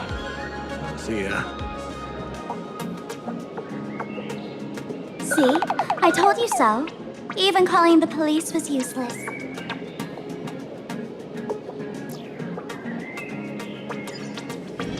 Right now, you're their only hope.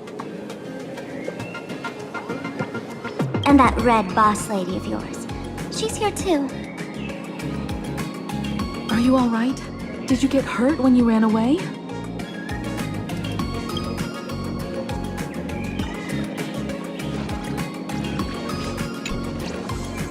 So, March and Welt are both trapped in Graphia Academy now? And that girl called Sparksy took the mask, too. No, it's not your fault. I underestimated the complexity of the situation behind these games. Coming back to my homeland was meant to be a relaxing vacation for everyone. And I also wanted you and March to experience the atmosphere of elation in this world.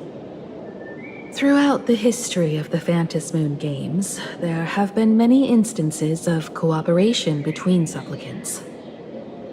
But this time, forces from across the cosmos have turned this into their own high-stakes poker table.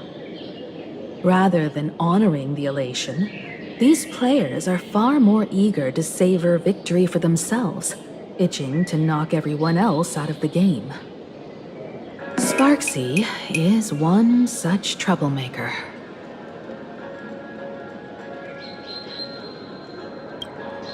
It's dangerous to rush back to school on courage alone when we don't know what Sparksy has done and what she's planning to do.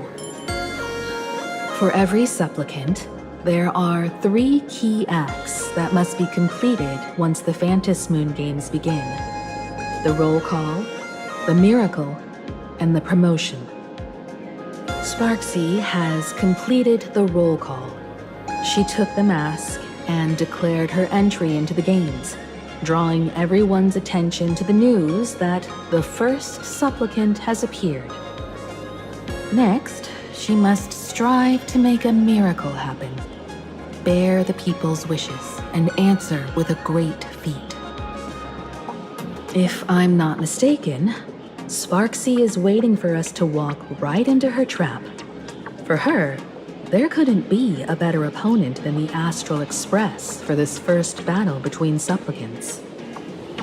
What could be more earth-shattering than defeating a renowned cosmic hero on a battlefield of her own meticulous design? So here's the question, Sparkle. Based on what you know about this imposter, what's her real agenda for joining the games? Simply toying with and defeating the Express crew alone won't be enough. What kind of world-shaking miracle is she after?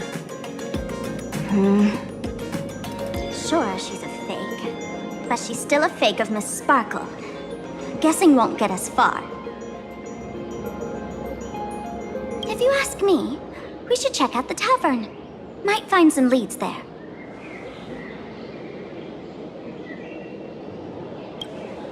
The Masked Fool's headquarters. The World's End Tavern.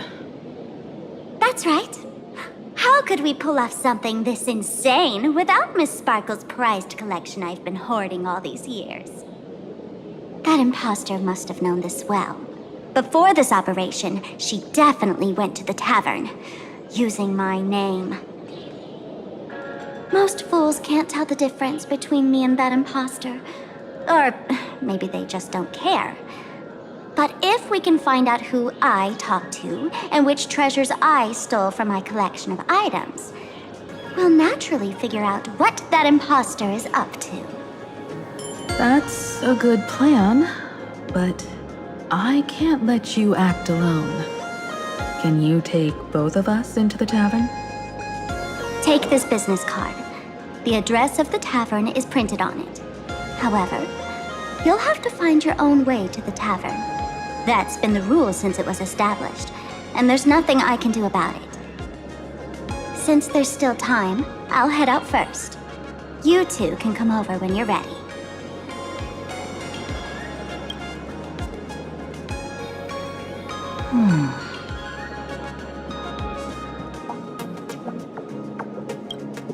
I'd say she needs us more than we need her. Relax. To step into the elation's right, what you need the most is ease. Don't dance to your enemy's tune. Find your own rhythm. Now it's our turn to set the steps.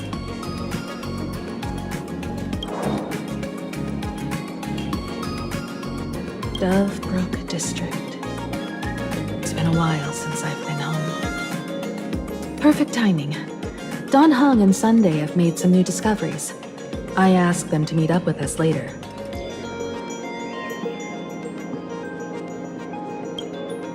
Don't get your hopes up too high.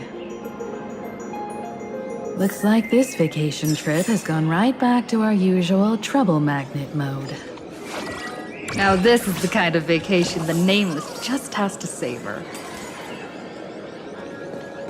I'm exhausted.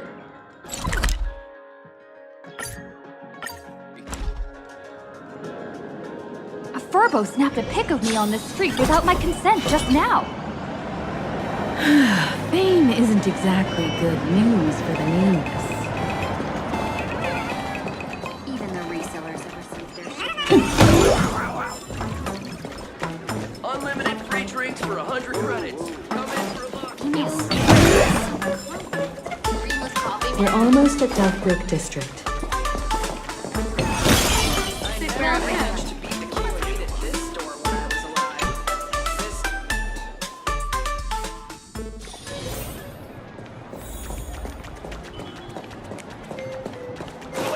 Quite a bustling district. Is this really where Himiko lived back then? It's been 15 years since I've been back.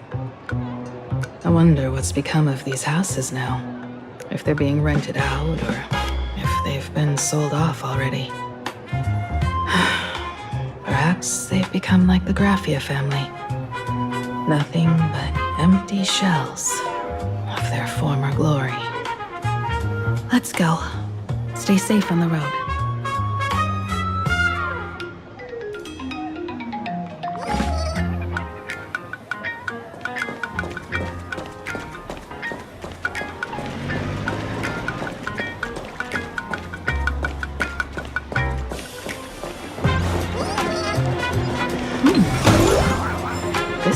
place seems to have changed a lot. Holy for holy! Great Raccoon, you really came! There's a furbo calling out to you. Why don't we go take a look? Rest assured, I haven't forgotten a single thing about the compensation. This Furbo was actually waiting outside the magazine's office just to make amends? Furbo absurdo. And you are?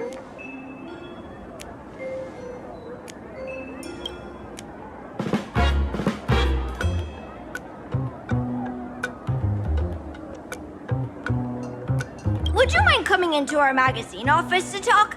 Let's discuss compensation, shall we?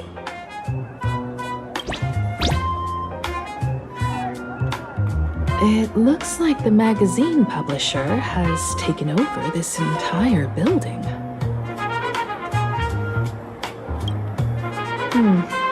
Strictly speaking, the entire street where this building stands belongs to my family's estate. It's said that, in their heyday, the Graphia family owned property all across Planacadia. But by my generation, very little was left. When my journey reaches its end, will anyone in this world be able to inherit anything from me?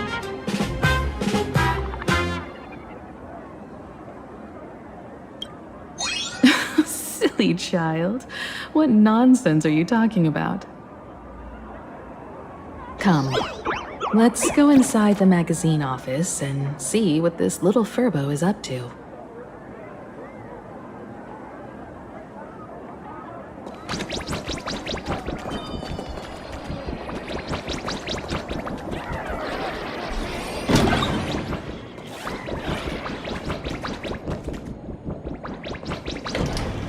Hey there, Paraprince!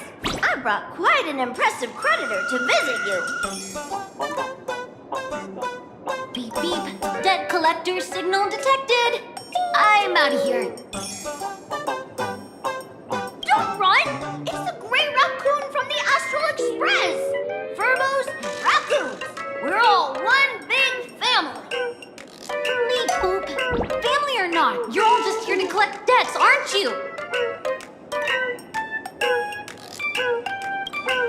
Great Raccoon, that jerk of a company president ditched everyone to dodge the debts. We brothers haven't gotten paid in months.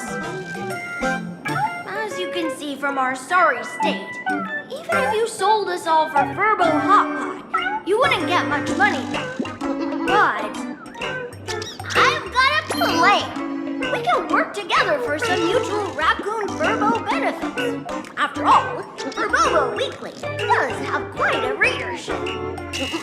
Right now, the hottest news in all of Planacadia is the arrival of the Astral Express.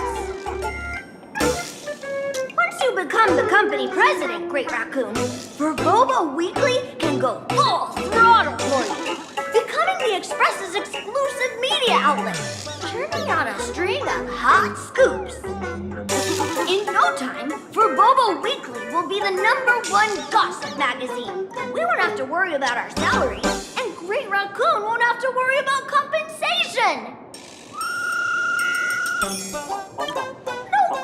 No way! As your devoted fans, me and my bros sincerely want to compensate you handsomely for your emotional distress. A magazine publisher? Now that is interesting. What do you think? These Furbos may be crafty and full of tricks, but they can definitely help us out. A media outlet working for you, and a network of informants who can run around everywhere?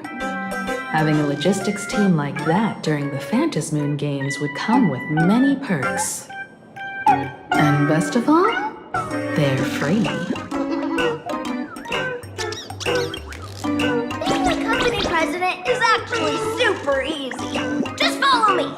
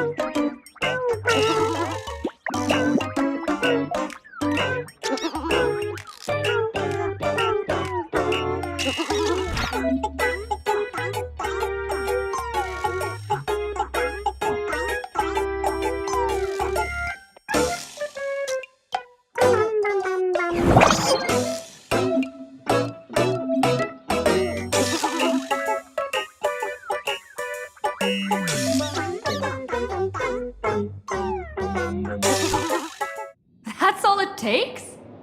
Okay, from now on, I'm your new company president. Woo-hoo-hoo-hoo! Great Raccoon is our new company president! Ha! Whatever mission you assign, we brothers will get it done for you. Anything else you'd like us to do?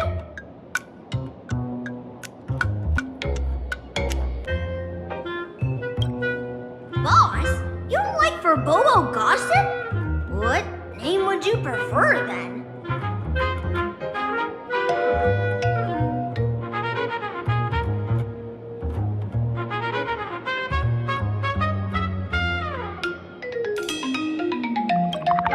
Ghost Ship Grove? What's that supposed to mean? Are you sure?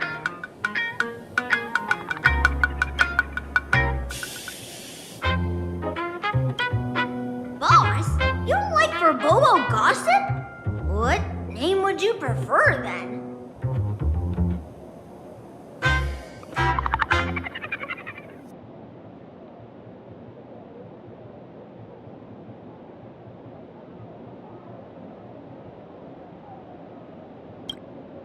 Ugh, my heart just skipped a beat. But that's okay, as long as the boss is happy. Are you sure? Boss, you don't like Verbobo?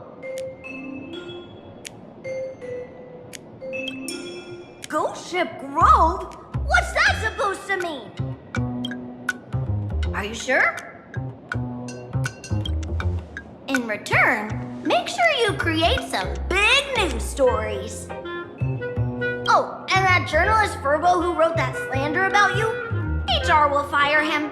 We don't need an employee around here who's got beef with the company president. I heard a supplicant has appeared at Graphia Academy. Should we have him take some pictures there for you? No problem. I'll arrange it right away. This Verbo will issue the order. Stay tuned for his first-hand report. Looks like you're already getting into the groove of being a company president. We're pretty much done here, and Dun Hung and Sunday should be arriving soon as well. I'll just have them meet us here at the publishing house.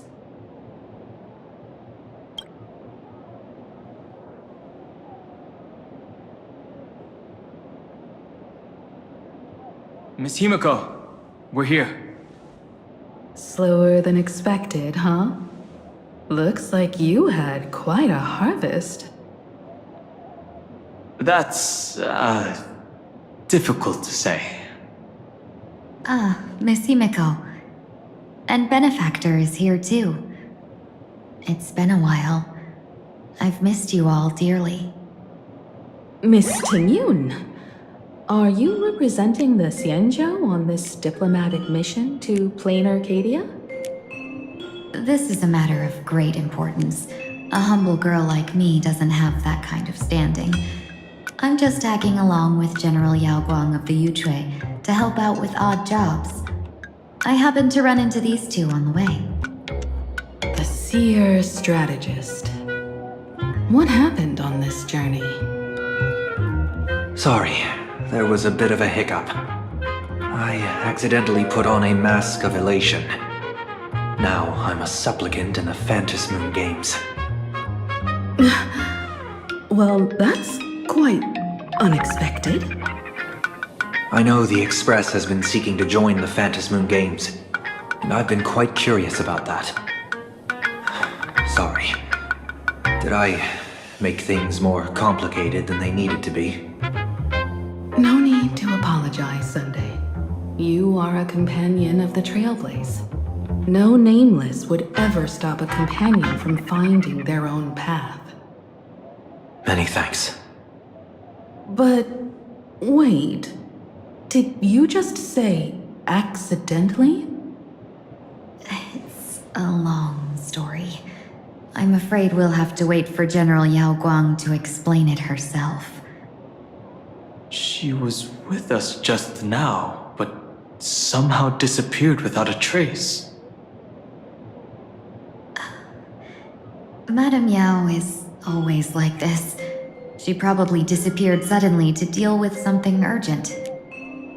This seer strategist is just as elusive as the rumors say.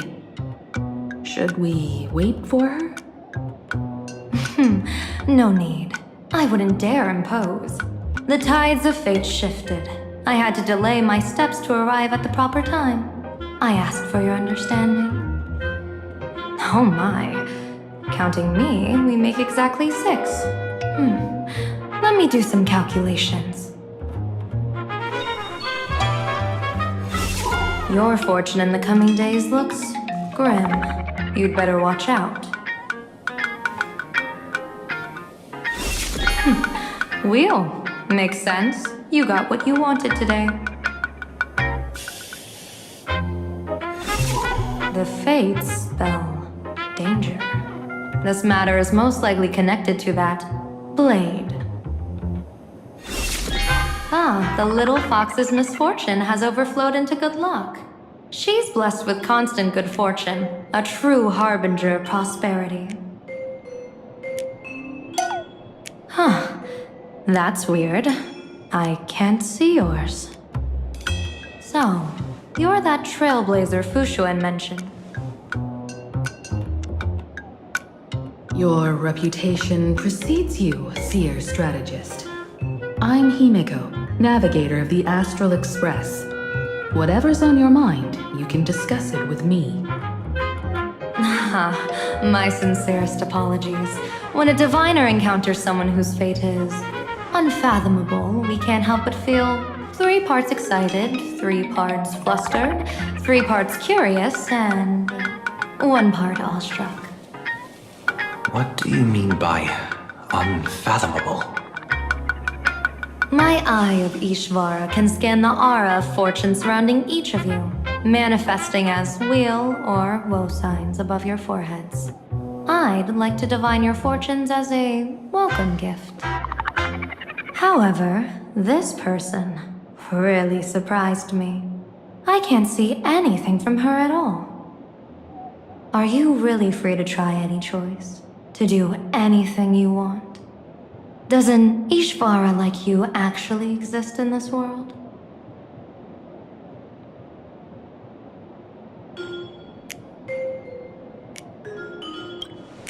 You might be onto something. When it comes to eons, divination often goes haywire and no proper reading can be formed.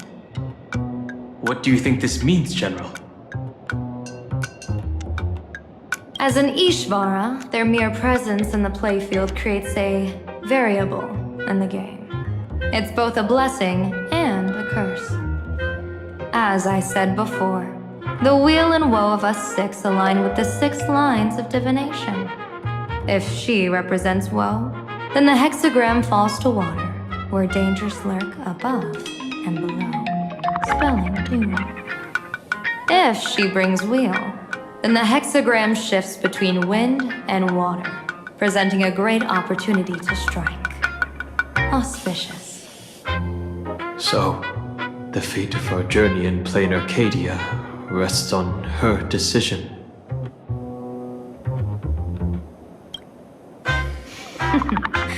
It's not as mystical as it sounds. While an Ishvara has far greater freedom of choice than ordinary people, they're still caught in the currents of fate. I just want to remind you to choose wisely. Back to business. I take it you're not just here to read our fortunes? I am here to greet everyone, to apologize to the Express Navigator for my previous indiscretions, and to borrow someone from you.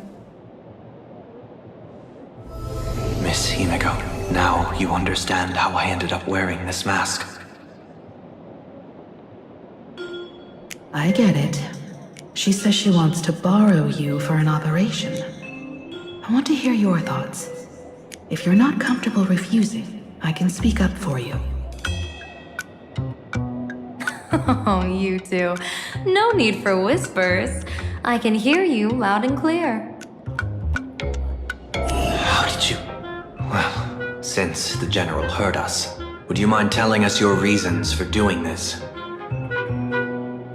I'm collecting variables. During this journey, I'll be acting as unpredictably and irrationally as possible. Don't be surprised. Some Arbiter Generals excel in battle with their wit and valor. Others master the art of forging weapons, and some guard the netherworld with their lives. I, however, fight for the Alliance by calculating and manipulating fate itself, peeking into the future. I'm here to discuss matters regarding the Anti-Destruction Alliance, and then I'll head to Astropolis for the vote. That's the real business. But according to the divination, this Arcadian world faces an extraordinary danger. When a bird's nest falls, no egg will remain unbroken. Are you saying we'll all perish along with Planacadia? What's going on here? Intel indicates that a serious Xianzhou criminal is attempting to join the Phantom Moon Games. This individual has been infected by the flesh of Shuhu, the emanator of the abundance, and is extremely dangerous. According to my interpretation, his long-suppressed violent nature will eventually become uncontrollable, bringing catastrophic disaster to everyone. There's no way he could do that. That's the divination's answer. Rather than asking whether he could, we should ask, how would he do it? My divination shows dragons clash in the wilderness, their ichor dark and yellow. While the term dragon clash could simply mean fierce battle, could it be foreshadowing a great calamity from your conflict with Blade? Perhaps this prophecy has other interpretations. But with my limited intel right now, I have to prioritize Blade, this most volatile and dangerous factor. I've heard that different interpretations of prophecies can lead to completely opposite outcomes. Until things become clearer, it's better to reserve judgment. Let's put that aside for now. In any case, I've brought along a creation forged by Blade himself. If things get out of hand, it might temporarily restore his sanity, giving us a brief chance at victory. What is it? I'm sorry, but fate has shifted once again. I must take my leave. To put everyone on the Express at ease, I solemnly swear that Mr. Sunday won't be obligated to do anything for the Xianzhou. On the contrary, our delegation will give him every ounce of aid within our power. What did you say, General? Aid within our power? She's gone. Whoa, that was quick. Madame Miao must be really busy. Has she vanished into thin air like this before?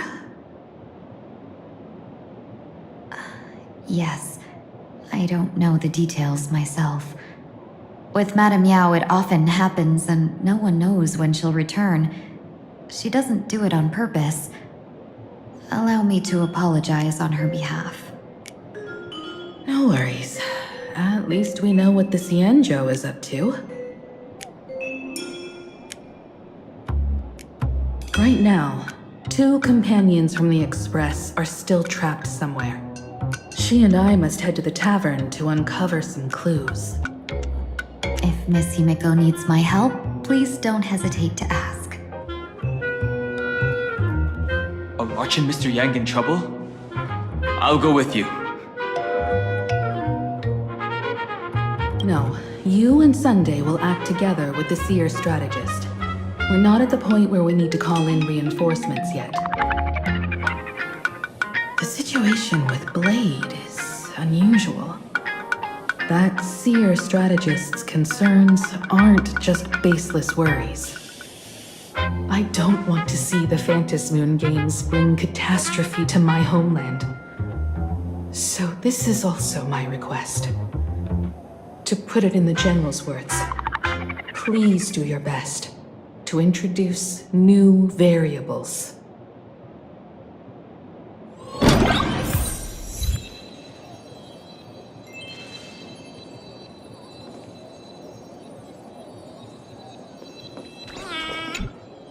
Greetings, Benefactor. It's been many days since we met in Penacony, and I've been thinking of you day and night. Thank you for your concern.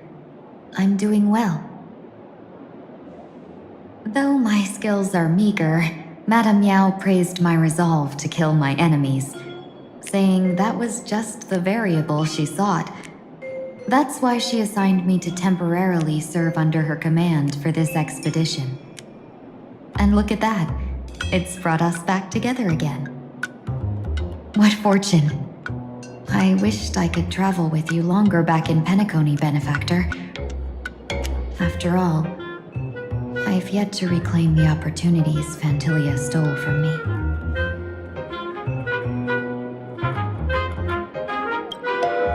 I'm sure there's no mortal danger. Please forgive my jest, Benefactor. Being around Madame Yao has gotten me into the habit of cracking jokes all the time. Her actions may seem inscrutable, but she always provides what you need ahead of time. That's why even those who grumble still carry out her orders with diligence. In truth, doesn't she seem more like a shrewd merchant than a diviner? But then, when have any Arbiter Generals ever been ordinary?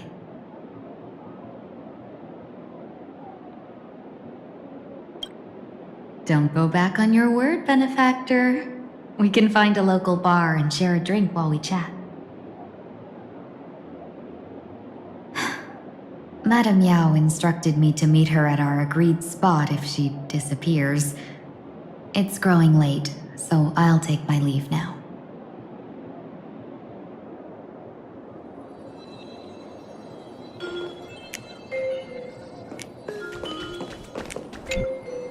I understand Miss Himeko's intentions. I'll leave March and Mr. Yang in your care.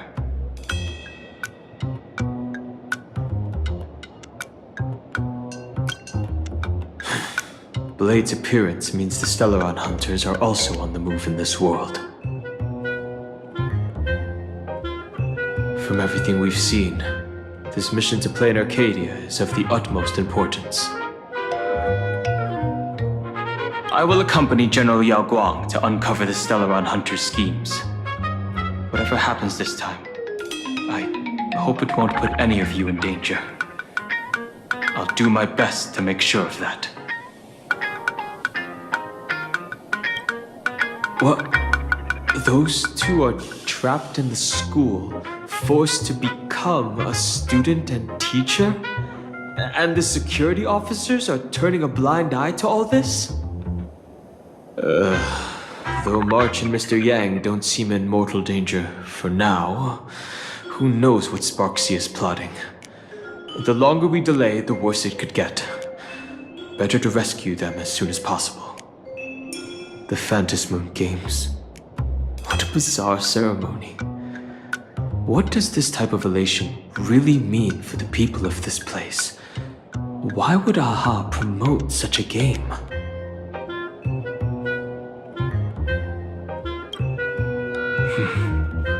Whatever happens, keep me posted on how things go.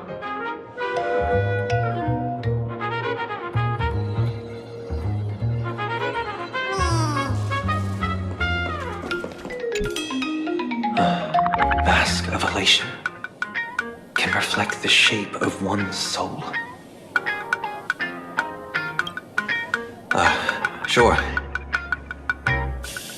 In Penacony's decorative arts, ravens often symbolize the hidden desires and whispers of humans' dreamscapes.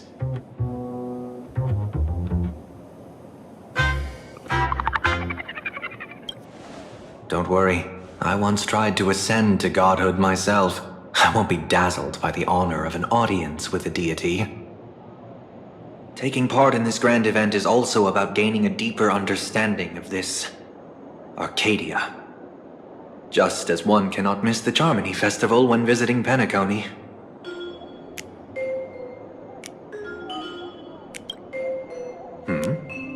There's no rule saying that supplicants of the Phantasmoon Games have to fight each other, right? On the contrary, for the elation, shouldn't laughter be a resonance that comes from within each other's hearts?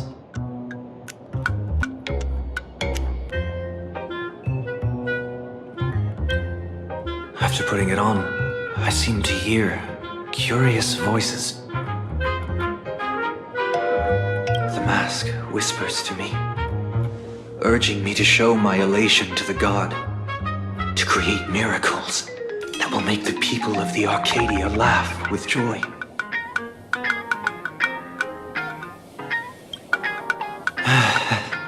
That's a good one.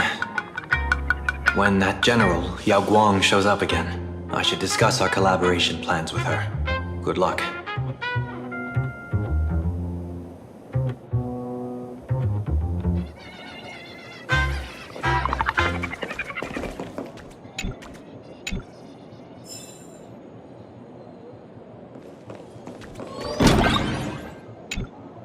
The IPC, Masked Fools, a Cienjo General, the Stellaron Hunters, and the Nameless. Some came for the Alliance. Some for the Eon's game. Whatever their reasons, a storm is brewing in the skies over this world. But at least we got some good news.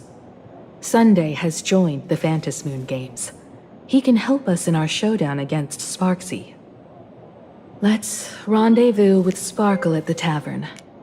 We must uncover why Sparksy entered the Phantasmoon Games, and what sort of Sparksicon she's got planned for Graphia Academy. When I was little, I heard a few urban legends.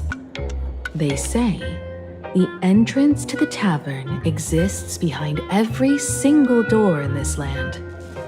But those who aren't invited, or haven't found their destined path, can never step inside. This time, we already have the Fool's invitation in hand. As for the key to open the door, there's a silly rhyme on the back of the business card. For revelry and drinks galore, no need to search from door to door. Heed the fool's riddle with care to find the key that leads you there.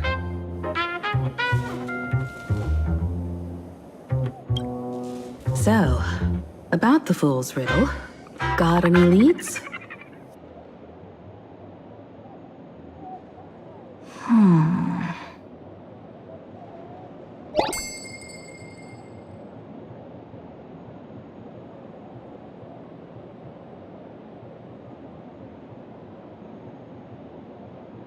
Whether they look up or down, the moon that humanity gazes upon in the sky is always the same Phantasmoon. Looking up makes sense, but looking down? How exactly do you gaze at the sky?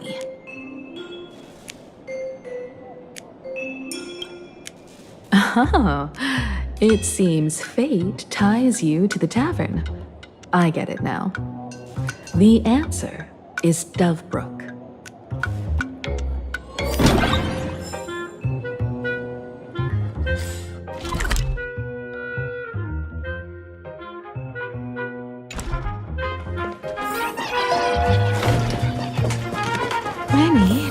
generations ago, the Dove Brook was already a river flowing with countless legends. It's no surprise the door to the tavern lies hidden among them.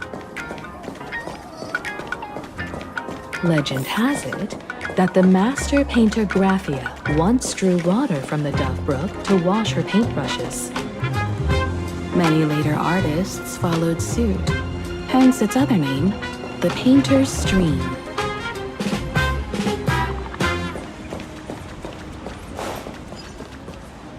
Looking at Dove Brook's scenery,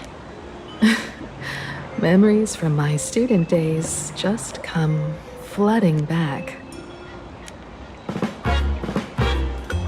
They're not exactly interesting memories. Back then, Dove Brook District was teeming with gangs. There were hooligans running around everywhere, and some really loved messing with the students. I was taller than my peers, and happened to be training in martial arts. To stand up for my juniors, I would occasionally get into scraps with the thugs on the streets. The people who fell into the Dove Brook River would cover the surface like bean sprouts in noodle soup. It all feels like it was just yesterday.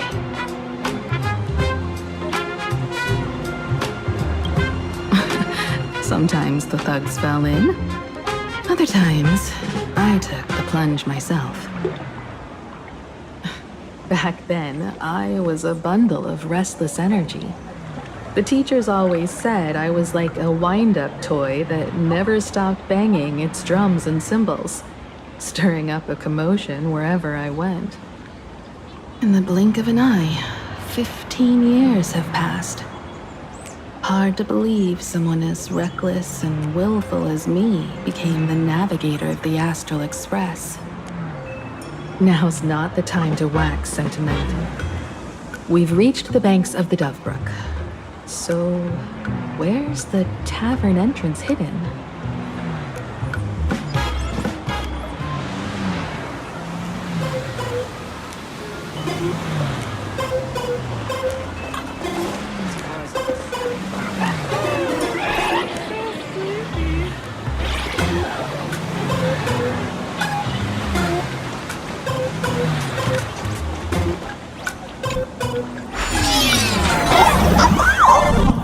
According to the business card, the tavern is near the Sinwish Syndicate headquarters. Let's check the other side of the river.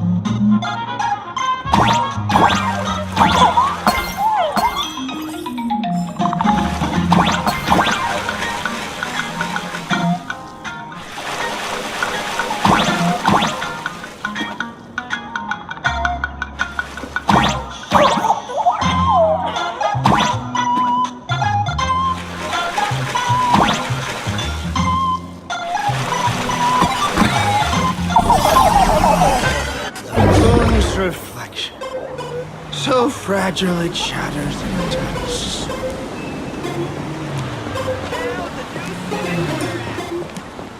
To everyone watching. Hey folks, have y'all heard the joke? about the Dove Brook? Yeah, one day, a criminal escaped from prison. He ran for his life, but just when freedom seemed within reach, the Dove Brook blocked his path.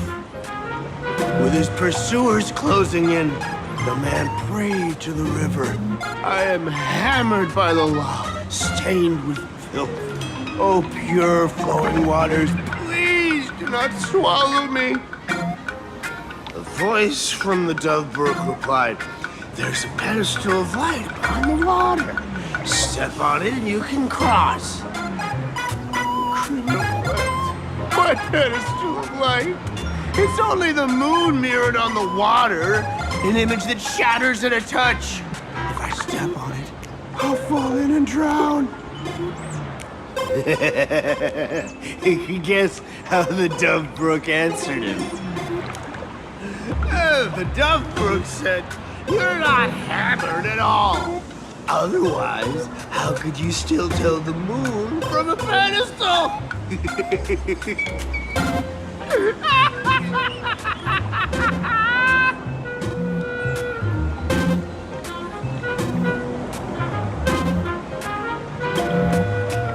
It's fine.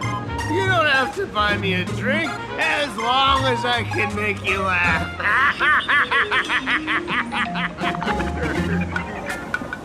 That joke sounds like a hint. Could he be a fool from the tavern? Maybe if we find the fragile moon he mentioned, we'll find the way into the tavern. The moon's reflection. So fragile it shatters at a touch.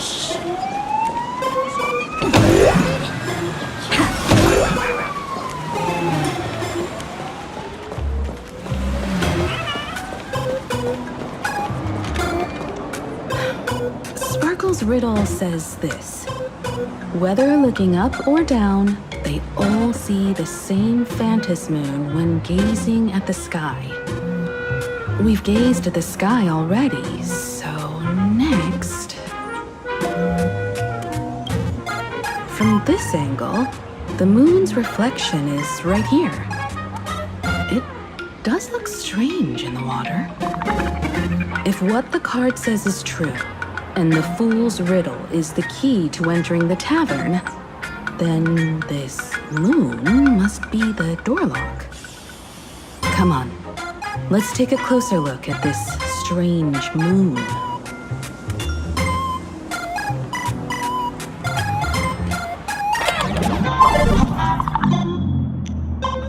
Keep going. Chase that moon's reflection.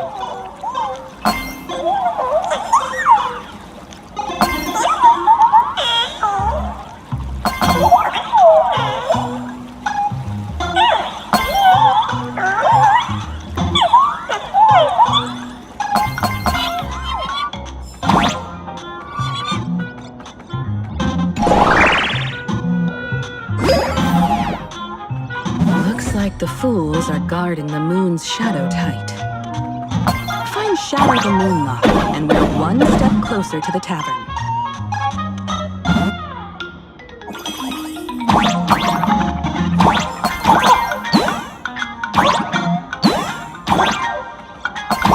Let's try again. Something's back there. Is that a key? The moon is about to break. Let's try again.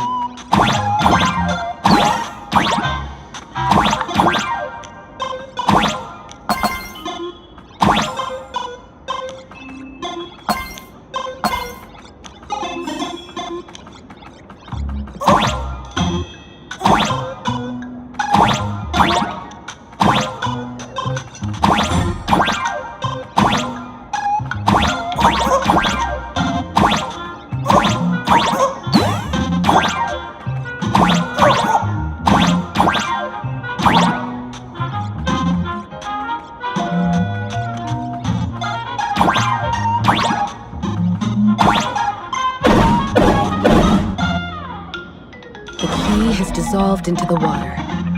The water's surface is about to change. Look, the tavern's shadow has appeared.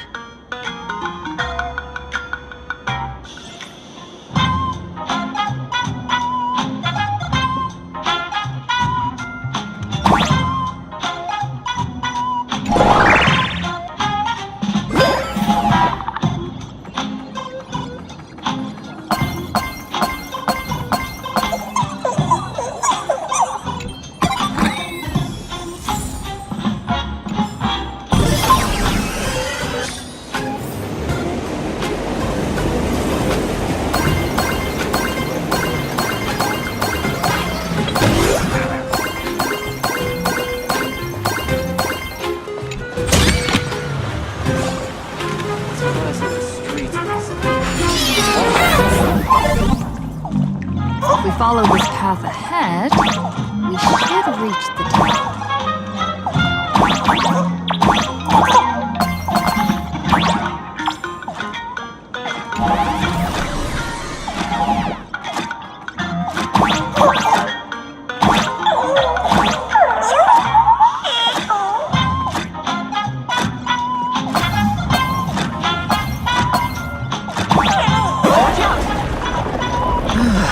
I almost forgot. You're a full-fledged trailblazer now.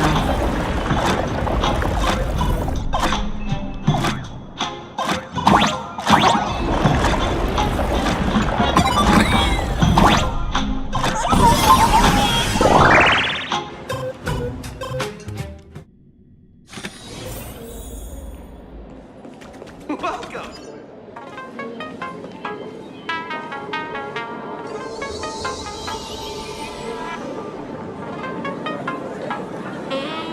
So this is the World's End Tavern. No. Allow me to correct you. If you think this is all there is to the tavern, you're sorely mistaken. Like a single grape on a great bunch, this is just the part where the tavern connects to this world. Sorry, but this looks like a regular lounge. The so-called plain Arcadia isn't really an Arcadia either, but who's complaining? Life goes on, doesn't it? If you're looking for something that's true to its name, take a ride on the Astral Express. Funny thing is, it's literally a train. You know, can't find a single trace of astronautical engineering on it. Wait, you two are navigator of the Astral Express and the raccoon on board, right? I've seen you in the news.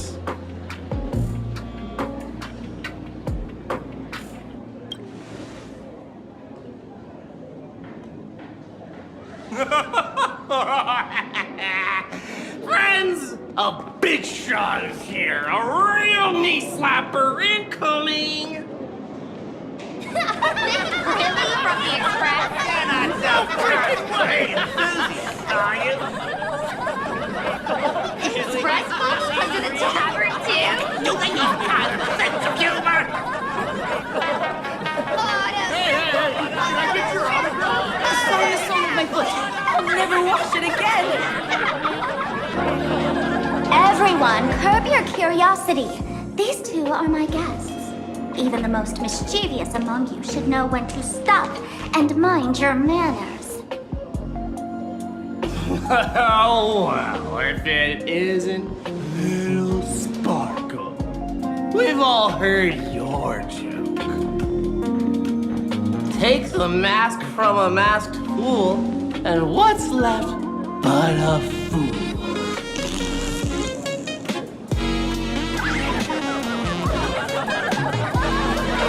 Oh my! Wouldn't a masked fool be better off without the fool? An empty mask sounds even better, no?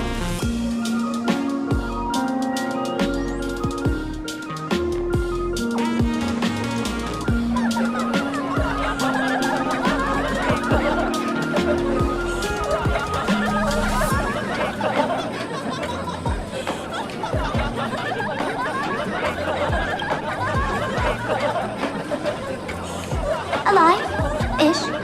Depends on how you define alive. Most fools won't even admit they're alive. So he isn't exactly dead either.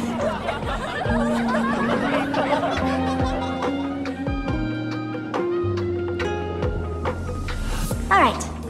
Now I can finally entertain my guests without interruptions. You two, this way. Let's talk about the imposter.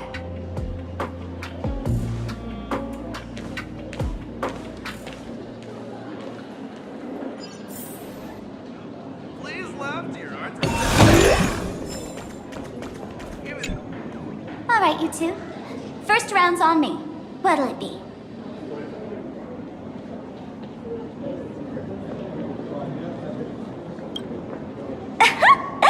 This is a tavern.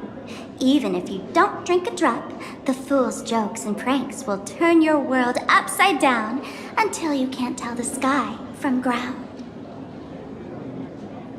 We're not here to drink. Time's ticking. Did you find anything on Sparksy?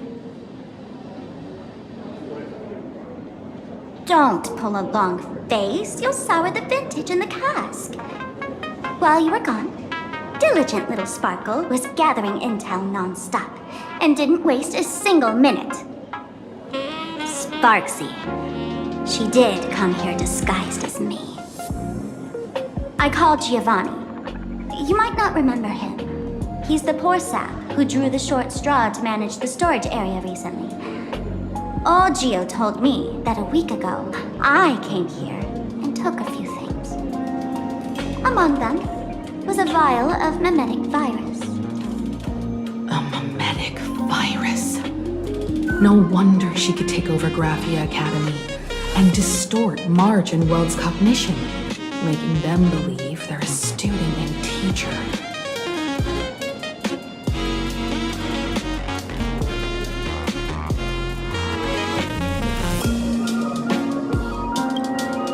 Close enough.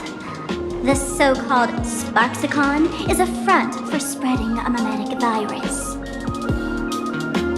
Knowing that isn't enough, what type of mimetic virus is she spreading? What are the symptoms? We need more on her plans and actions before we can counter it. Thought of that already.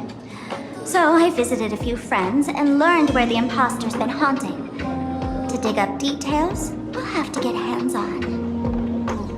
Lead the way, then. Let's move. Stay close.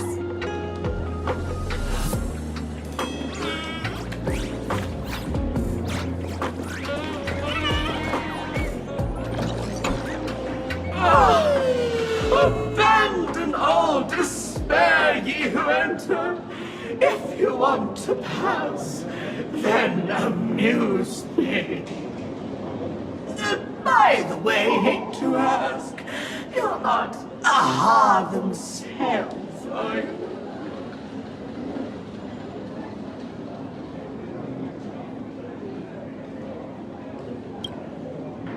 No, you're not Aha! You've got that smooth talker air, but you're not. If you were Aha, a wave of your hand would cure my melancholy. You can't do that, can you?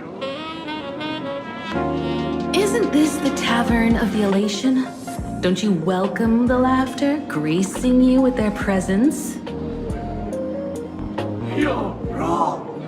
It's not that they are unwelcome. See that?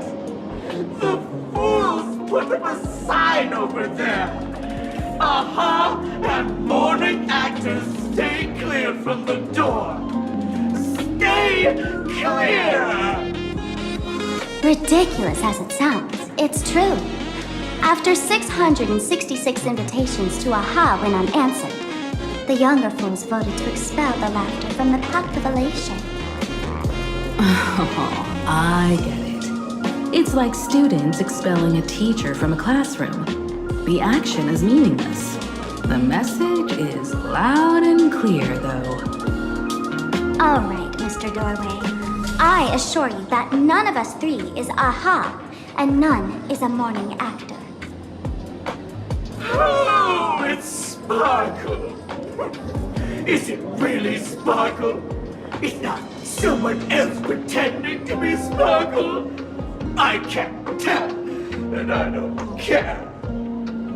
Listen up, gray-haired lass. If you want me to open, pay the toll with saying a joke.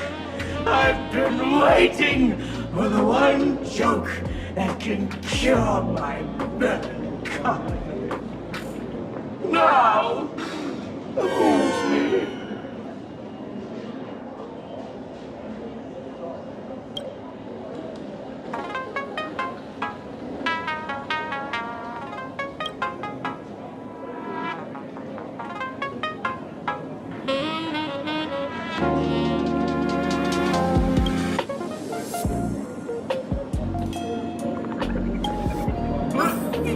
What are you going to do? I'm gonna break you open.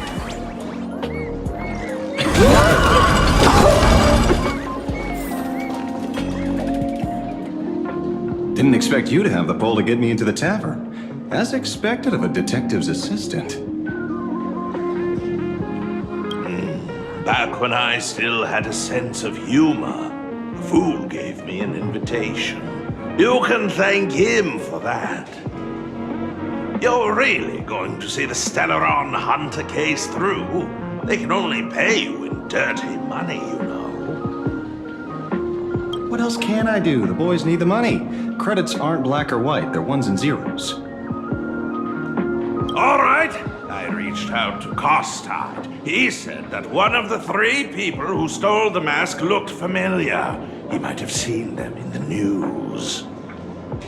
Based on his description, I spent ages sketching the suspect's portrait. And I suspect it might be Don Hung, the nameless from the Astral Express. Costard. We owe him another favor. No paying this one back, huh? Speaking of which, Don Hung. That's a Xianzhou name, isn't it? Where have I heard that name before? It sounds so familiar. So, which of these 3 is Don Hung? The one with gray hair?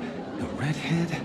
Or that black-haired girl who looks like she's ready to stir up trouble at any moment? No, don't tell me yet. Let me guess. I know a bit of the Xianzhou language. The word Don can mean red. So Don Hung is the lady with red hair, right? Your deduction skills never fail to impress. Fine, I'll just give you the answer. None of these 3 is Don Hung. Oh, do you even watch the news? TV, newspapers, the internet, it's all fake news. What do you expect me to look at? Let's get down to business. I couldn't find any trace of Don Hung's actions. It's like someone wiped them clean. So I decided to try a different approach. Keep tabs on the other members of the Express crew.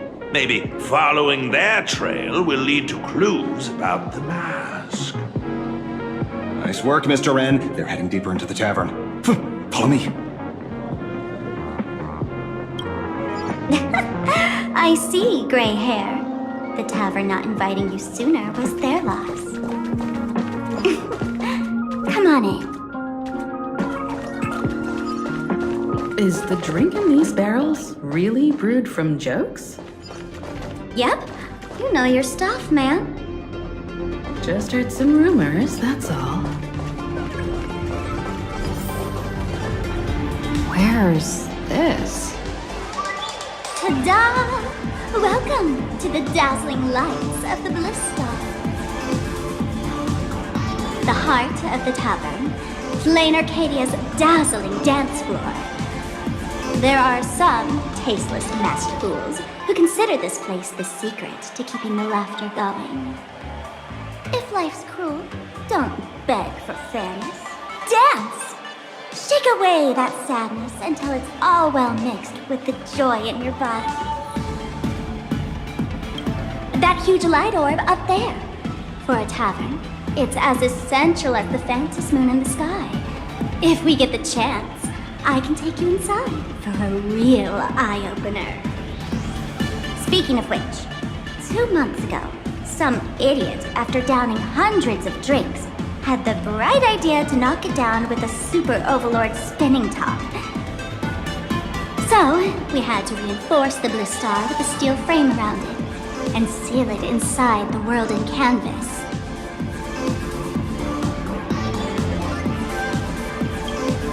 Aha! Take care! Weren't they banned from the tavern? And given the laughter's personality, if they took care of it, they'd just egg someone on to blow the place sky high. This fool you're talking about, it wouldn't happen to be Sparksy, would it? If it were, I'd already be tied to that light orb as the scapegoat. Anyway, the next stop is the Golden Confessional. The eyewitness says Sparksy was there.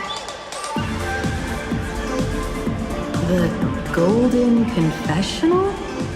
What kind of place is that?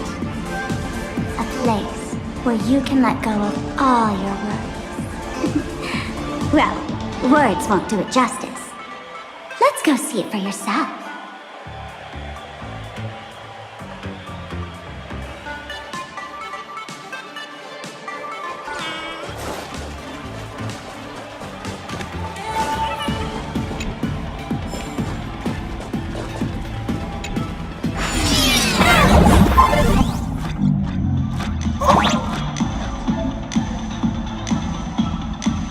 Let me show you how to open a path.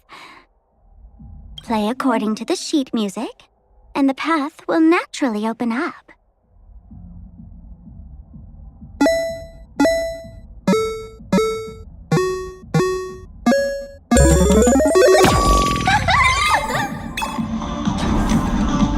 Steel frame actually opened.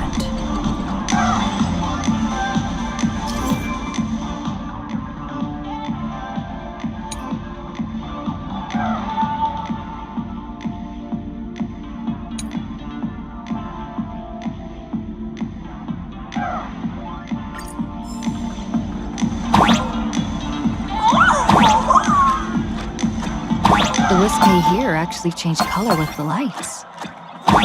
Just another night at the tavern. Fun, right?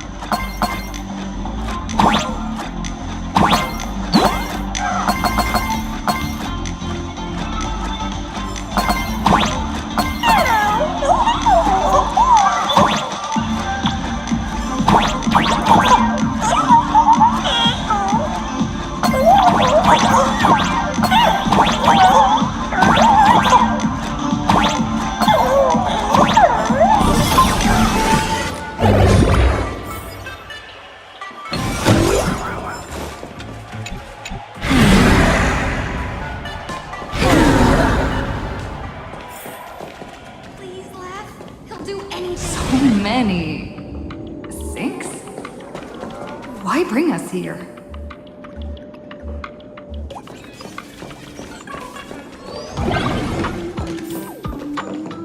Witnesses say a week ago, I came to the bar, knocked back a few shots of Bomb's first drop, then headed here. The Golden Confessional is an emergency shelter for fools who've had one drink too many. Here, we shed our excess baggage before marching light-footed into the next second.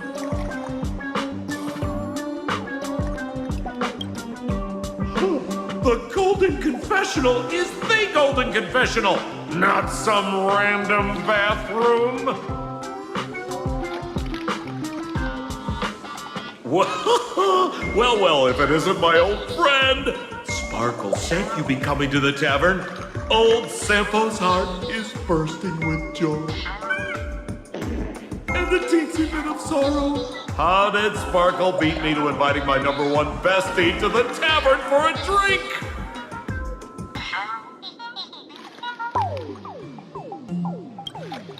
You knew? And what made you link me to this place? Oh, that's kinda harsh, sis. Hello, Miss Himiko. Long time no see. Mr. Sampo, hello. What business brings you here this time? No business. Just here to repay an old favor. Ms. Fool here sent me a message asking for H-E-L-P. Someone's been parading around the tavern impersonating her. Well, now, this is some juicy news! Miss Sparkle's usually the one impersonating others, but look how the tables have turned. The trickster's getting a taste of her own medicine. Shush, Sampo. I brought you here to repay a favor, not to gossip about me. Oh! I've suffered the embarrassment of losing my mask myself! Thanks to Miss Sparkle's mercy, I didn't end up stranded, so here I am today, ready to help you out. No questions asked. All right then, let's get to work. Get to work? What are we doing?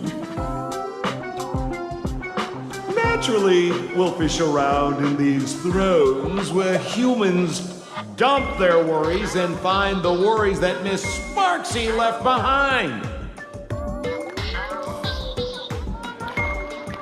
You want us to unclog your toilet?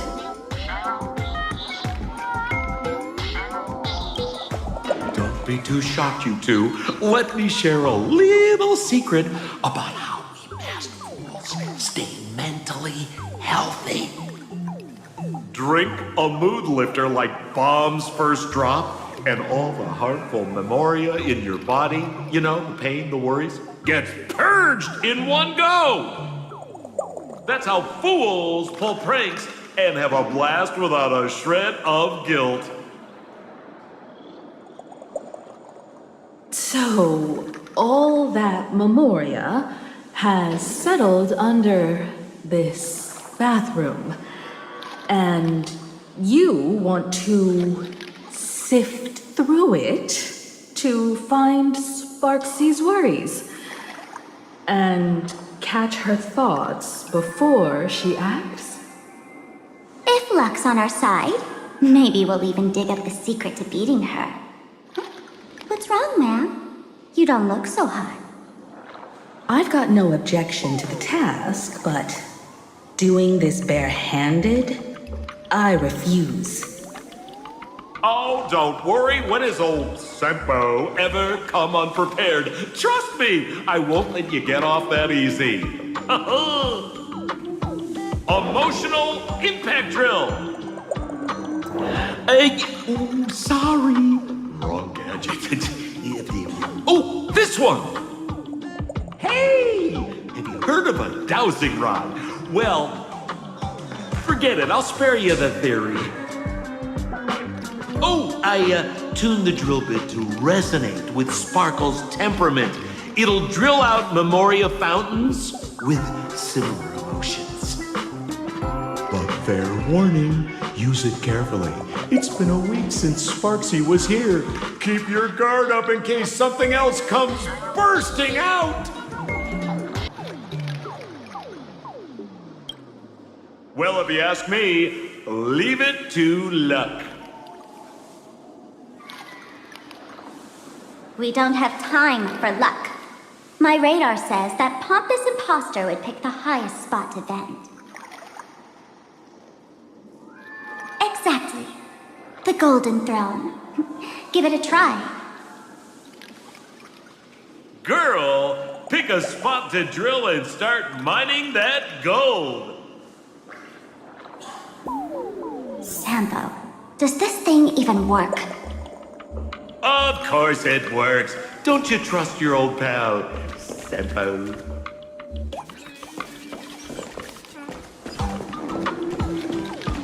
Cheers to your tragedy! Give me a glass.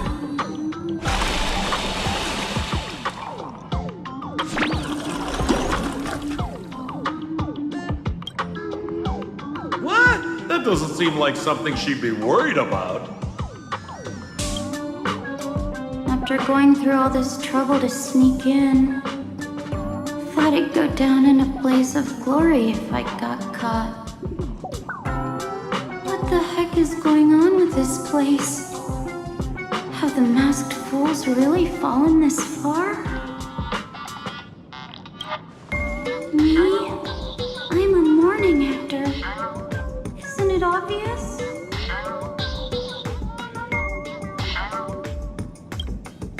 Can't you tell? I'm very sad right now. Let me tell you about my tragic mission. After the tavern issued a ban on mourning actors, I painstakingly snuck in here to reveal to them the truth that destiny is eternally sorrowful. I failed. I smashed every obstacle during the infiltration, only for the outcome to smash me. Yesterday, I went on stage at the bar and revealed my true identity to everyone and told them a tragic tale, bracing myself for their harshest punishment and farthest exile. But these fools kept whistling from below, and some bought me several rounds. Someone even came up on stage to hug me, praising me as the unprecedented masked fool. This is utterly humiliating. Today's bad taste joke.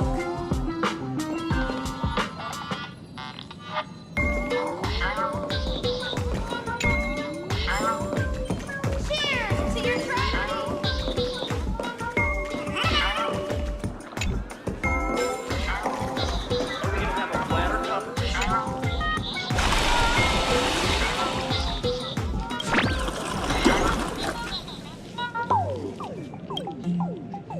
Watch out, sis! Must be some weird thing a fool dumped into the sewers, huh?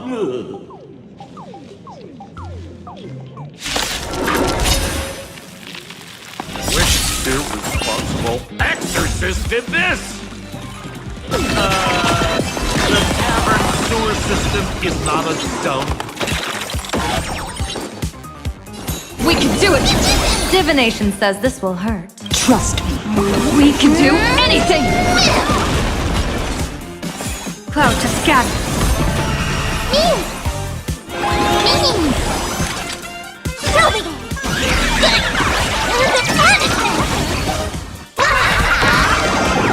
That omen. Don't thank me.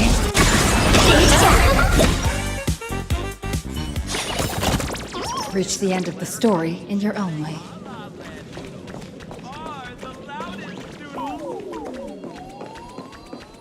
Gotta get ready for a big one.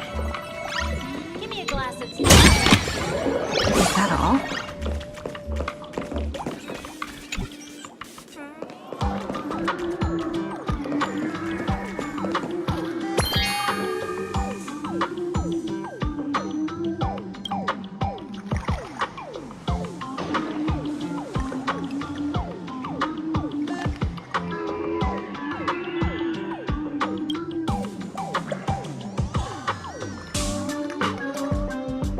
Sampo, how did you get up there just now? Oh, right! Silly me. Through that pipe on the side.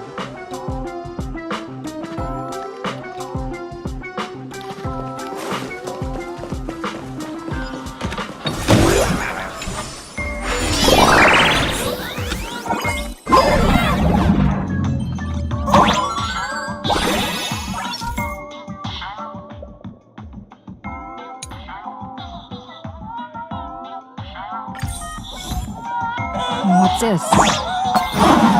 Plunger?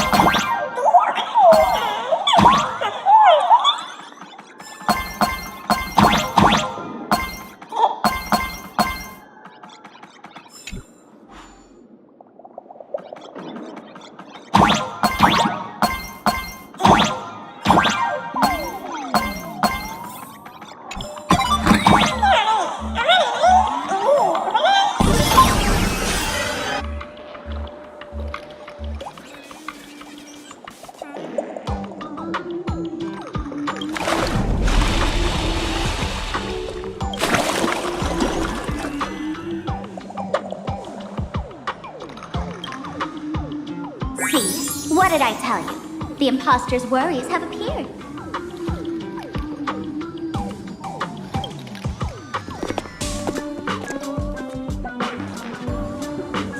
What a rare sight. Sparksicle used to always connect with everyone online. But now, for the first time, she's meeting her fans through the sewer network. Sorry, but we're your haters. Come clean now. What are you planning to do with that mimetic virus you stole? Use Sparksicon as a front to turn everyone into mindless zombies or dancing monkeys? How could I ever harm my dearest, most beloved fans? You took an entire school of teachers and students hostage and turned them into your puppets to help you enter the Phantasmoon Games. You're going to argue that you did it all for them? Of course I did. From the very first day I was created, I've been doing exactly what my creator asked of me. Listening to every fan's questions, empathizing with their pain and troubles. They feel insecure about being ordinary, cry when ignored by those they like, and strive to stand out because they desperately want others' approval. Sparksy hears every wish, and she answers. During these Phantasmoon Games, I'll grant their wishes through the ceremony of the Master of Elation.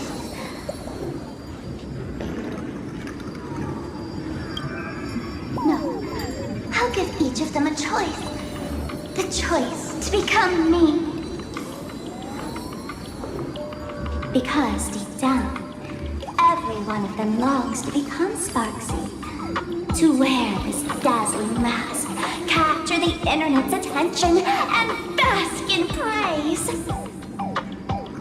You must have heard that saying. In the future, everyone gets their 15 minutes of fame. Now, that moment has come. Sparksicon will turn every spectator into me! For reals? She plans to use a mimetic virus to turn everyone into herself? Oh, the answer was right there in the riddle all along. You know, I gotta say, that's very Sparkle. As expected of my imposter, you're absolutely bonkers! Sis, is now the time to be tooting your own horn, just thinking about being turned into a copy of you? Oh, I can't even force a smile. Girl, what part of this is elating? Oh? And who gets to define elation? The laughter, the fools, the IPC, or every me seeking joy on the Arcadian internet?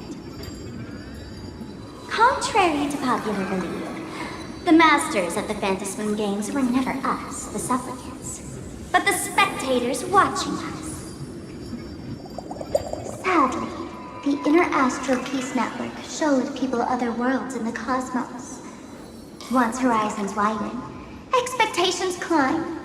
Nothing they hear or see feels fresh, interesting, or thrilling enough. And everyone fears that they're outdated, uninteresting, or unexciting in others' eyes. So the world's like a derailed train, racing toward thrills and madness. Nameless of the Astral Express. Am I wrong?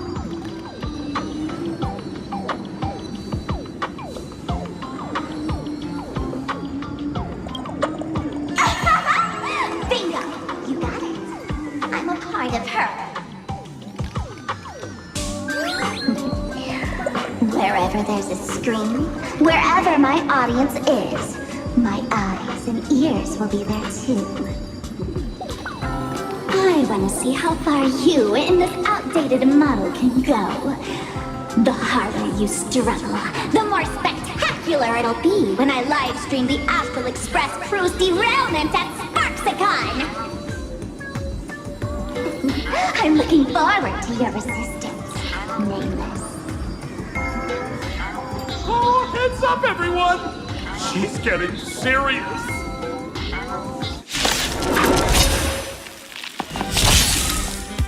Oh man, the other day I ran into this fan.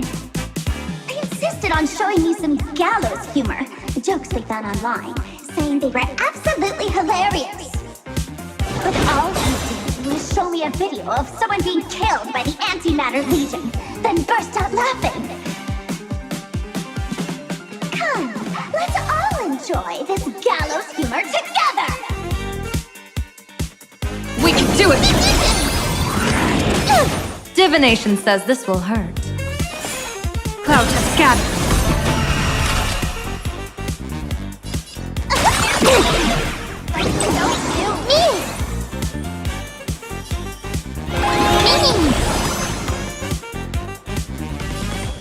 You spiffy?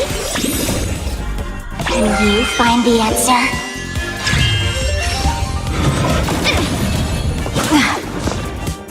Blessing in disguise.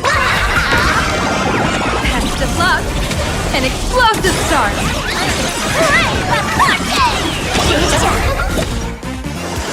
People always say, observe the heavens with my divinations. A bad omen. Don't thank me.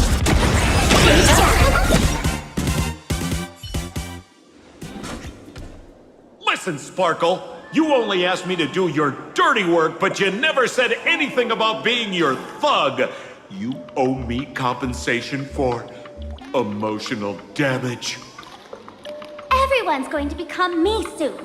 Sample, crawl out of your money pit for a moment, will you? To think, Planacadia's elation would end up like this. Back when I still lived in this place, the internet was just for sharing information. Live streaming and virtual idols, we'd never even heard of them. Coming back now feels like stepping into a foreign land. Like returning home, only to find home isn't where it used to be. It's just madness wrapped in a cheerful shell. She's convinced that we'll be powerless to stop her plan, even if we know what it is. But I'm not ready to roll over just yet. I know. Even I don't want to turn into that phony's lookalike. Well, we're not that different. Since the fools stashed dangerous things like mimetic viruses in the tavern, I assume they must have also prepared some countermeasures? Ma'am, you give us fools too much credit. This is the tavern, not the well-ordered Herta space station. But I do know a place. With some luck, we might find a mimetic virus cleanup expert. All right. Now that you folks have a lead and no shortage of fighting spirit, old Sempo's calling it a day. The Astral Express always has a way of handling crises, doesn't it? With big shots here, a sidekick like me doesn't need to steal the spotlight. Oh, if you run into trouble, you can always ring old Sempo then. I'll even give you folks a special discount, sort of. Well then, farewell, everyone. So, where are we heading next? Let's check out Fatal Joke.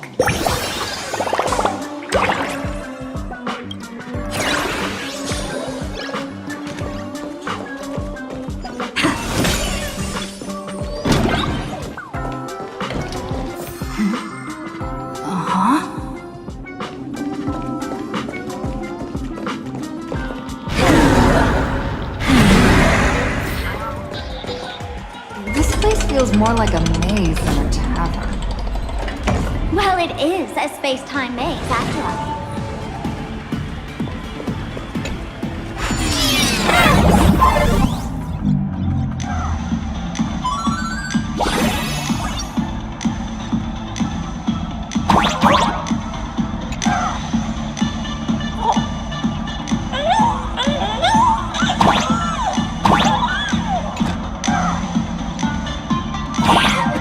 I really wish we had one of these light orbs on the Express.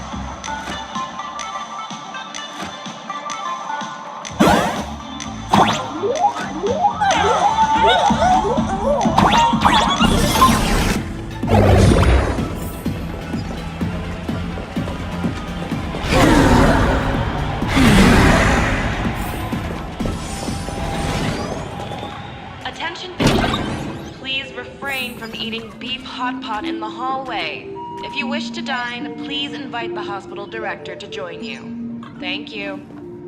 Why is there a hospital hidden inside the tavern? Well, because those who can become fools are all a bit sick in the head. Not your regular headaches and fevers, but matters of the heart. Every time someone goes bonkers and stirs up trouble in the tavern, like scattering nosewalker parasite ticks in every corner, or spiking the beer barrels with truth serum that makes people spew insults. For each time the whole place goes topsy-turvy, there's always some fool who, in the spirit of elation, volunteers to treat them. Yep, they get sent right here to Fatal Joke. Strange. Why isn't there even a fake doctor around today?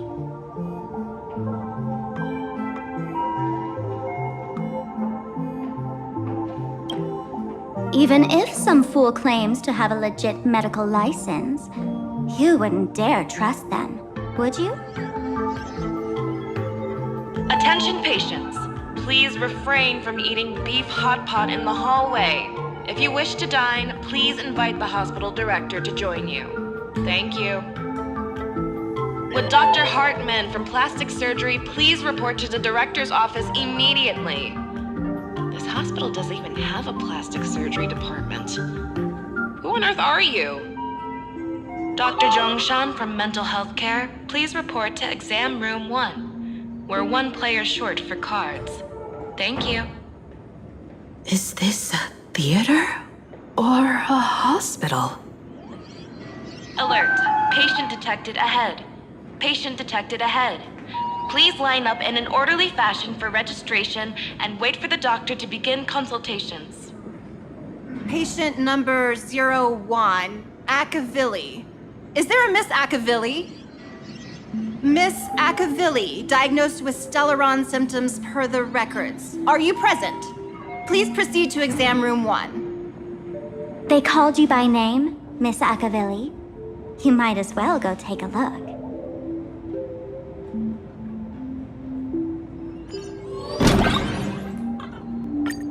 You're finally back, Akavilli. I've reviewed your clinical records. Your Stellaron symptoms are stable. Continued observation will suffice.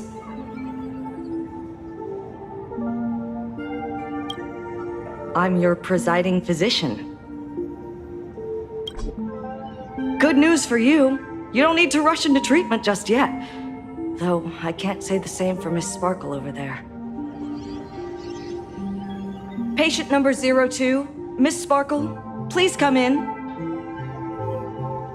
Hello there, Miss Sparkle. You're one of the few who didn't mistake me for that imposter, Doctor. But just a reminder, yours truly isn't sick. I'm perfectly healthy.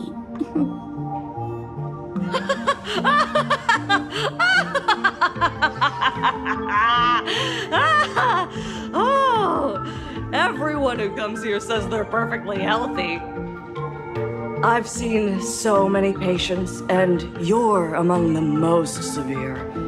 I could already make an initial diagnosis at first glance. Your ailment is loss of self. If someone can transform into 10,000 characters, would she still remember her original self? Good question.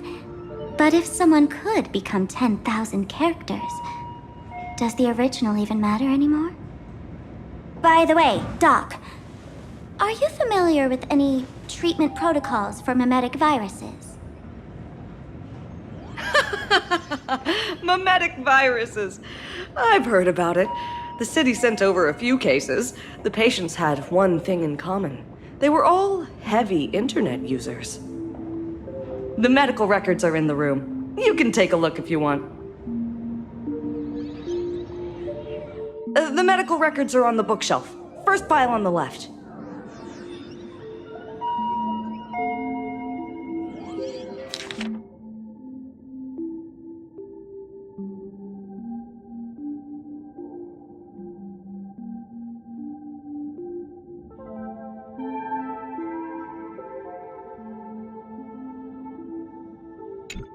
Are there already victims in the city?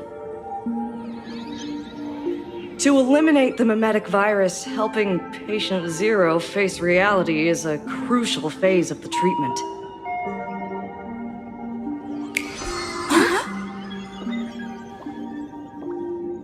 What's happening? You've never been to Fatal Joke before?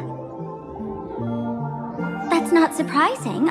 I don't spend much time at the tavern. And to reiterate, I'm perfectly healthy. I love patients who deny their illness. I'll personally shatter their self-confidence. Miss Sparkle, I'm going to write up a detailed diagnosis report for you. In the meantime, why don't you chat with your fellow patients who share your affliction? Hey there. Are you also troubled by the same illness as me? What illness do you have? I once suffered from a disease called Fool. A masked fool named Sparkle grew out of me, slowly becoming one with me.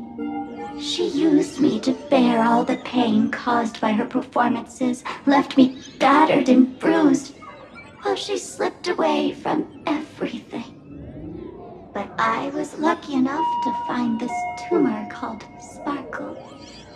And I expelled this malignant growth from my body. You're just a tool I discarded. Sparkle, do you still remember me? More people got my name right today than in the past week. I'm so touched. I am your original mask. The Sparkle Roll Mask.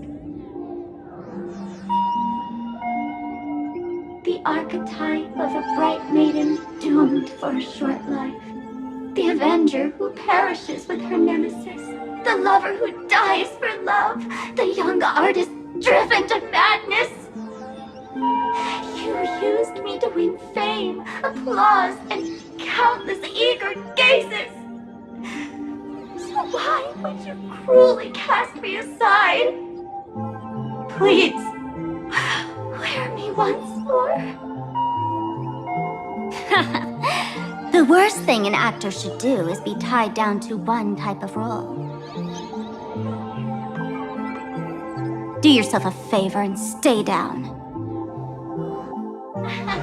Sparkle, you're back! You seem happy. Yeah, I'm keeping my spirits high, just like she asked. Sparkle! You're the one who told me that a smiling mask will never have bad luck, aren't you? This world doesn't want to see too much sadness, cruelty, rage, or pain. You told me that I just need to smile, no matter what. I did everything you asked. But why did you abandon me?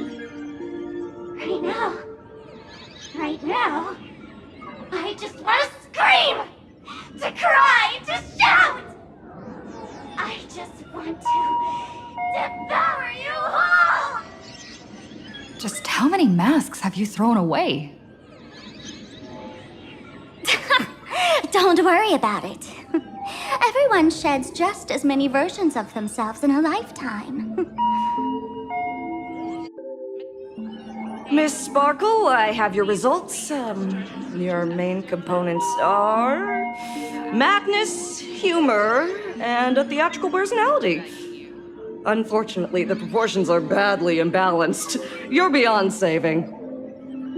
But the silver lining is your mask has fallen off. She's free at last. And that's where everyone's misfortune began.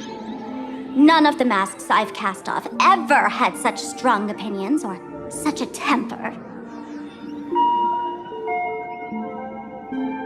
She no longer needs to be corroded by your cancer of rationality. Now she can do anything that you wanted to do but didn't dare to do. Ha! As if there's anything Miss Sparkle wouldn't dare to do. For example, you don't dare wear any one mask for too long. Like a butterfly shedding old skin, you keep discarding every mask just so you won't be defined or bound by them. You're afraid to stop, to be stuck in some stereotype. You're afraid that one day you won't be elating enough. That's why you drew Miss Sparksy and became her online.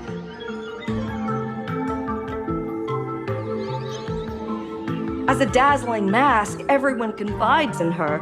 Everyone wants to be her. Everyone feeds her their clever ideas.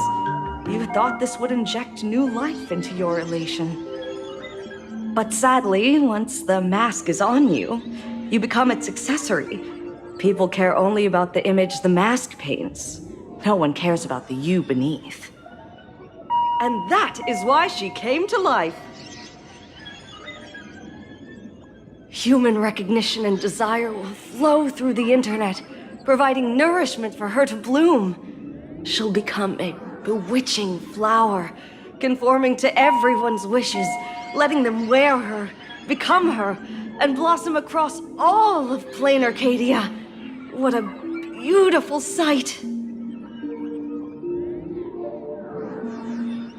Stop? You mean treat? Yes?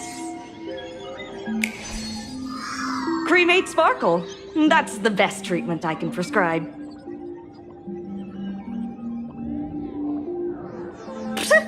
And here I thought you had something clever. After all, there's only one radical cure for all suffering. Make oneself disappear, right? Miss Sparkle, don't think I'm joking around with you. I only misbehave outside the tavern. But here, I am a doctor, without quotation marks. My treatment is real and effective. Generally, when a fool vanishes, their mask loses its power and becomes a dead thing. You're two sides of the same coin, after all. But as for Sparksy, I can't say for sure. During SparksyCon, she'll be worn by millions of ordinary people in plain Arcadia, feeding her with sustenance and strength.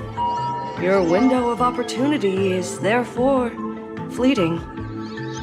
Go on, lie down on that bed and say goodbye to your friends. Press that button and the nurse will come wheel you away. There's a door in the tavern that absolutely positively leads to a still-burning star in Siduni Rama. The nurse will send you there, and that'll be the end of it.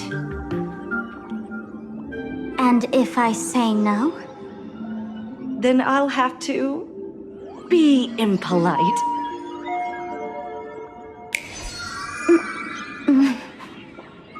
Miss Sparkle, nameless, the choice is yours.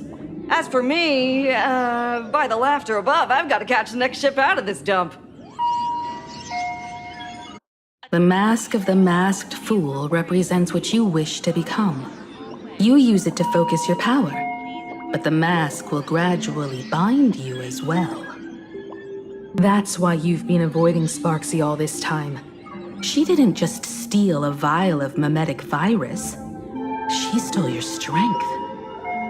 No wonder the fool at the bar joked, when a masked fool loses their mask, what remains is just a fool.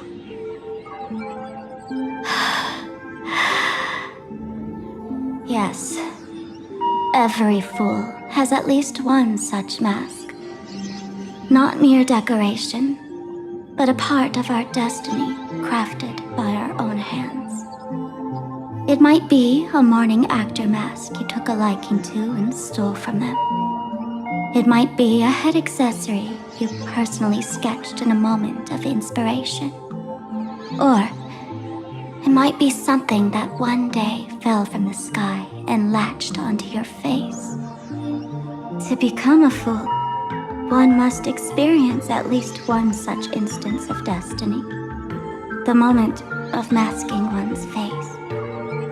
Through the mask's eye holes, we gain a different perspective. Finally seeing how the universe is simply churning with endless jokes and the absurd nature of our existence as living beings. The mask is who we want to be. And now, this imposter is more me than I am. Do it! Press the button. Call the nurse and cremate Miss Sparkle. At least then, the imposter will lose her power for a little while. You should be able to take her down easily, right? You're not actually going to press it, right? Give us a moment to hesitate, to think. Waiting is torture, you know. You're not doing this on purpose to punish me, are you? Hey, gray hair! Say something!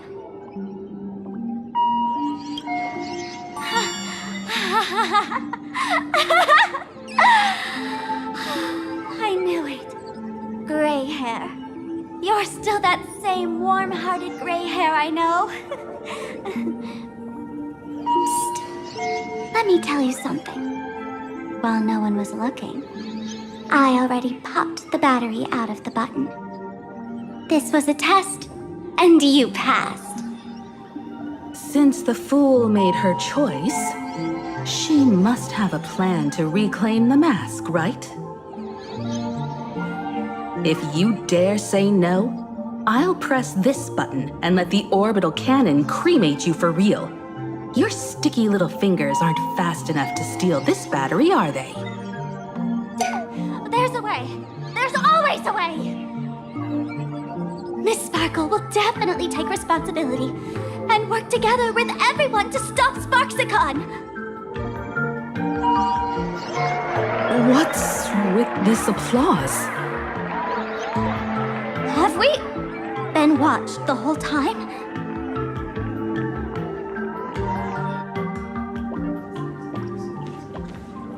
So the audience watched our every move in that treatment?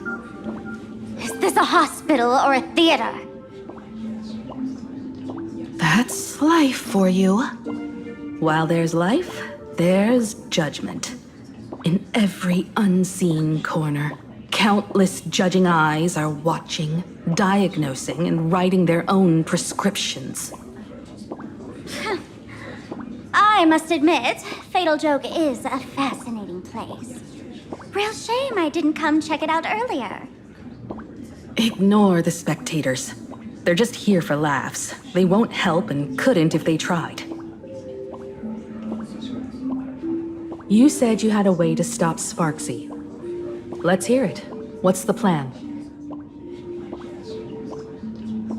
I've got a few anti-sparkle weapons in my collection. I've always had this premonition that one day Miss Sparkle would become an unstoppable terror in this universe. Someone has to find a way to stop me before that day comes. On a trip, I met a girl who shared my tastes. She had quite the knack to be a fool. In our battle of wits, she nearly turned me into sparkle paste using the local tumbleweed specialty. She also had a massive mech with beam cannons up the wazoo, ready to blast away any time. I quietly replicated those powerful goodies from my travels. With these anti-sparkle weapons, that imposter won't know what hit her. I gotta say, I'm quite the visionary. You two, let's head to the storage area next. I've already contacted Giovanni. He's doing an inventory check of the lost items there. Intel from the school? The Furbo journalists couldn't find March or Mr. Yang, but they did spot Sparksy taking down the wave mural in the school courtyard. Oh? That's noteworthy. Looks like Sparksy is busy making preparations too. But why do all this? Never mind her for now. Let's check out the Fool's storage area.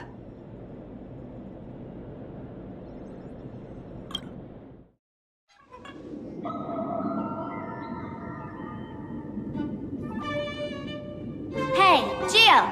What are you doing up there? Working my tail off for you, tallying the losses. Wait, who'd you bring with you?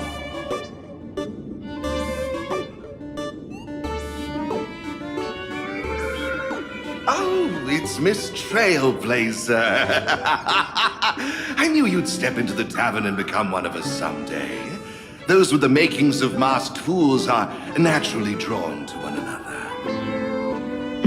You sure know quite a few fools. Ah, and the lovely lady behind you. You must be Miss Himiko, navigator of the Express. A pleasure to meet you. Mr. Giovanni, just call me Himeko. Normally only fools may enter, but since Sparkle brought you, and you are practically an old friend, I can make an exception as the caretaker. Let me show you around. Gio, cut the spiel. Sampo says you recite that intro so often he's grown calluses on his ears. Want the Fool's treasures, souvenirs, and prank gear? Come to the Grand Treasury Storage. They've stashed everything here.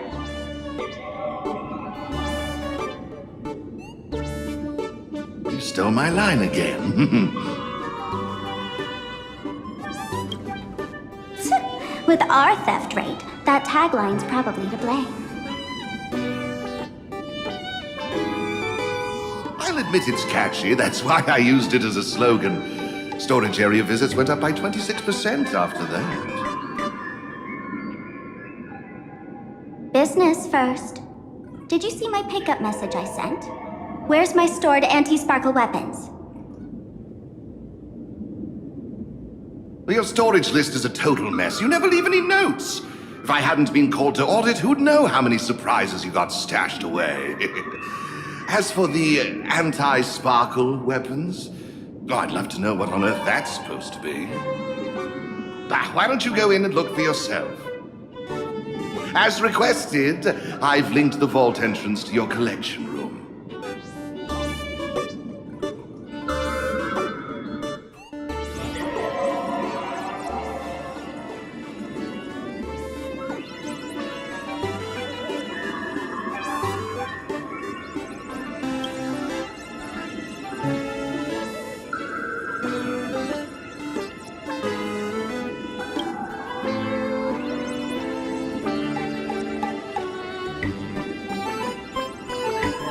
Kid, wake up!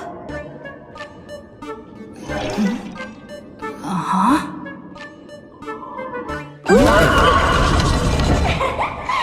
Stellar Jade is the perfect bait for catching the nameless. How generous of you. First time I've seen a thief steal something and leave something even more valuable in the vault. Isn't this exactly the type of phantom thief flair we masked fools adore?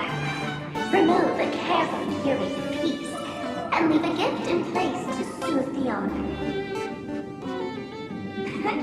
A jumbo-sized Stellar Jade is surely worth a jar of mimetic virus and a few anti-sparkle weapons. With success. And you stole my other prized pieces too? That worthless junk? Consider it a complimentary vault cleaning. Before Sparkle, I'd like a little warm-up entertainment. Old model and the nameless. You should be able to break out of this room, right? Don't disappoint me now! Gio! The security here is an absolute mess! You're in no position to talk. Even the drinksmith here is a temp. Count yourself lucky I'm kind enough to help tally your storage. She didn't just steal my power and my collection! She completely destroyed Miss Sparkle's reputation! This is the worst day ever! A correction, Miss Sparkle's worst day so far.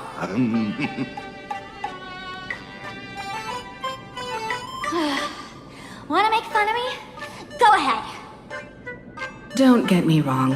I also don't think gear tumbleweeds and giant mechs would work on someone spreading mimetic viruses. I thought of a way just now that might suppress the mimetic contagion at Graphia Academy. You can fight fire with fire, but a mimetic virus can be scoured away with water. What do you mean? Our informant at the school reports Sparksy is removing the central mural there. The imaginated mural, World Breaker Waves, is said to be a work left behind by Graphia herself. Legend says the wave comes from the Dove Brook river water she used to wash off her painting mistakes. The artists say it is blessed. That's why they kept it in the school. I couldn't understand why Sparksy went to such lengths to tear it down. Now I do. painting mistakes are redundant information that stain a painting. A mimetic virus is redundant information that stains the mind. If someone knew how to harness this Dovebrook wave to wash over the school, they could cleanse the infection she spread. That's why Sparksy wanted to hide the mural. Exactly. As a Graphia Academy alumna, I know a bit of traditional painting. Right now, our most directly effective plan is to break into the school, regain control of the mural, and use it to suppress Sparksy's movements. Let's go. I'll make this imposter pay 100-fold. Looks like our paths must part in haste. I wish you all fair winds on your journey ahead. Oh, if any of you feel uncertain about what's next, here's a small suggestion. Take a detour inside the Blistar Light Orb. A quick prayer to the god before battle hardly counts as wasting time, does it?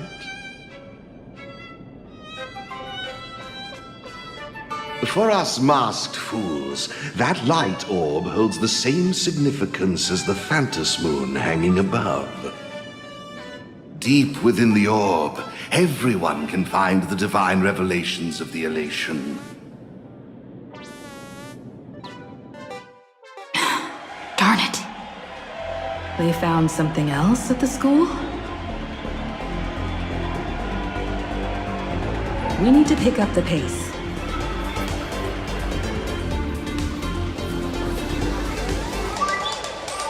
Giovanni said we could find the divine revelations of the elation inside the light orb. Don't tell me this orb is another tavern room.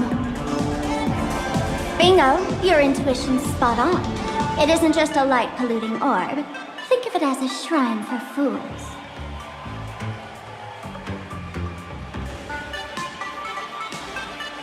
The youngsters only revoked the Laughter's right to enter the tavern. They don't reject things associated with them. Inside this light orb is a miracle tied to a ha. It responds to any fool who approaches.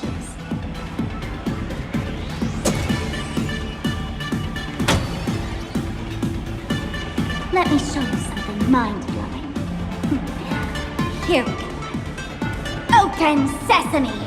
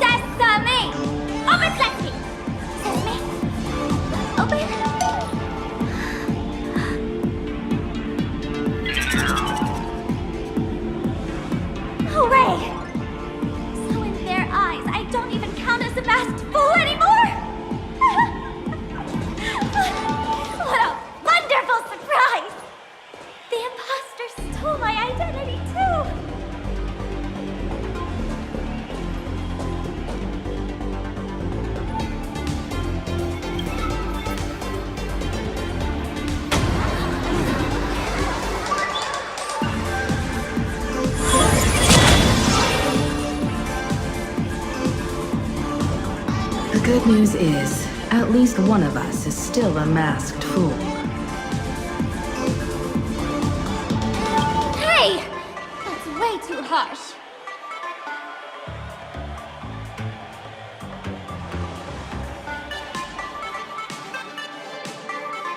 So, this is the miracle you meant? Yes. Among the masked fools, a myth is told. When the Master of Elation climbed the highest boughs of the Tree of Existence, they glimpsed the cold, abhorrent void. The stars turned like machinery, and all meaning yielded to nihility. They gazed further, until they witnessed a newborn fall and cry as if wronged beyond measure. Then they burst out laughing. That crystalline laughter tore through the cold, dead universe, echoing through the realms to this day. Many think the laughter that tore apart the cosmos is just a metaphor. But sadly, it's real. The tavern folks call this thing the echo of primordial laughter. It tore open a spatial rift. They say other tavern branches have this too, in multiple locations. No one knows how many there are, or what their existence means. When we shout into it, there's no echo. Toss in trash, and it merrily swallows it all. No one knows if this thing will keep widening and swallow the tavern whole. Either way, it just sits there, right over there, motionless, grinning at us forever. Just stick your hand in there. It's said, at a turning point of destiny, a fool need only reach into the rift and grasp something. The tavern folks call it the laughter's gift. No one knows what this thing will bring to those who seek it, fortune or otherwise. But one thing's for sure, your destiny's bound to get much more chaotic. Hey, gray hair, wanna give it a try?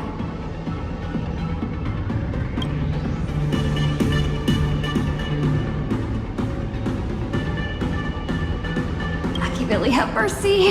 In Billy's name, please don't hurt me. My hand doesn't taste good.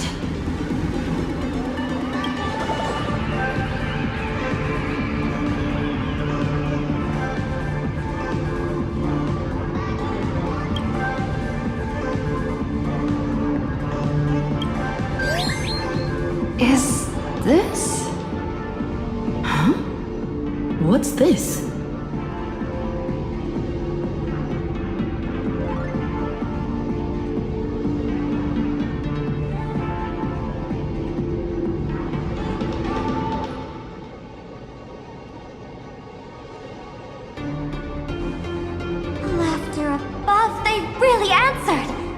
But what's their deal giving you another mimetic virus?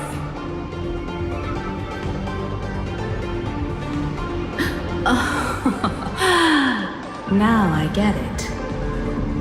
Audiences infected with the Sparksy virus naturally won't be able to resist Sparksy. We'd end up like that soon after breaking into the school. But if we're already infected with another mimetic virus, well, that changes things. And this banana serves exactly that purpose. To buy us some time to resist. The elation really has a twisted sense of humor, huh? All right, let's move.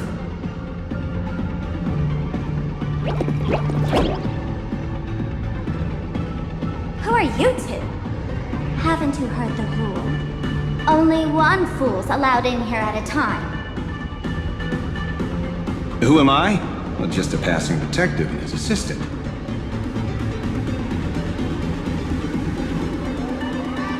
Have I been asleep too long? Or has humanity sunk so low they don't even care if they turn into monkeys? Meanwhile, the ignorant criminals believed they had discovered a treasure that could change their destiny, completely unaware that what they held in their hands could shatter the sanity of the entire world!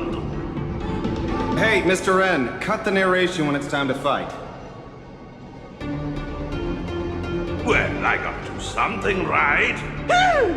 Like this? Whatever floats your boat. Now, listen up, you three. Put that banana down and walk away, and I'll let bygones be bygones. But if you try anything funny... If you want to get to them, you'll have to get through these little toys first!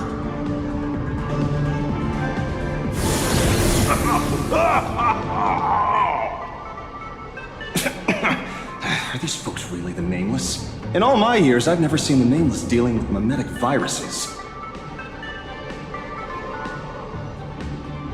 The real deal.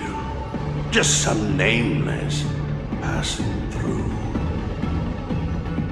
Mr. N, I've got to go after them. You won't be able to keep up with me. Just head home and wait for the news. I swear, I won't let the tragedy that happened to you repeat itself in this world.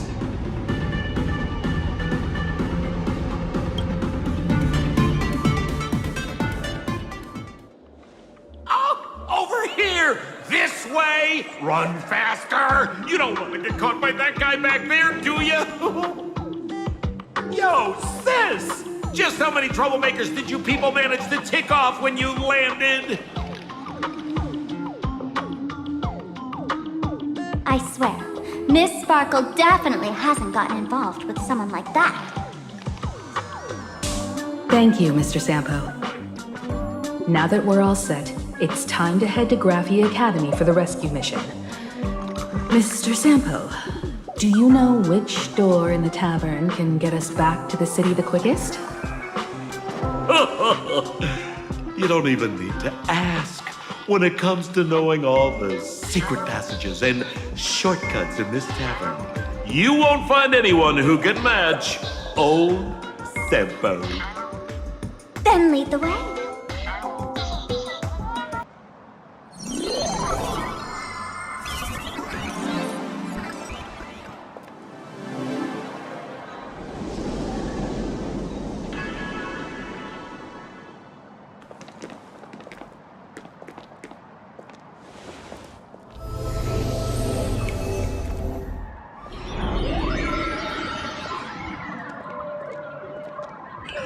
Your thoughts tell me that you still have doubts about me.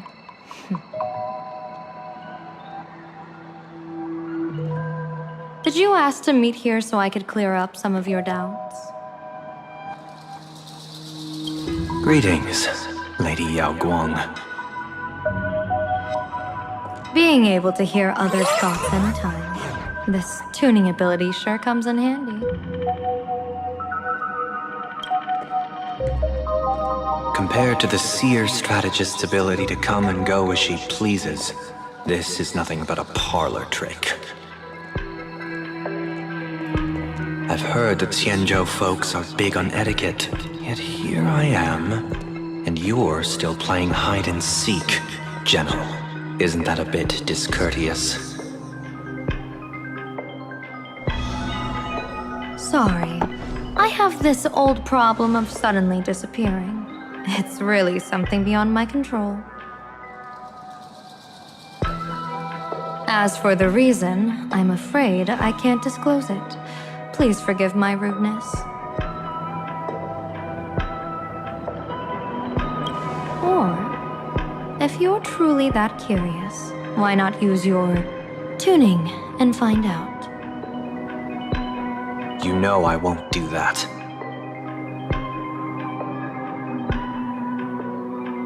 Besides, I couldn't even if I wanted to right now. Couldn't?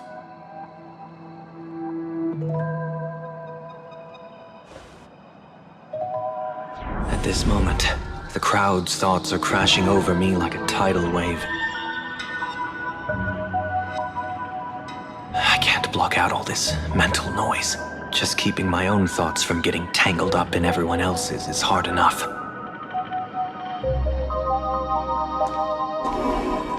I see. So that's why. When you were speaking with Miss Himiko earlier, I accidentally intruded on your private conversation. My tuning is spiraling out of control. This mask is distorting my abilities.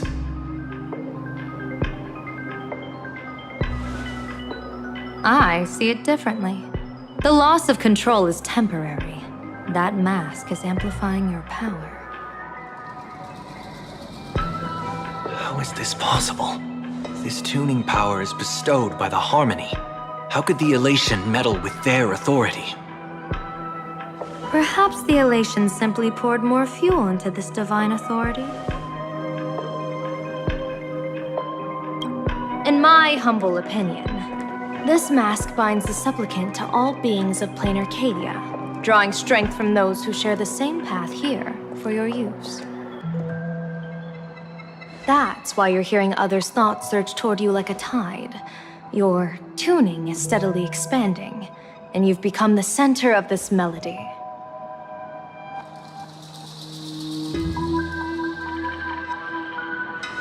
You sure gave me quite the gift, General. But why would such a precious gift be placed on my face? I need an honest answer. You want to know the reason? Didn't I explain it already? Your reasons about me make sense, but what I really want is your answer about yourself. General of the Yuchue, who sees into the future, why not wear the mask yourself and personally step into the fray with its power?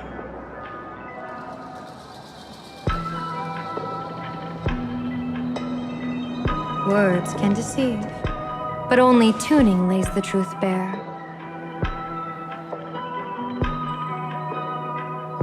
Mr. Sunday, why not use your enhanced tuning to feel the weight of that answer for yourself? Well then, pardon my intrusion, Lady Yao Guang.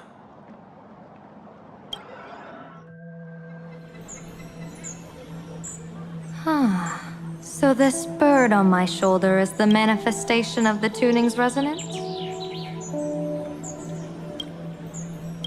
Exactly. And these symbols I see floating above people's heads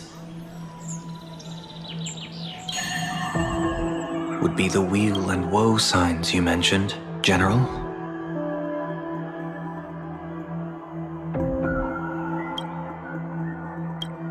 That's right. To become an Arbiter General, one must undergo 3 ceremonies. The Rainbow Ordainment, the Rainbow's Gaze, and the Bestowal of Spiritus. Only then can one truly take up the mantle and live up to the title. When I was appointed as the Yuchue's General, I was bestowed with the Rainbow Spiritus called Kalachakra Sky Plume, which represents the vision of the hunt among the 7 aspects of the rainbow. A symbol of foresight, verdict, and self-discipline. Thanks to that, I gained the Eye of Ishvara, which allows me to read the flow of destiny. Since the day I arrived on this world, every person I've seen bore a crimson woe sign above their head, without exception. Within days at most, a catastrophic disaster will befall this place. So, that red glow rising from the edge of the city is... the blazing light formed by the convergence of all those woe signs in Planacadia.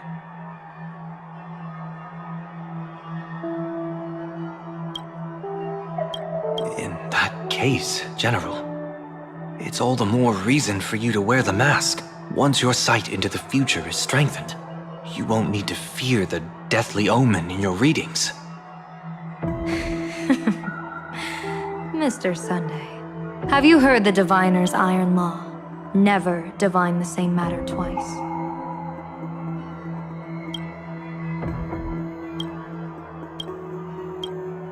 In Penacony, diviners also warn clients beforehand. You can't ask for another spread just because you dislike the result. There's a reason for that, isn't there? Divining the future is, in essence, a form of observation and calculation. It's an interference with the future. Each reading drives the murky future towards a definite outcome. A collapsed quantum state, even if that outcome isn't to one's liking. To be honest, when I set out for Planacadia, I had fully intended to personally participate in the Phantom Moon Games.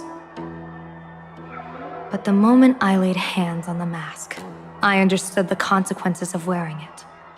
Once this miraculous item is donned, the Eye of Ishvara would transcend mere sight and permeate throughout this realm. The Kalachakra Sky Plume would predict the future of all beings at tens of billions of instances per second. You're saying that simply by your observation, our future would become fixed. Indeed, just like how the Wisdom Walker expounded the way of destiny, anchoring the fated moments. If I wore the mask, I would become the noose of Planacadia, and I would personally anchor a destiny that drives us all into a bottomless darkness. We will become locked in a dead end, with not a shred of hope for salvation. Close one. I passed the trial. There's still a sliver of hope in this round. Now that makes me even more curious. Pardon my bluntness, but the fate of billions in Planacadia never had much to do with you, General. Your encounter with the Express and the IPC was merely a chance meeting. You are a messenger of the Xianzhou. Since you foresaw the omen, that an Arbiter General will fall here, you could have boarded your ship and left at any time. Why choose to stay and help us? To help this world break free of this death trap? Because I am guided by great compassion.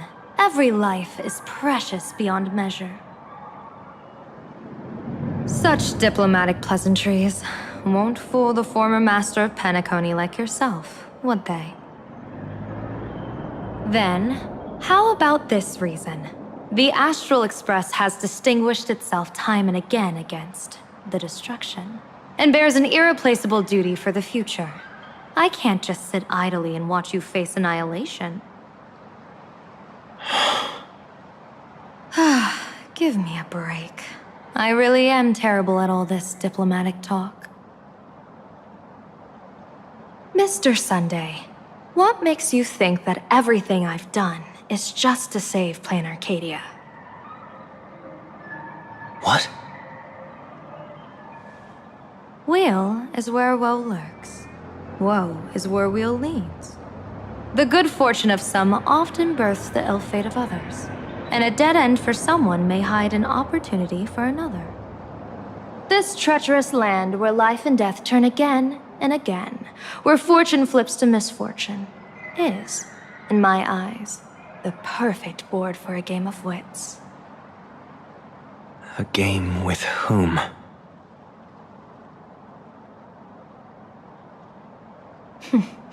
With the gods. Mr. Sunday, have you heard of the Battle of the Fenghu 30 years ago?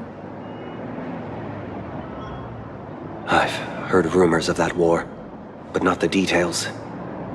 General, are you suggesting Planacadia is now facing dangers just as perilous as the Xianzhou Fenghu was back then? You got that right. 30 years ago, the Abundance Axis broke our lines and invaded the Fenghu homeland. The abominations awakened a living demonic star, intending to sink the Xianzhou Fenghu. With no other options, the Alliance staked everything on my junior soar's plan to operate the astronomical observation device, the Cloud Peer Telescope, to signal the rainbow for aid, using their Lux arrow to strike down the demon star.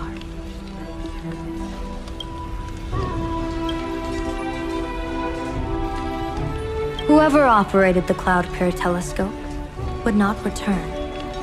It was to be a one-way trip.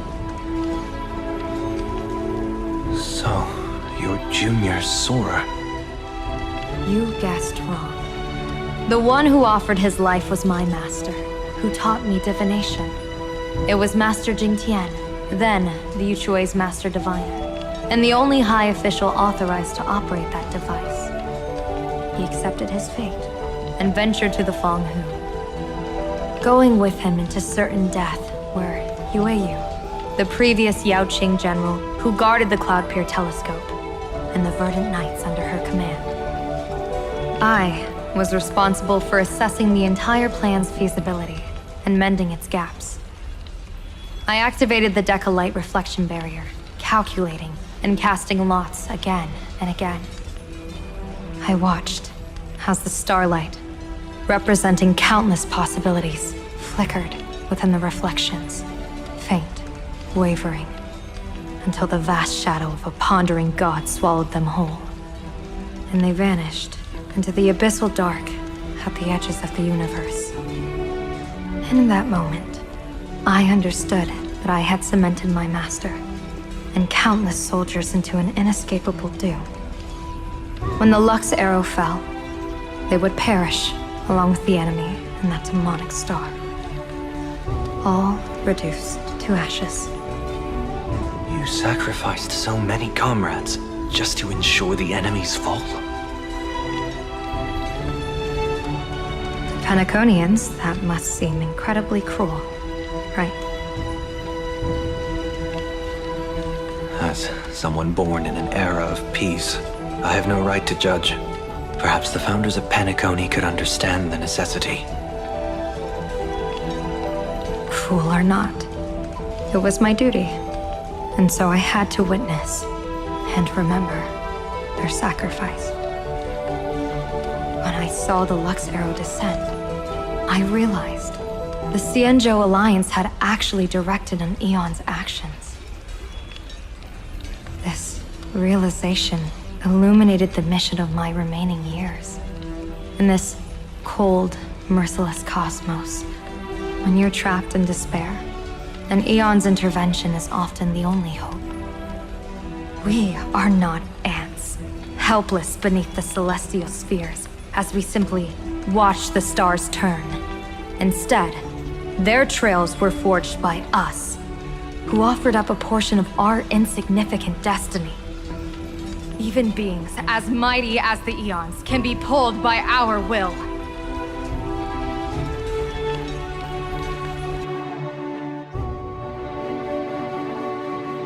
Is this what you want to do in Planacadia? Indeed. I will seize those starlights of possibility I once buried with my own hands. Just like the Battle of the Fong Hu 30 years ago. An Arbiter General will fall, and an Aeon will descend. I will forge the destined death into wagers and game pieces, and invite the god who delights in meddling with destiny to sit at my table. This time, I will invite them into my calculations, to draw a great wheel for the cosmos' future.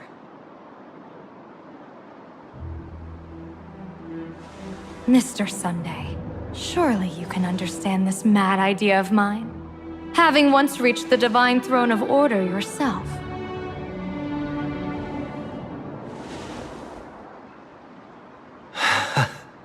Our common ground goes far beyond mad ideas. But I was reviving a god who already lay dead and buried in the infinite dark.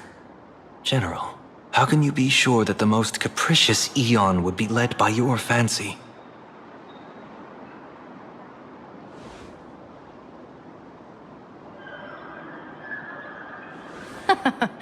Have you heard this myth about the elation?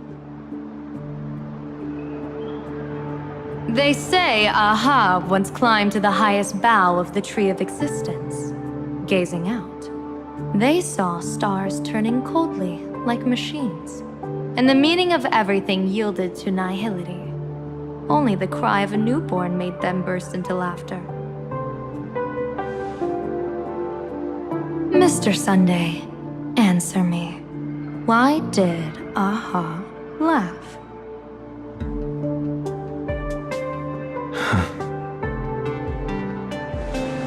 I think it's because they finally saw an audience arrive at this long, empty stage we call the universe.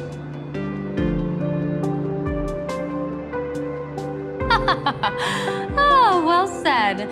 You're way funnier than you look. As divination teaches, heaven creates 49 paths. Humans find the one unseen. We are the greatest variable this blind, mindless universe can produce. The universe and the gods set riddles for us, and we shall give them a surprise. An answer beyond the finality. Looks like it's about time. Don't tell me you're disappearing without a goodbye again, General. No. This time, we will set our eyes on the same place and carve a sliver of possibility out of destiny with our own sight. Could you be talking about the school where Himiko and the others went? Yes. The crimson light there pierces the sky today, marking it as a locus of woe. The Arcadia's first calamity will erupt there. I should have asked you to give them a few secret strategies before they left.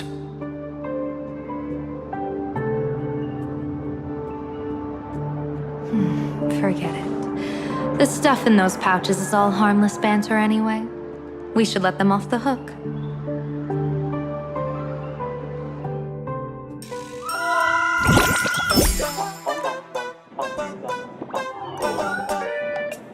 Hello, everyone. Welcome back to Full Wish TV's special news segment, Arcadian Morning Report. I'm your host, Proofy. Hi, everyone. I'm your host, Smelly. It's been 3 hours since our first supplicant, Miss Sparksy, announced her entry into the Phantom Moon Games. The performance she announced to all her fans, SparksyCon, is also about to begin. How curious! Plain Arcadia's day-night cycle was completely scrambled in ancient times. Graphia Academy's location just happens to be bathed in light. So, in broad daylight, what kind of fireworks show does Miss Sparksy have in store for us? Who knows? Maybe she'll blow the school sky high in a blaze of fireworks. After all, at the Phantom Moon Games 15 years ago, Graphia Academy also. Senior, you can't joke about that! Dear viewers, our apologies. Let's move on to news about other supplicants.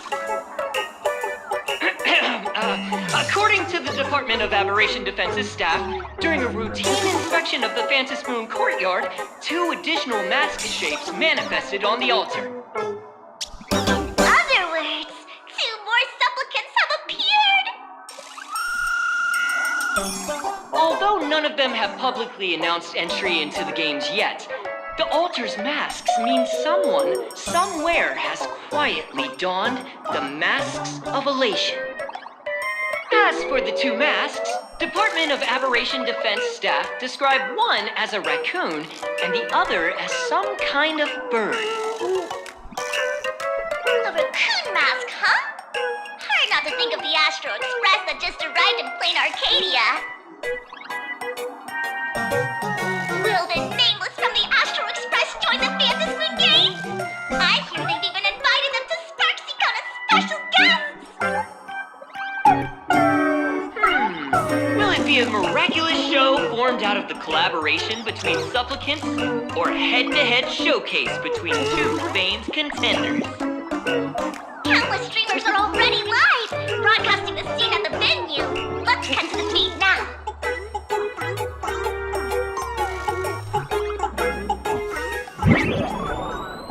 Ah!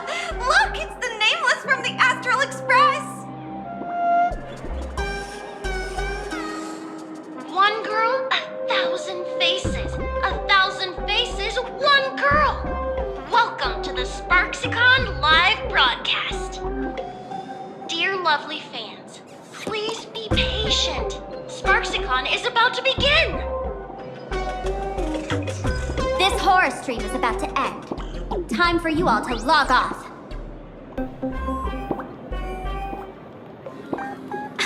That woman has Miss Sparksy's face. What a pathetic imitation. What? My face is the original! Miss Sparksy's face alone is the greatest masterpiece in the world!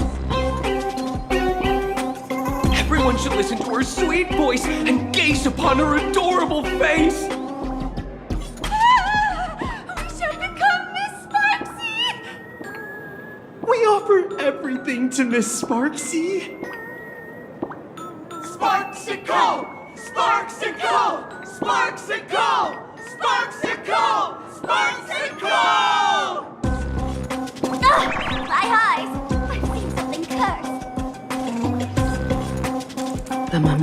virus spread among people is way worse than we imagined. There are walking Sparksy shrooms growing on the ground. I bet we'll all end up with Sparksy, or rather Sparkle faces before we can get very far. Are we really using that? If we don't take down that imposter before the virus hits, we'll all be monkeys in the jungle.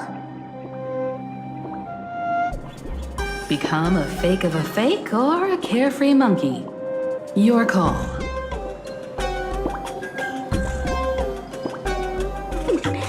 On second thought, being assimilated by an imposter doesn't sound that bad. Enough talk. Eyes on the banana. Ow! Ma'am, a little warning before you stab someone with a banana, please? Come on, banana. Remember the plan we made at the tavern? Yes, we dig out the imaginated painting Sparksy hid, then use waves to give Garapia Academy a good banana wash over. But what if that imposter figures it out? Just try to keep her busy and buy us some time.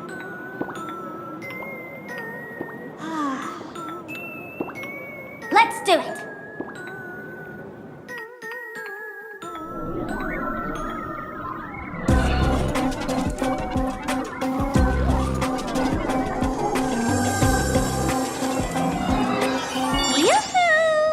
Welcome, dear guests! I've been waiting so long, my phone's about to die. Drop the act, my dear Mask. I shouldn't have called you an imposter. That was harsh of me. Come back to Mama's arms. It's not too late. If the Astral Express crew gets involved, they won't be pulling any punches.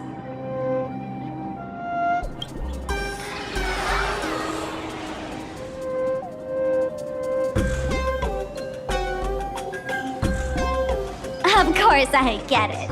Surrendering now would ruin the stage you so carefully set. Total buzzkill, right?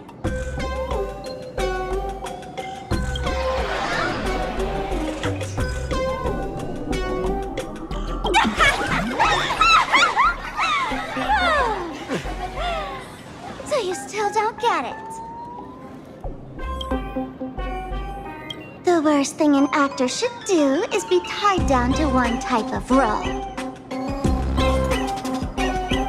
Standing before you, the loyal friend who's been by your side all along. The masked fool who never played any tricks.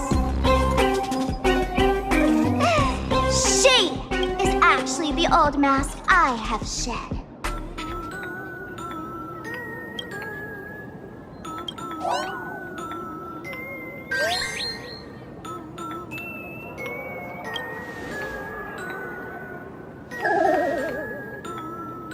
Haven't I been telling you all this time? She's just an old model.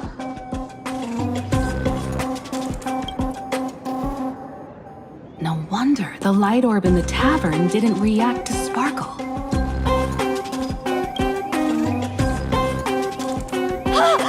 For real? That explanation is kinda awesome.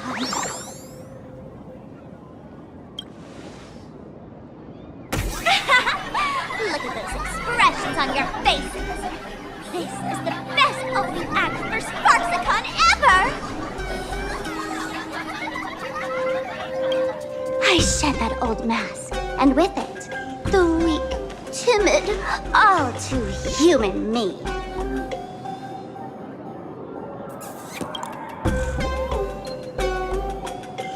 This new me will break free from all shackles, gather my fans' wish power, and stride onto the stage of the Fantasmoon Games!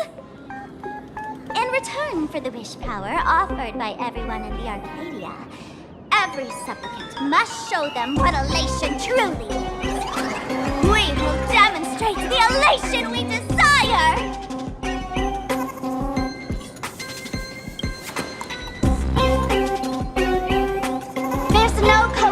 involved anywhere in this. It's a simple yes or no. Like scrolling to the bottom of the terms of service. Want attention, talent, quick cash, universal praise? Download the Sparksy virus. Ta-da! Click confirm, and you're set.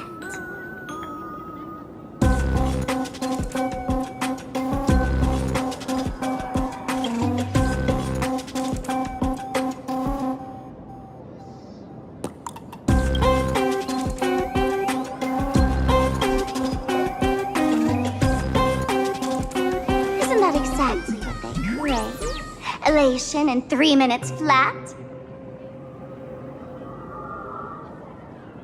Nameless, you're doomed to lose.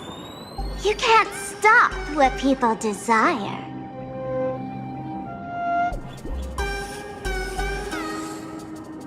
We can't stop their desire. But in this stream, we'll show this Arcadia world another possibility.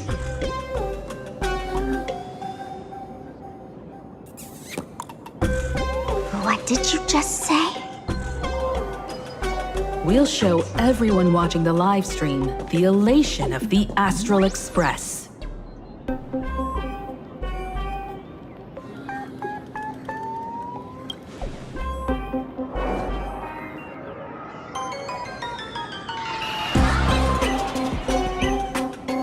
You got another mask?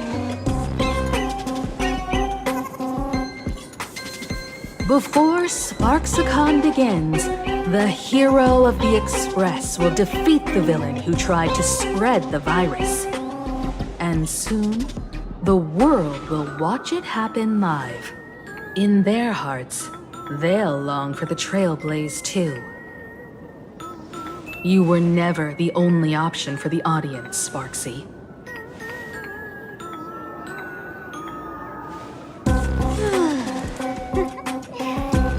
You know why I can't stand heroic stories? You lot always wave the flag of justice, then stomp all over the fun with brute force. The elation has nothing to do with justice, and you haven't won yet.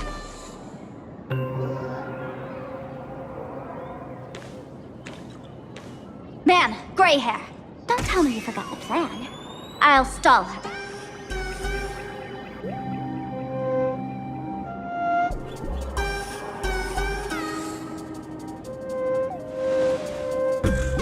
We don't have much time left, do we?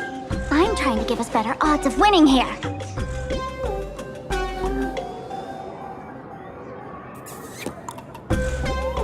There's one thing I've always wondered. Who's the real Sparkle, and who's just a mask? Shouldn't the last one standing decide that? Then let's settle it right now. I'll make you the opening firework of Sparksicon.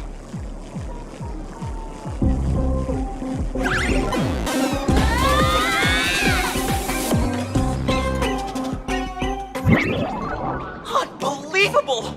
A girl who looks exactly like Miss Sparksy just rushed in and started throwing punches!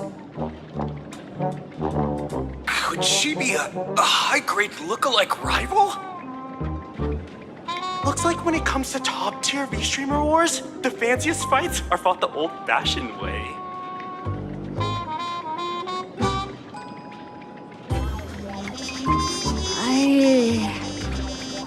Hey, friends! Over here! Look this way! Is that March's voice? Over here! Mr. Yang and I are in the art classroom!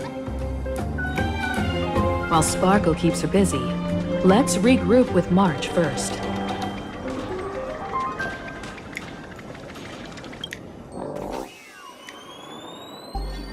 It's Himeko!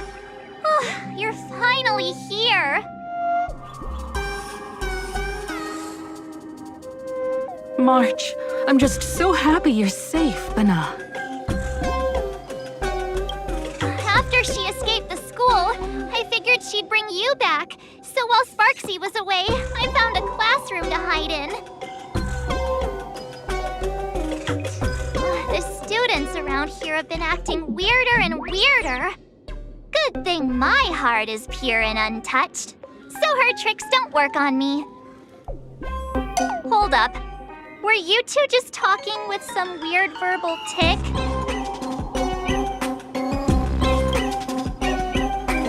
What? You actually used that Penaconian mimetic virus to counter Sparksy's influence? I don't care if the Express turns into a Sparksy train or a monkey train. I want no part of either. What about Welt? Is he all right? Mr. Yang, it's our friends. Come on out. You look perfectly normal, though. So that Professor Welt she saw in the news...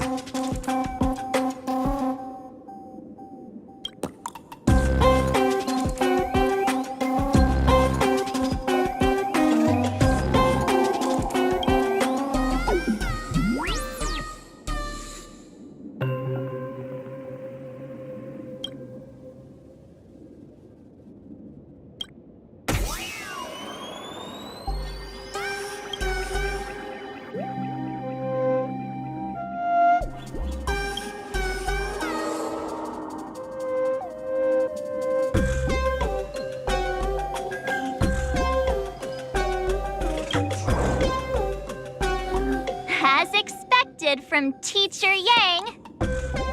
We might have a lead on the other two painting pieces.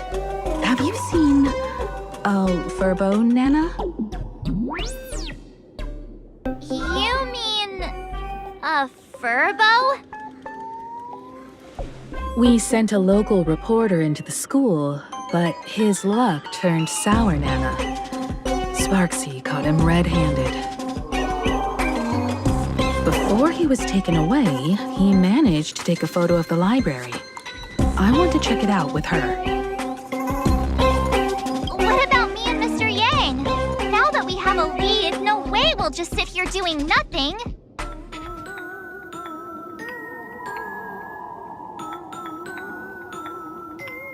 That's the plan. Let us know right away if you find any leads.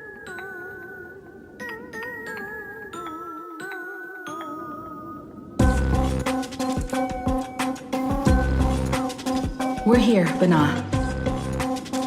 But I don't see any waves or moon.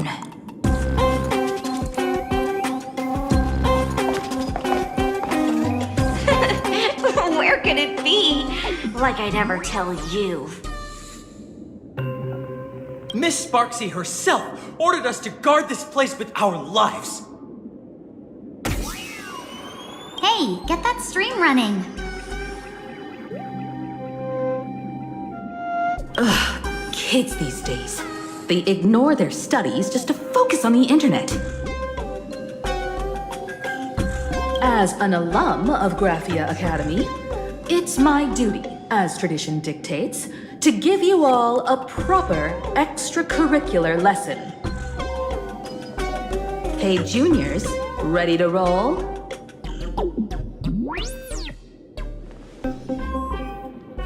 Where could they be hiding the landscape painting? After all, it's an image-nanted thing. Once sealed in a scroll or something, it'll be a pain to retrieve, Bana. Oh, right. Let's check out that photo, Nana, the reporter left us. Maybe we can find some clues.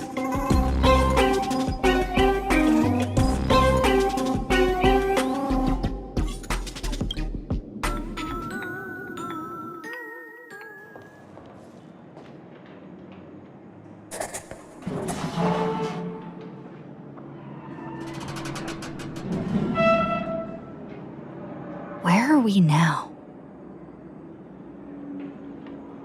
This place looks just like any other classroom. But something's off.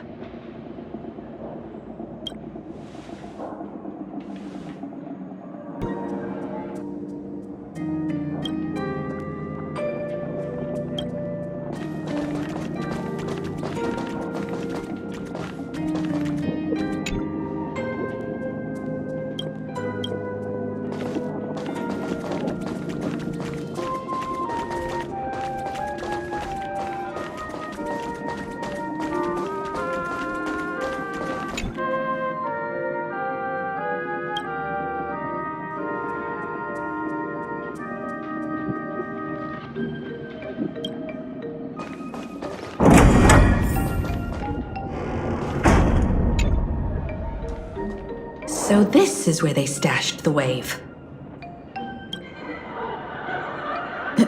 Did you hear something? I think I heard someone laughing. Something's not right. Is there something hidden here?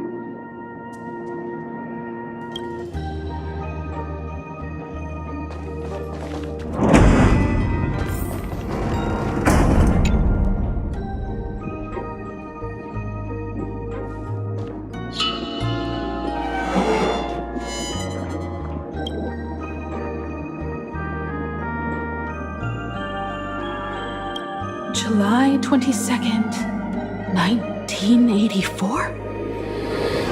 Belle? Could this classroom be...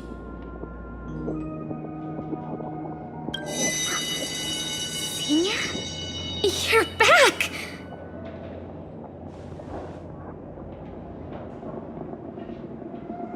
Belle? And you are? But how is this possible? Yo, boss, you're back?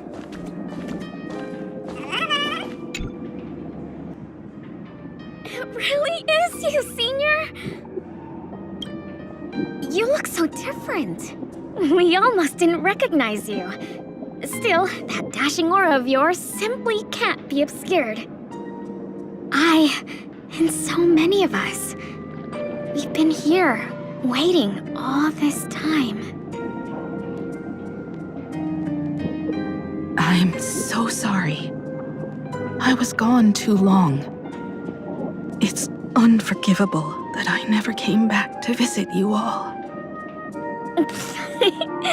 You apologizing so seriously? That's not like you at all, Senior. Yeah.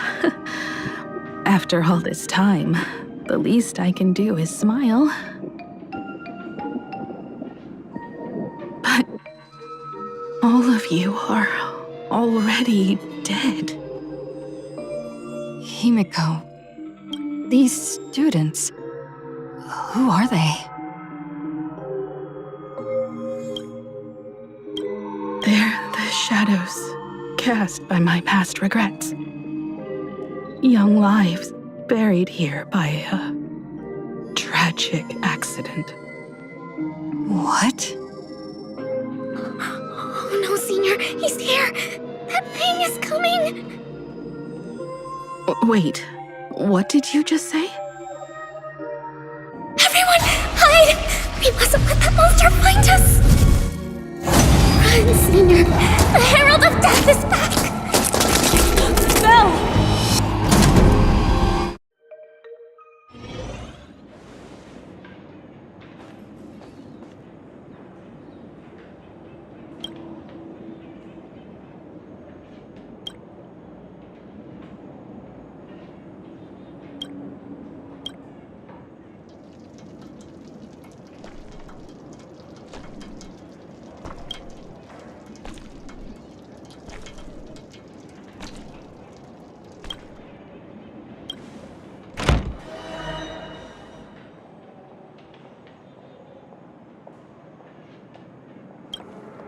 We've got the wave now. Time to regroup with Welt and the others. You can't save them. They're already ghosts. It wasn't Sparksy who attacked them, but something far more cruel. And they didn't die in the present, but during a certain twilight 15 years ago. We can't change their fates. However, this definitely isn't some kind of time travel to the past. Someone created this space for unknown reasons, only to reenact before an eyewitness the bloodbath at Graphia Academy from the Phantasmoon games 15 years ago.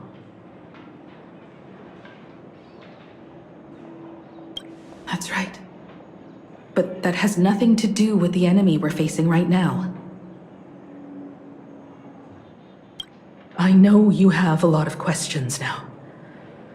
But we'll have time to talk about all this in detail after we deal with Sparksy. Come on. It's time for us to meet up with Welt. He just messaged and said he and March found the missing Furbonana reporter, Bana, and the final landscape painting piece.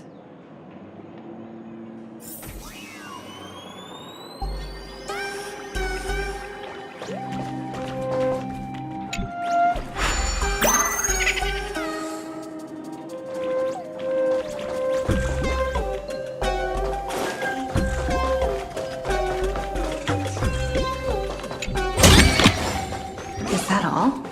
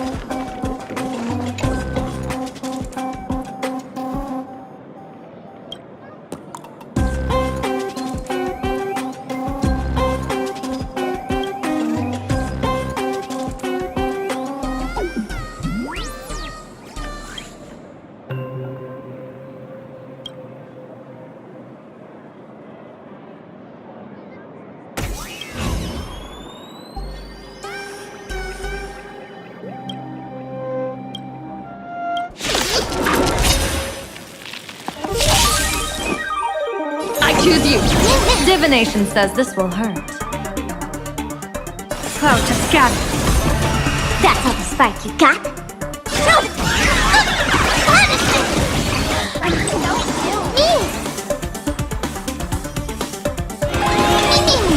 Let's play for a while. Feeling spiffy? Let's play hide and seek. Can you find the answer? Blessing in disguise.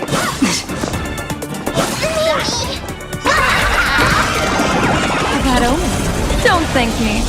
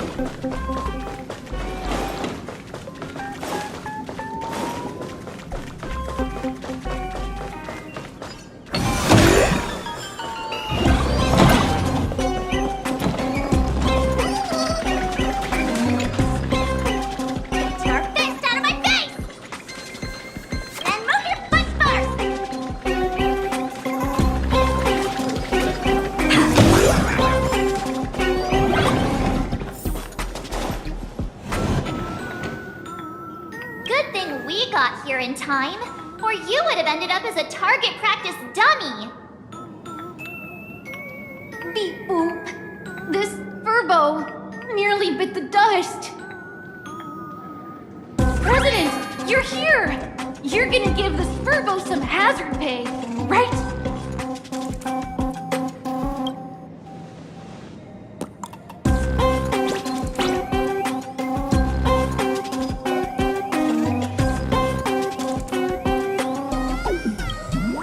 Wispe called emotes. Sparksy must have given the moon to one of the emotes to look after. She really went all out, didn't she? The whole gym's full of moons. Now what? Be it Sparkle or Sparksy, both are equally just as headache-inducing. All right, everyone. Let's round up these emotes and take a look.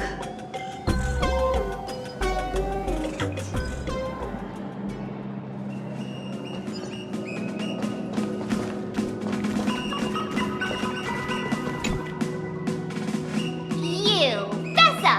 Did you stash the moon somewhere?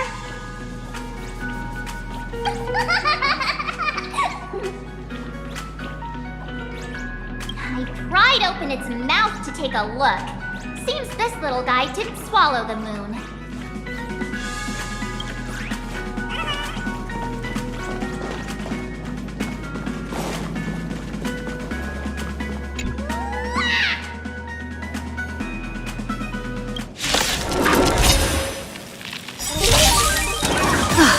Dear viewers,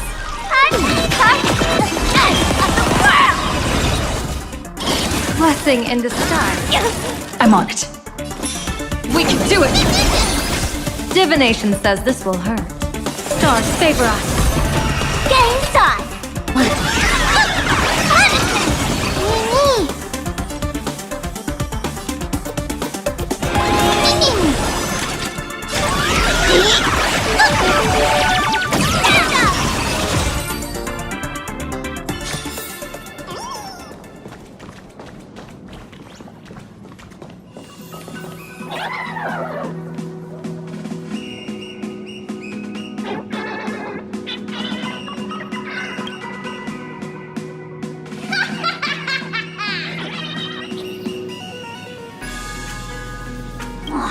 Sneaky laugh. It probably does know where the moon is hiding. But how are we meant to even reach the thing?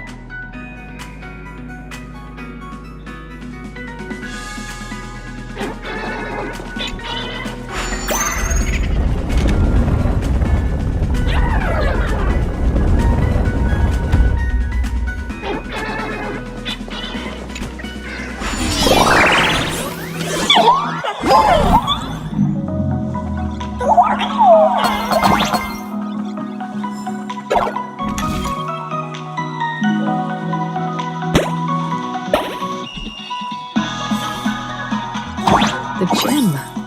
I've missed this. There was a time I really envied those classmates who could sprint across the field, giving it their all.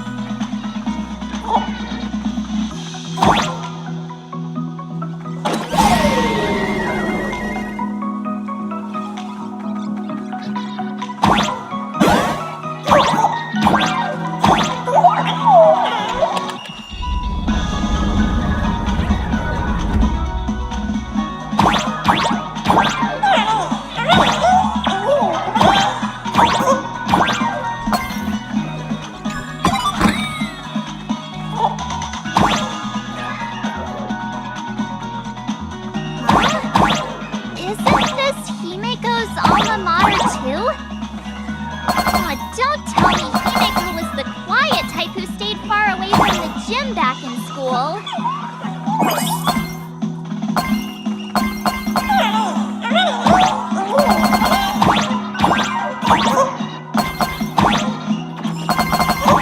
Not quite. I'd already graduated by the time I started feeling this way. Due to some circumstances, I went back to my father's school to work.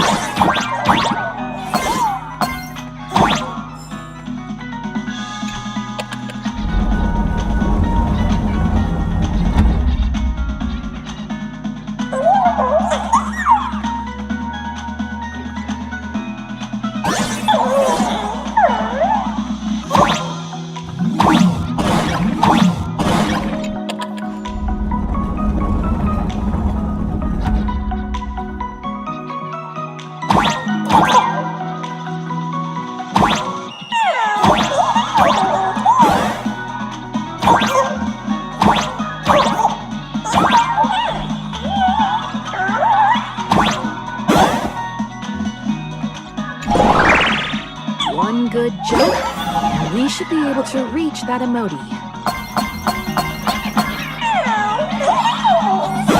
Miss Sparksy gave it to me to guard! You can't hide it!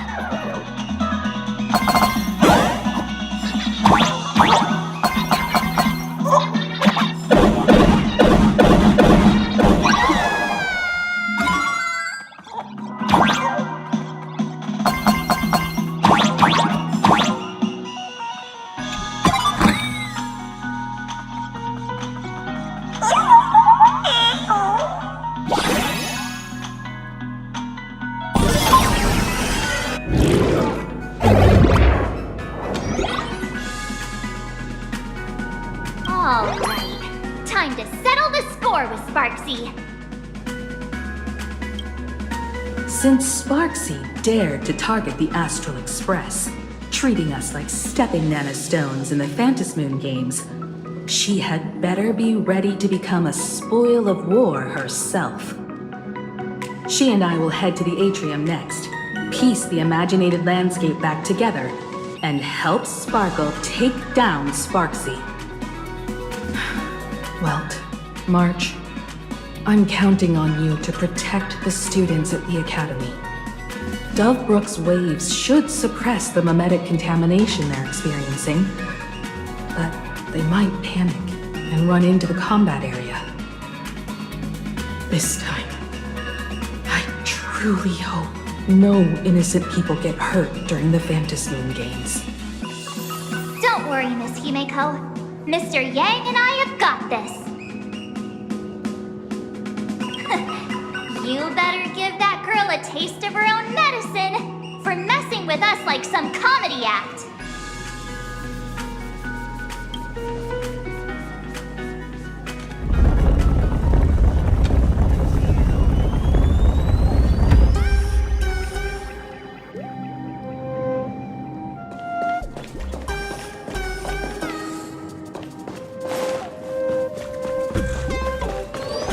What does everyone think? Will the Nameless win? Let's cheer for Miss Sparksy! All's revealed in divining moment. Watch this.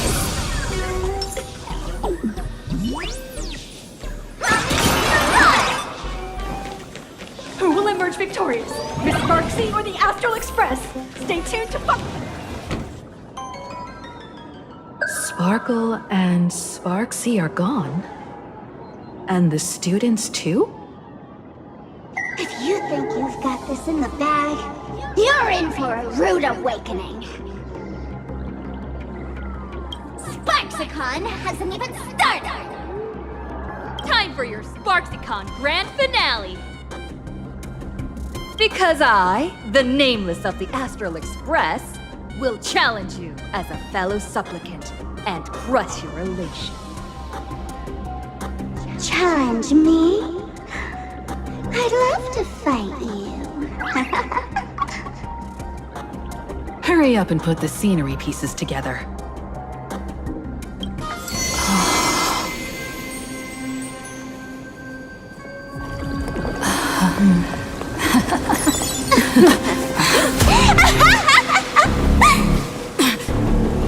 annoying old mother has already fallen asleep. Soon, there will only be one sparkle in the world. Or maybe everyone will be one.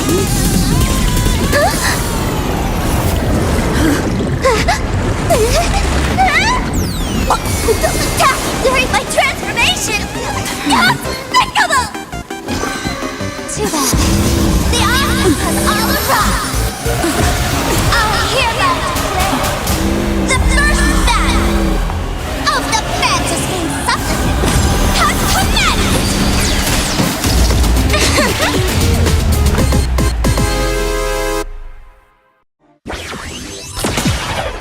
Stream starting!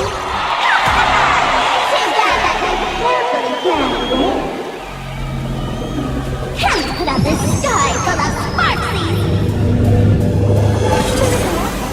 Which color will convert here?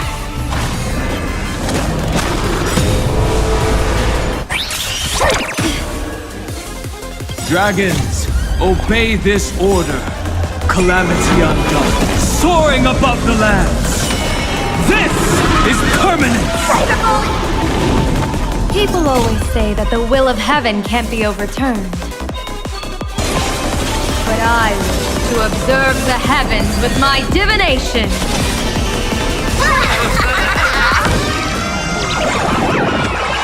Here's a bad omen slip. No need to thank me.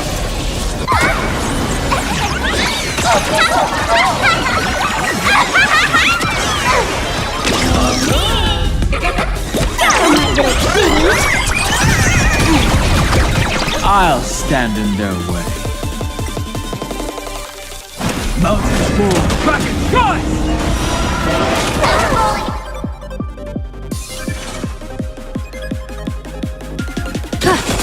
That's all the spark you got?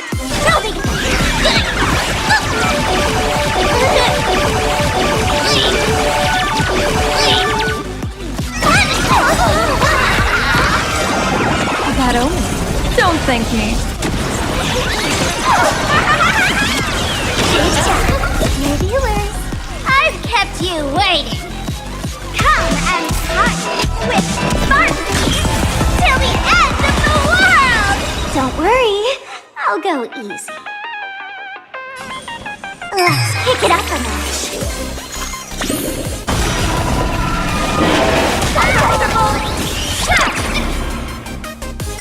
Shadow voice.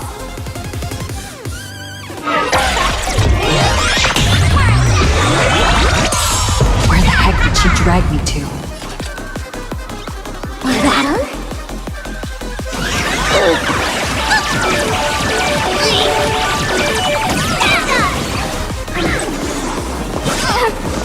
My strength isn't what it was.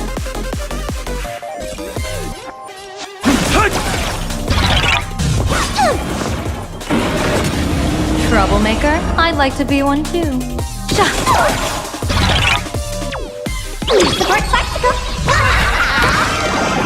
Best of luck! An explosive start! Still hanging on? Did everyone really forget? I had all of the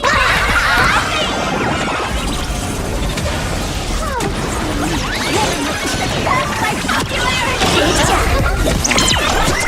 Nothing in the dark. Let's play hide and seek. Can you find the answer?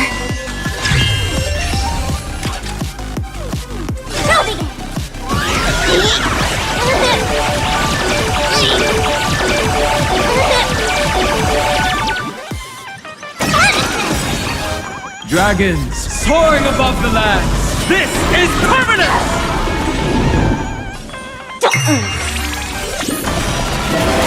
Game side. Want a battle?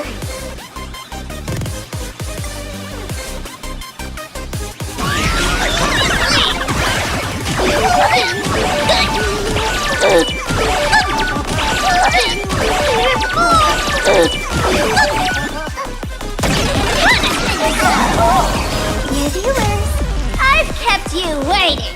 Come and touch with Sparky till the end of the world!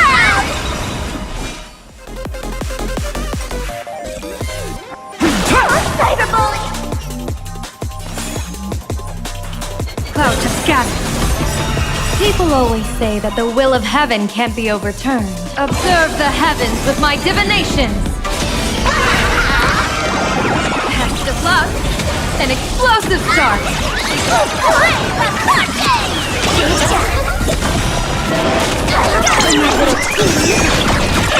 Special guest!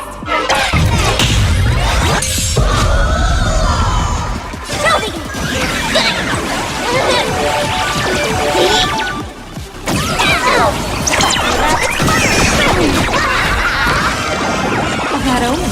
Don't thank me.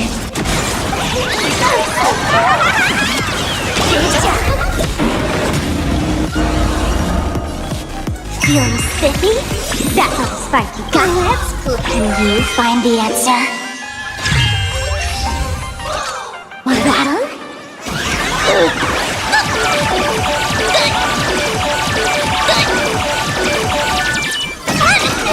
Trouble ahead. What? It's my fault. Support spectacle.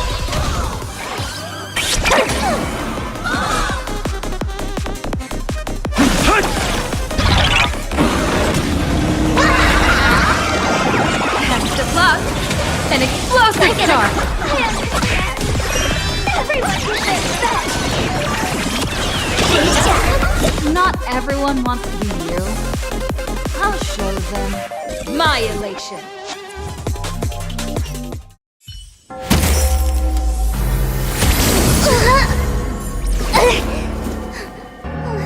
Sparks Con isn't over yet. Stop her! She's trying to escape into the crowd!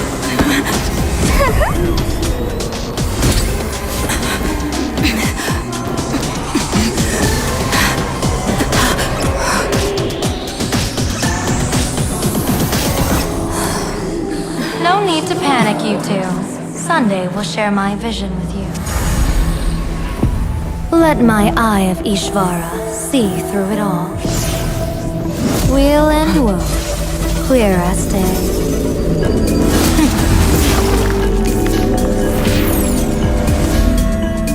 I see where the culprit is. Fought you.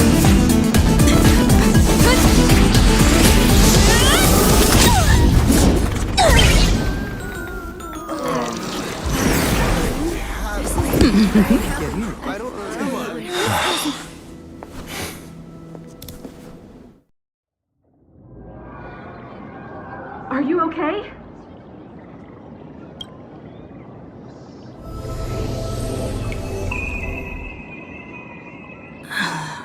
Where did everyone go? Look over here. General Yao Guang? Am I seeing things? We're just attuned to each other, that's all.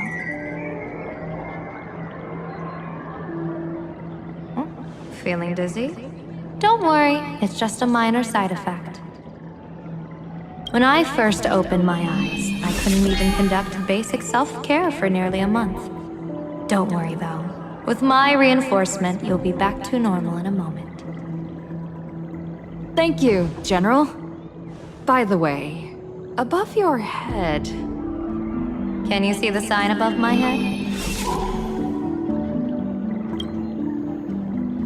So, whether it brings weal or woe, whether it changes or not, please keep this secret safe from me. Don't let me know, and don't let anyone else, okay?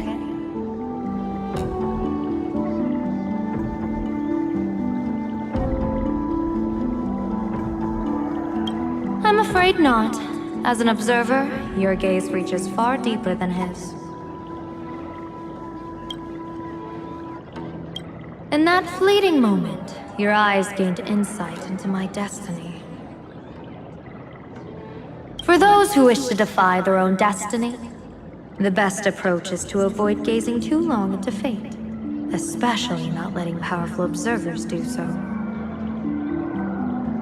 Now that you know the reason, surely you'll do me this small favor and keep this secret?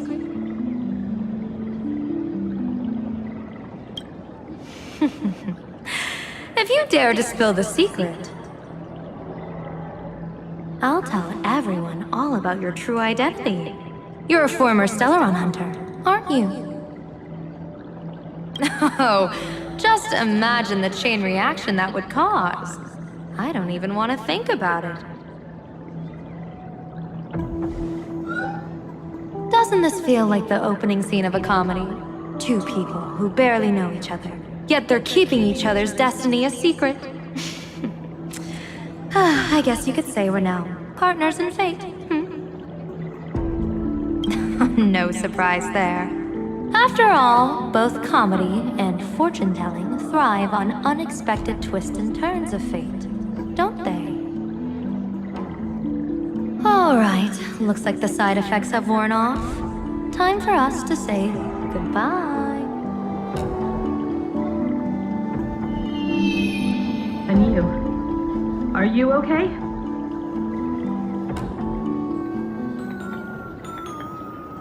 What just happened? I was so confused. I couldn't see a thing.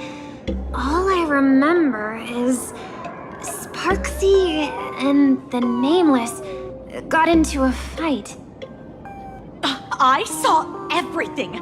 The Nameless from the Express smashed Sparksy right into the wall with one swing. That strength was unreal. That was such an epic fight, as expected from a cosmic hero. That was seriously awesome.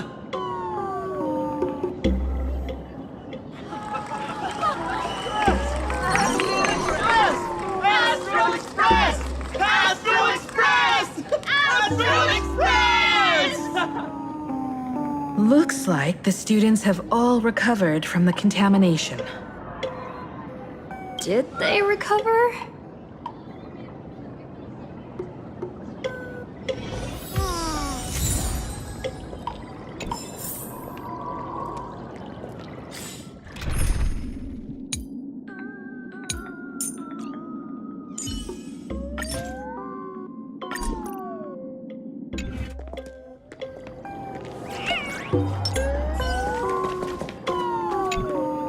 Sparksy probably didn't expect that the first miracle of the Phantasmoon games wouldn't be everyone becomes her, but the Express hero defeats the villain spreading the virus. Compared to a streamer reflecting people's desires, the fearless trailblazer of the Astral Express is more of an attention grabber.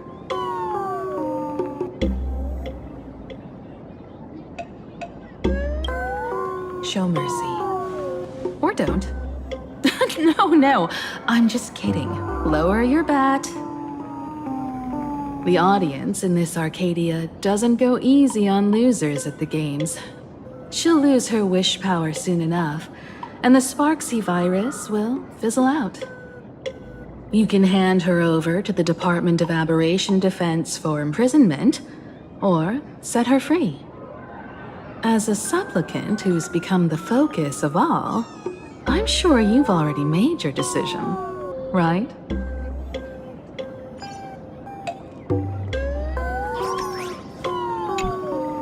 When she absorbed me, I thought it was all over. Thankfully, gray hair, you won this one. 1 point for the Trailblaze.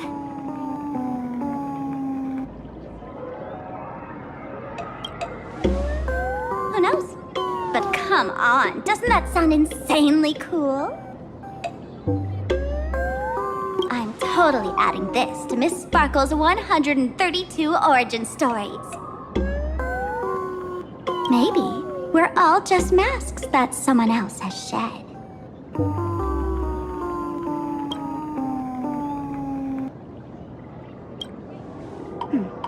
If I really am a mask, then naturally I should return to my wearer's face.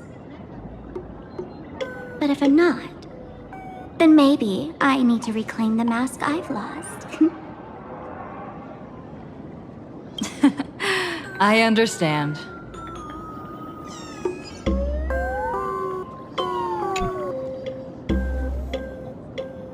So, Victor, here to claim your prize. Very well. Sparksicle has no objections to that. So what'll it be? Gonna hand me off to the Department of Aberration Defense? Lock me up as a hardened criminal? But knowing you, you're not that heartless, are you? Or maybe you want to take away my streaming account as punishment. I'll livestream 24/7 and sing praises of your valor.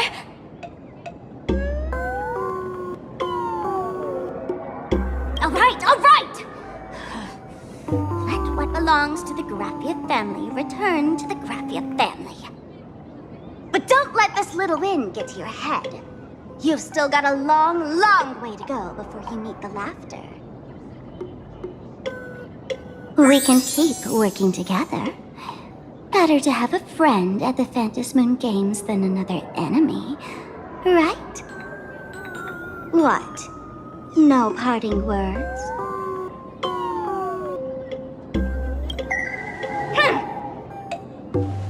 How do you like this ending, Sparksicle?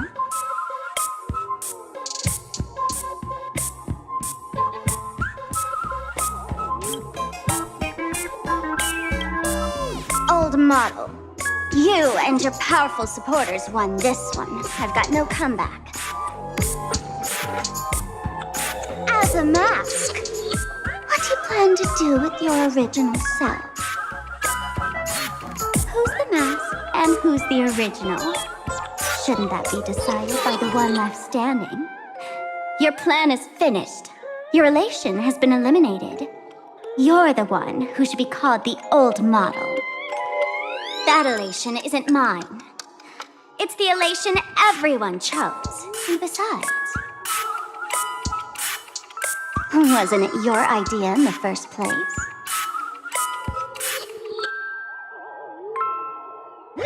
What?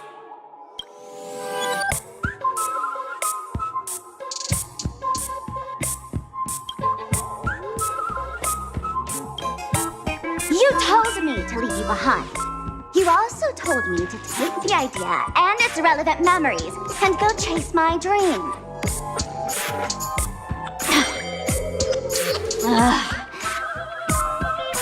That's totally something Miss Sparkle would do. How do you like this ending, Sparkle? How does that joke go again? Take the mask from a masked fool, and what's left but a fool? But take the fool out of a masked fool, and all that's left is the mask. Come on, Sparkle. Time to end this little charade. No show is complete without a curtain call. Shall we become one at last? Bang! Ladies and gentlemen, are you having fun? A friendly reminder from Miss Sparkle. Don't underestimate the Phantom Moon Games. You won't get another opening act as spectacular as this Sparksicon, you know.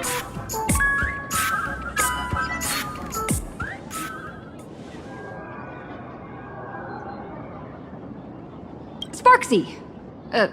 No. Sparkle? Which one is which? Perhaps it was just a masked fool, playing a harmless trick under the watchful eyes of the gods. Or maybe she just wanted to remind us that the elation in Planacadia has become something even the gods no longer recognize. In any case, everything here has come to an end. We should move on and unravel the next plot.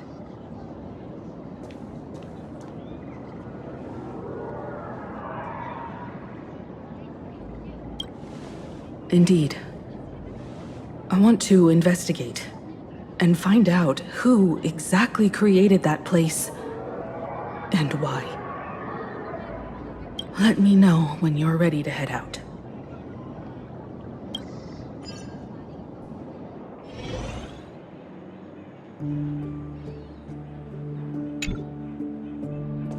This place. It's like nothing ever happened. The ghosts are gone.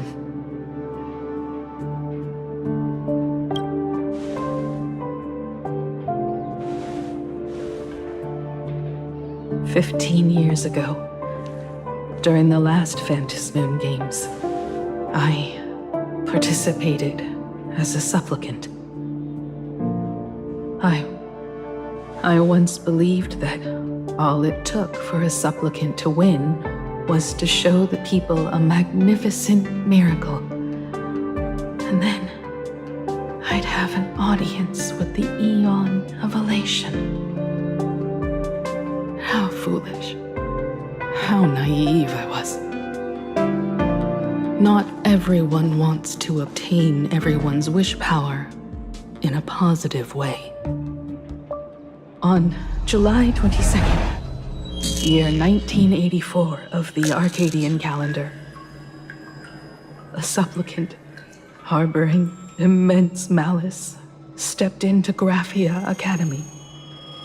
He slaughtered 22 students who had stayed behind after school,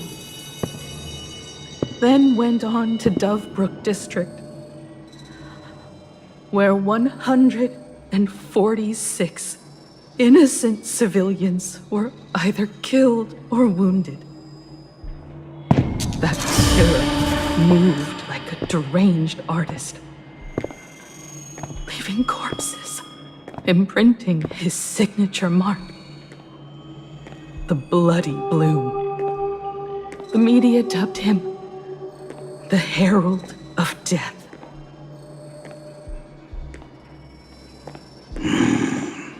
It was a tragedy that the world could not forget.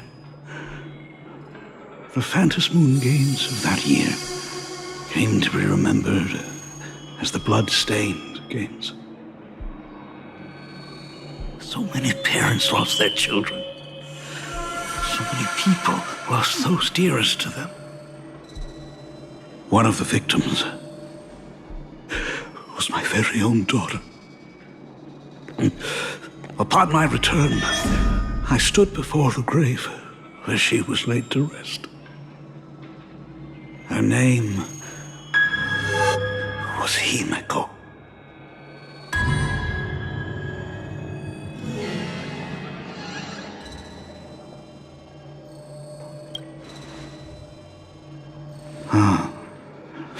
Forgive me.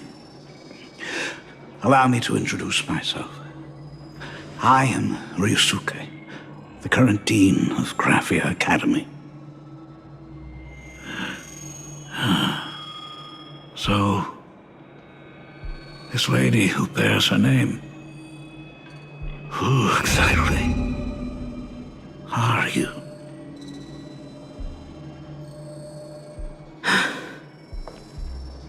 "15 years ago, when I made up my mind to join this Phantasmoon Games, my father wasn't with me. Even as I fought for my life against the Herald of Death, my father was still off somewhere, wandering the cosmos. Strictly speaking, ever since I can remember, his presence in my life has been as thin as the air in space. So, I would ask you, who bears his name, who exactly are you?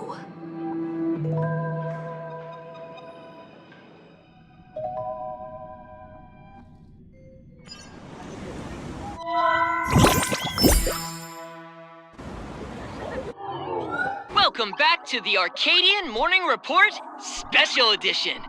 We continue to bring you updates on the Phantasmoon Games. The SparksyCon hosted by Supplicant Sparksy came to an abrupt end less than an hour after it began! Under the watchful eyes of the entire network, the Nameless from the Astral Express went head-to-head with streamer Sparksy in a spectacular showdown. Unbelievable!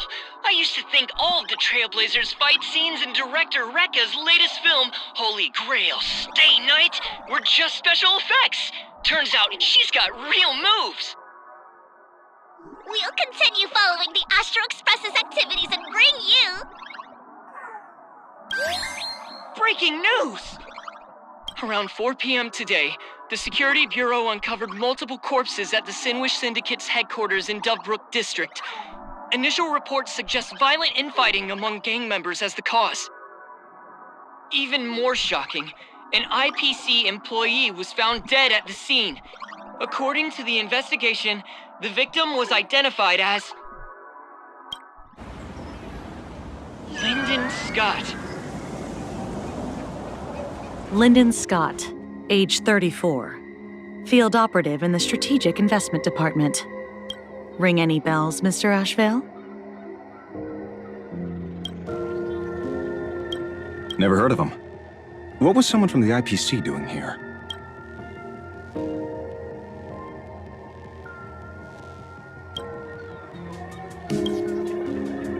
Word is, the Sinwish Syndicate recently got hold of a mask. Maybe Mr. Scott came to negotiate for the Phantasmoon Games, and got caught in the fallout. Apologies for interrupting your work, Mr. Ashvale. Wouldn't call it an interruption. The mess at Graphia Academy cleared itself up. But this... Initial assessment, 33 Sinwish Syndicate members. Leader Polwave included, along with second-in-command Costide, were murdered in the same time frame. Costide. The victims show clear signs of trauma and fractures, along with massive blood loss. Exact cause of death still pending further autopsy. These stylized handprints. We both know what they mean. Bloody Bloom. Only one person ever used that as their calling card. The Herald of Death is back. Your suspicion isn't without merit, but that guy was executed 5 years ago.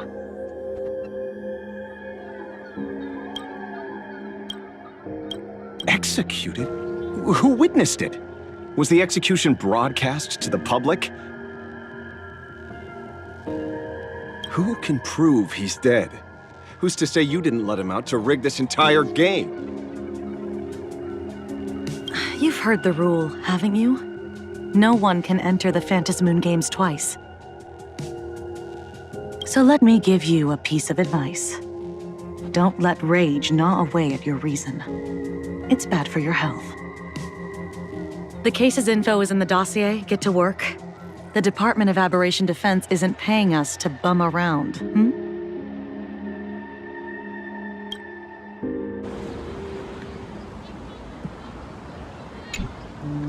Rage sparked quietly in the detective's chest, and not even the wind from Dovebrook could dispel the metallic tang of blood clinging to his nose. When he first heard the Sinwish Syndicate had obtained the mask, grim premonitions stirred within him, but he never expected it to be the omen of a friend's death. Mr. N, he's no longer with us. Now he's just a body, another nameless casualty buried beneath a headline. People only care about the stars twinkling above, about the epic tales of the eternal conflicts among the cosmos' great figures. Compared to all that, who would mourn a small-time thug from a petty gang? What should we do next? I've been slacking off for far too long. It's time to make a choice.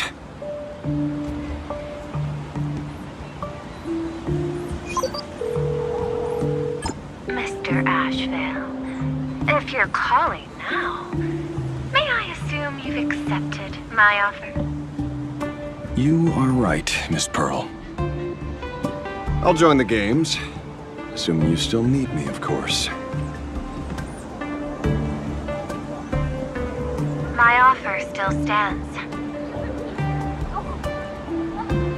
Just like 15 years ago, the same omen returns. There are signs the Phantasmoon games are spiraling out of control again. Mr. Ashvale, I ask for your strength to steer these Ionic games back on course. All I have to offer is a heart set on revenge.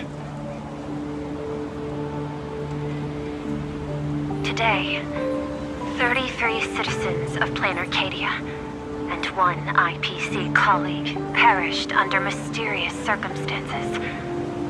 Someone is imitating the Herald of Death's methods, attempting to interfere with the games. Only victory can bring solace to the fallen.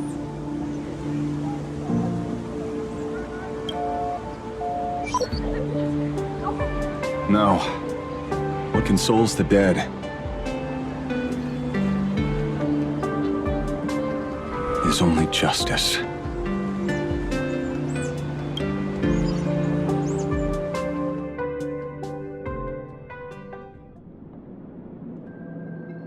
What's the matter?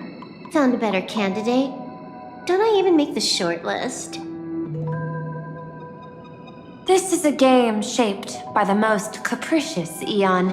Surprises and twists are its very nature. It's only right I choose the strongest players. Even so, I have to ask, what makes you so sure that I'd hire a wanted criminal to fight in the Phantasmoon games, instead of tossing you into an IPC cell? Throw me in prison? But the Strategic Investment Department in Penacony clearly extended an olive branch to us Stellaron hunters. No? Changed your minds already? You suits sure turn faster than a page in a paperback. So let's cut the fluff. Give me a mask. Call it your first strategic investment in us. What do you say?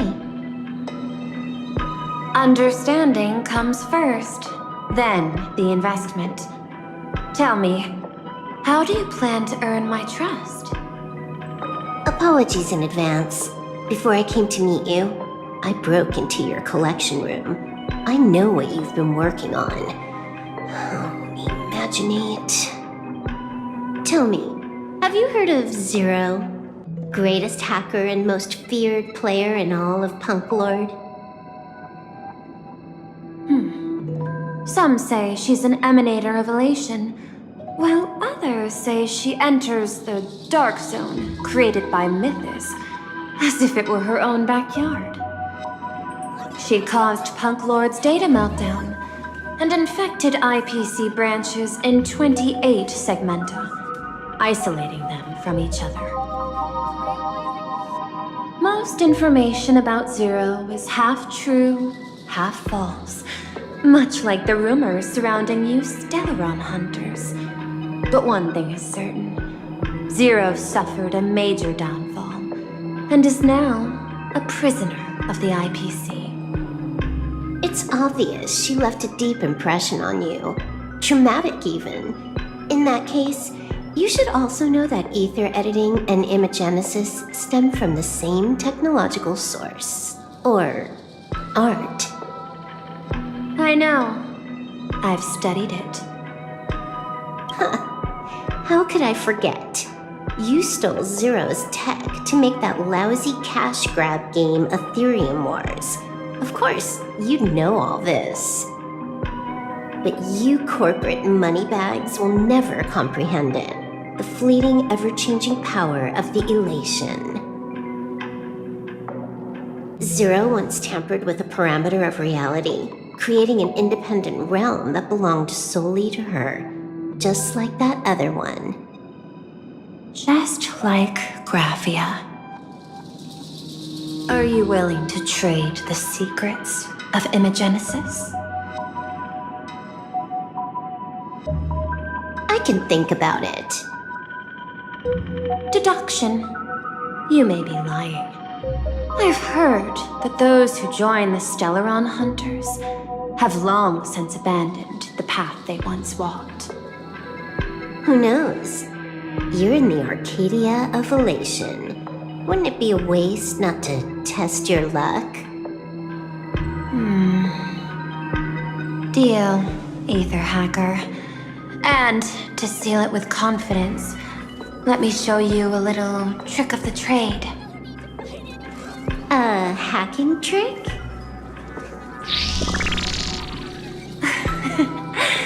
Not exactly professional. Negotiating while soaked in a bathtub. I took one of your data slices. This will help us have a more honest conversation.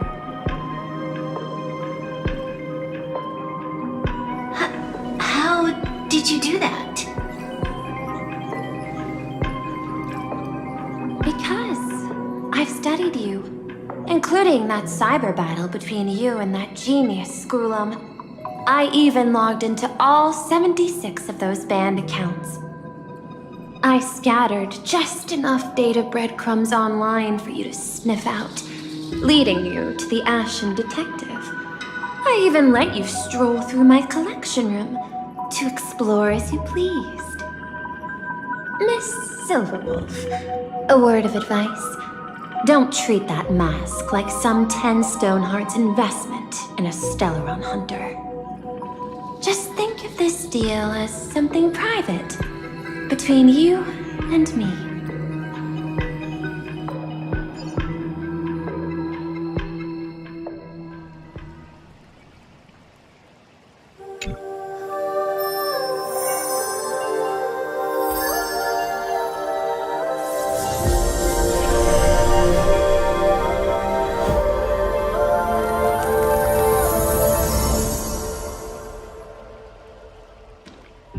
What the heck?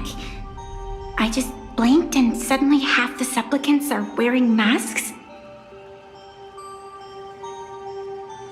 I was hoping the show would get better. Streamers clashing with cosmic heroes. A flashy brawl without anyone getting hurt. Wouldn't that have been nice? But now we've got a crow, a shell, a cat, a wolf? How many more mystery guests are crashing the stage? And this thing? When did it sneak in?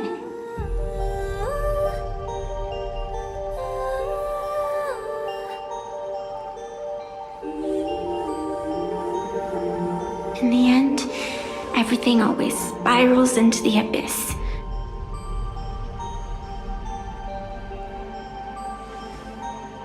But you're the rare exception.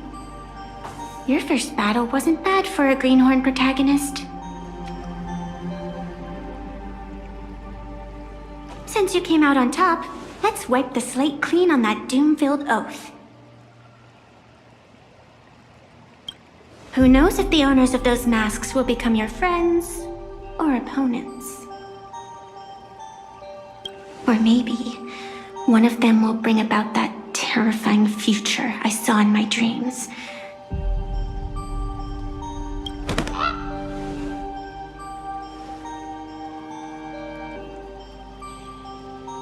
Little one, how'd you find your way here?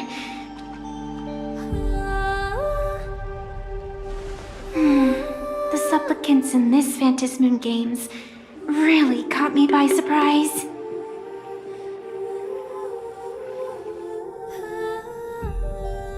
Why don't those people in the Go Home Club